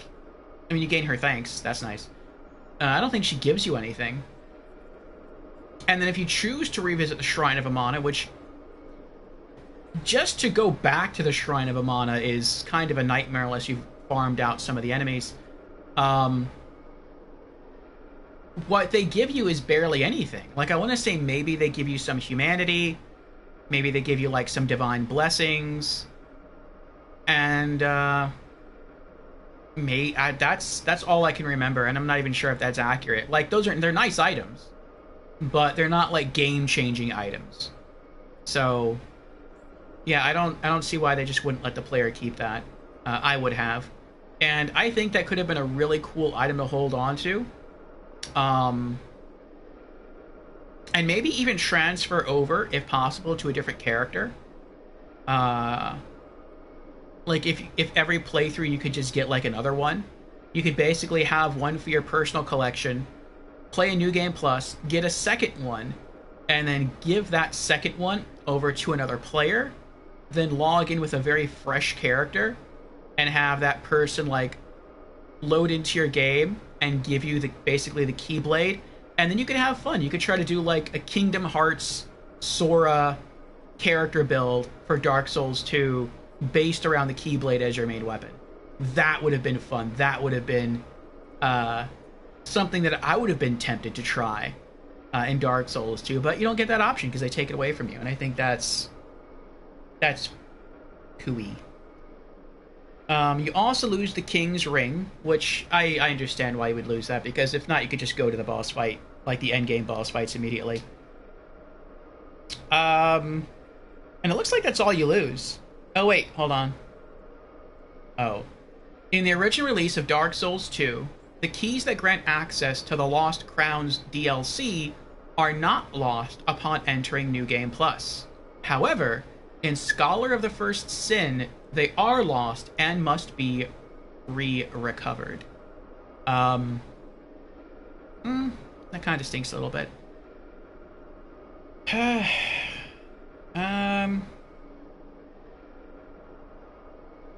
And I see some additional changes here. I'm not going to read those because that I kind of consider to be spoilerish. If there's changes in New Game Plus, like different enemies or anything, or a greater amount of enemies, that I kind of want to be surprised by.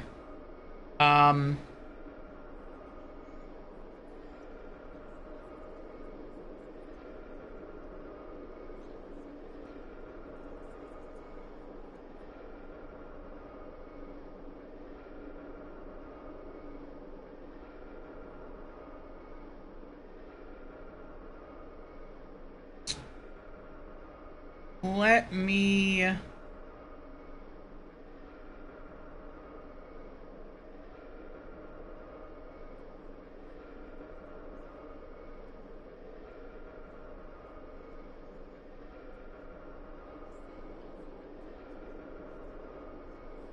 Let me also...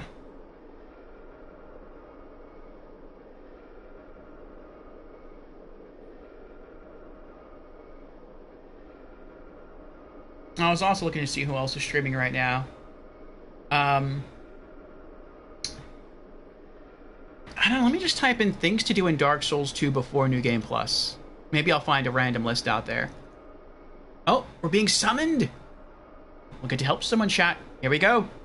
Things to do in Dark Souls 2 before New Game Plus.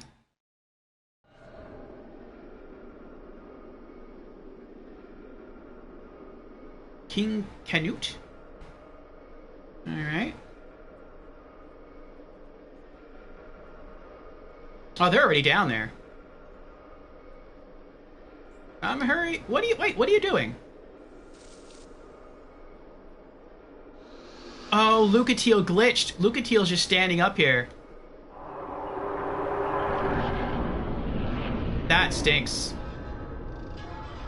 He summoned Lucatiel, and Lucatiel's just kind of like hanging out. Alright, we're power stanced. It looks like this person has all the Silver Knights. That's nice. They're about to die, though.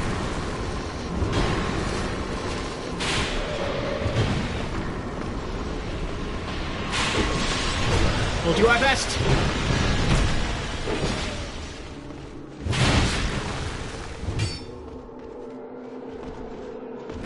Come on.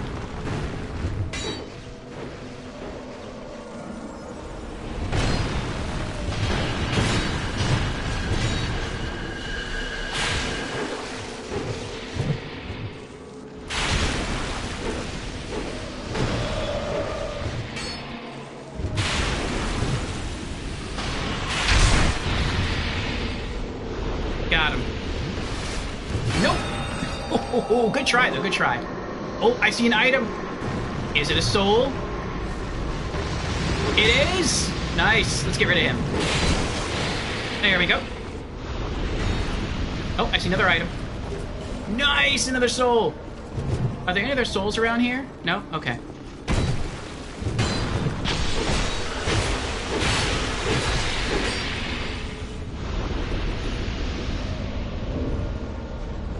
Hello there. Let's get ready for the big encounter. Alright. We have one knight left. Toggling over to my old whips. And, oh, Lucatiel leaves. Okay. Let's get her. You are being sent back to your world. Oh, maybe this was just a farming session. That could be. I never can tell whether it is a farming session or whether it is a, what do you call it? A legitimate, tackling of the boss. Until I get sent back to my own world. That was a really good run for us, though. Sometimes you can help people, and, I think my longest streak without getting a Loy Soul was, like, helping someone, I think it was 3 times in a row. And I didn't get a single Loy Soul. There we go. 5 left.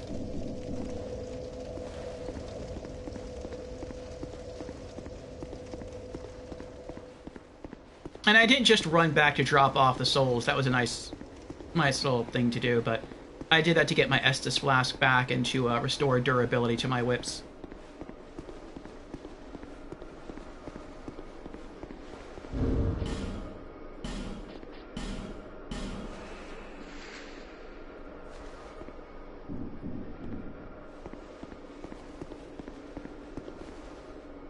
You get a lot of souls when you help someone kill the king. 139,000 to level up again. So, just clearing the walkway gets you a lot of souls. Are we power stanced? We are now. Okay. Alright, let me go back to that list of stuff we can do before New Game Plus. Okay, let's see here. I found a list here, a user list on Steam. Excuse me. Let's see. What items and things should I do before starting New Game Plus? This person says revisit Agdane and get the Dark Drift Katana by talking to him. We have that already.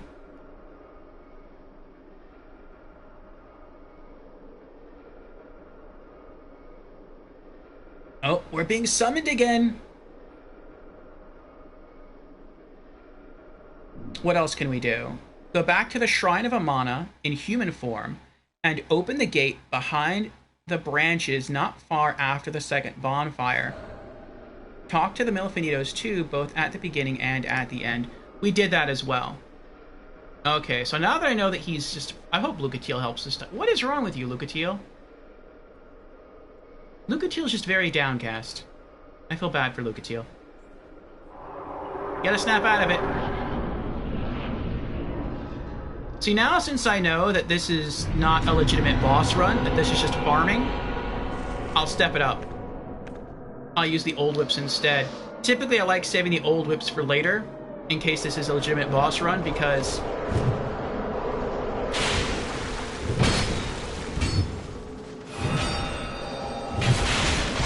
Oh, he died! But typically, I like saving the old whips for the last knight that comes out of the final portal before it's sealed with ice. Yeah, we'll dive back in. We don't have to have our stuff restored. And I save it for the boss. And I just use the bloodied whips to kill all the other silver knights in the area leading up to that point. Yeah, I don't know why Lucatiel's not helping the person who's summoning her. That's weird. Like, Lucatiel just goes up to the gate and it just stands there. It's like Lucatiel doesn't want to go in, like, I don't want to do this.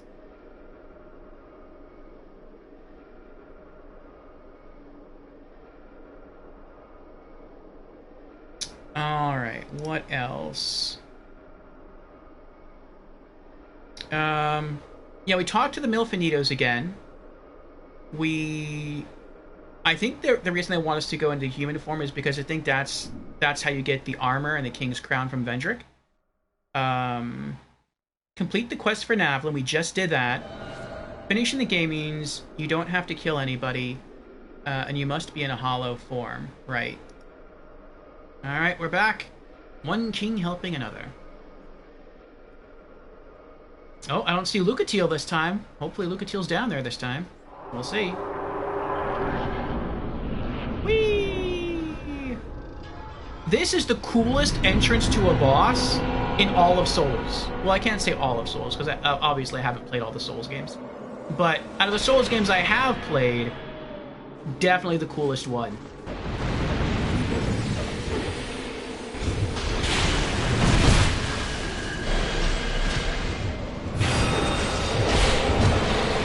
Got him.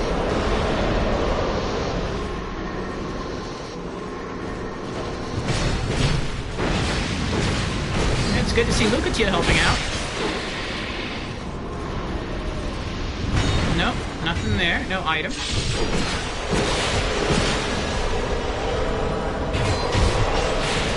Look how much damage we clap for.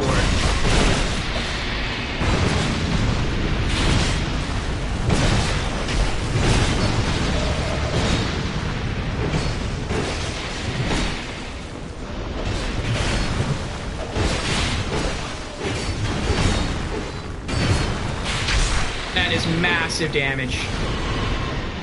Massive damage, chat.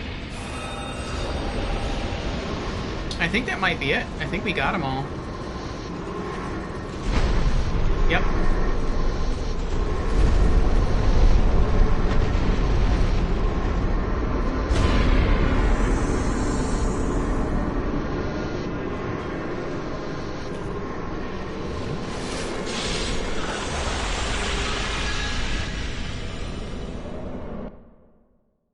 Okay.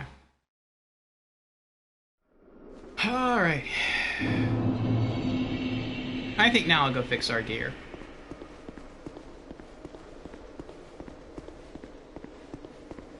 I don't know, maybe I'll save the old whips. Because they might just be farming Loy souls until they get a certain total. Like, maybe until they get 50.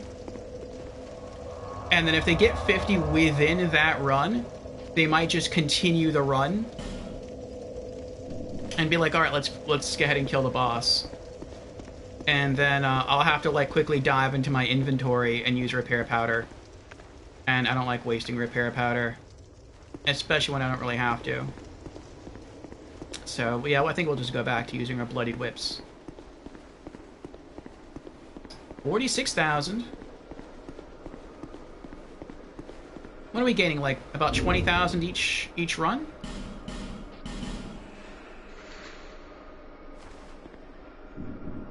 That might have been them running past us.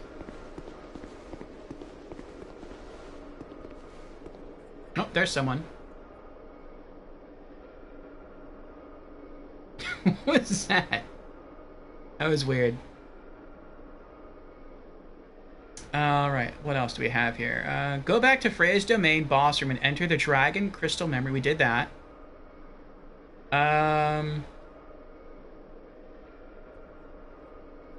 Max all covenants? No. We're not going to do that. There's no way we're going to do that.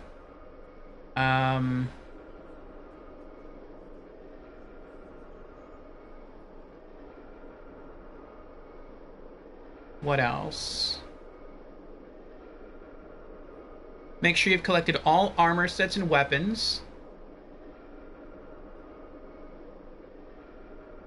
Make sure you've traded all boss souls.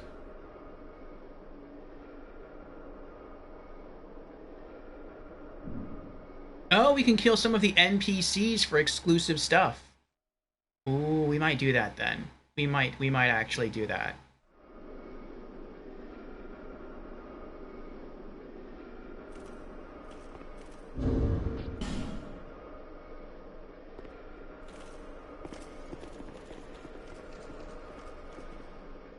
No Lucatio? I guess no Lucatio. Okay.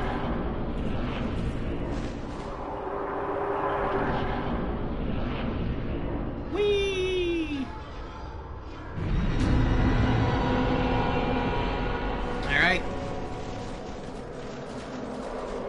Oh, another player was coming. Okay, that's cool.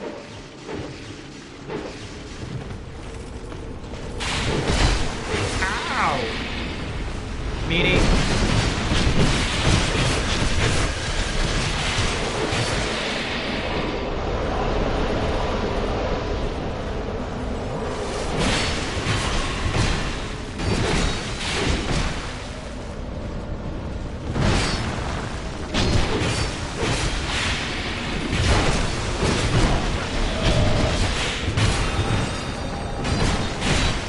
Oh, I missed.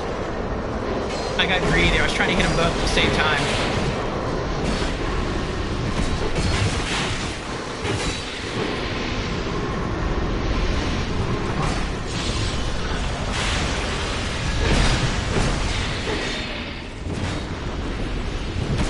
Ah!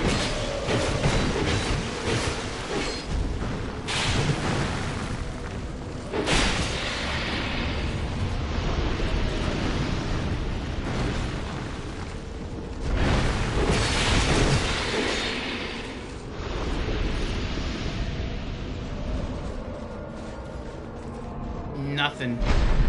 Ah, well. Oh, it's a Sunbro. Very cool.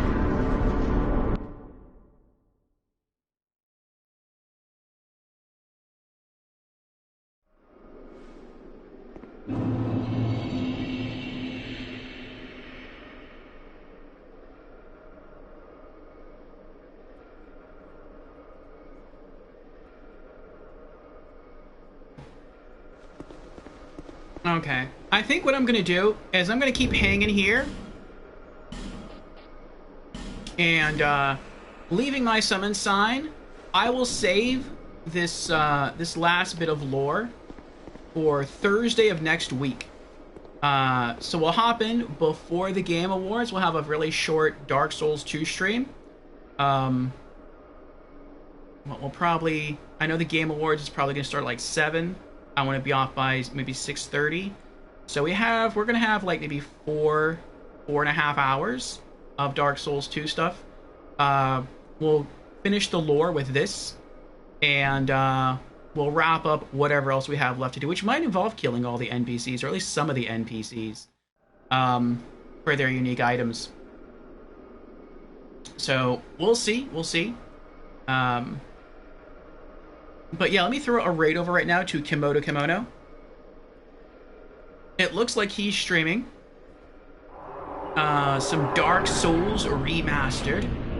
So let's finish up this current run on stream, and then I will go ahead and throw him a raid.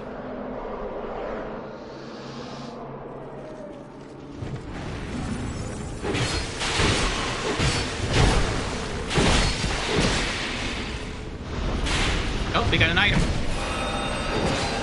Another Lost Soul. We need 4 more.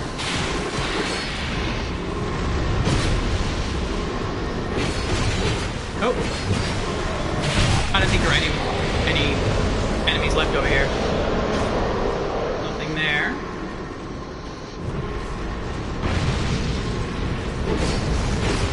Gotcha.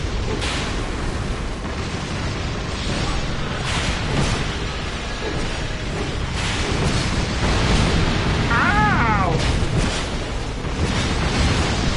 Oh, they killed me. That's the second time ever that I've actually died while helping people. With this fight.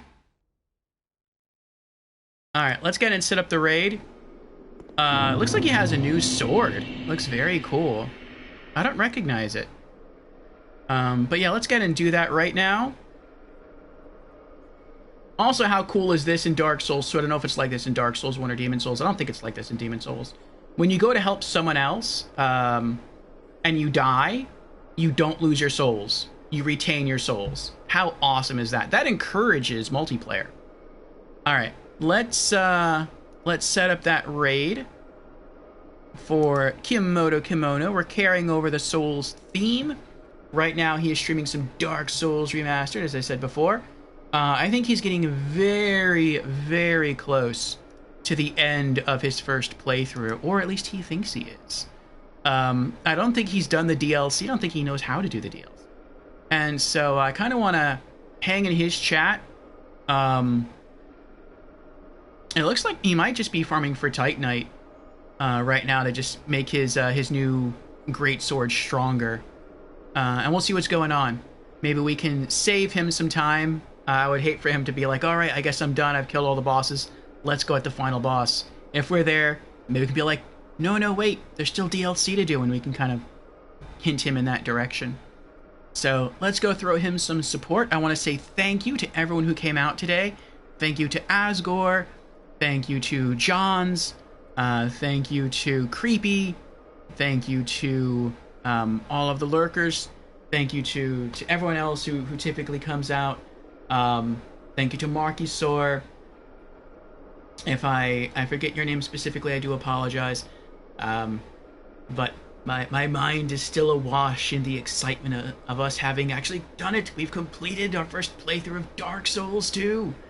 So, yes, thank you everyone for being here again. Thank you for keeping me company. Thank you for chatting with me and the redemptions and everything. It means a lot. And I look forward to seeing you next week for the Monday Mishmash with more Yakuza 0. And then Thursday, Friday, Saturday for more Dark Souls 2, Scholar of the First Sin, and multiplayer begins Friday. See you then. Bye.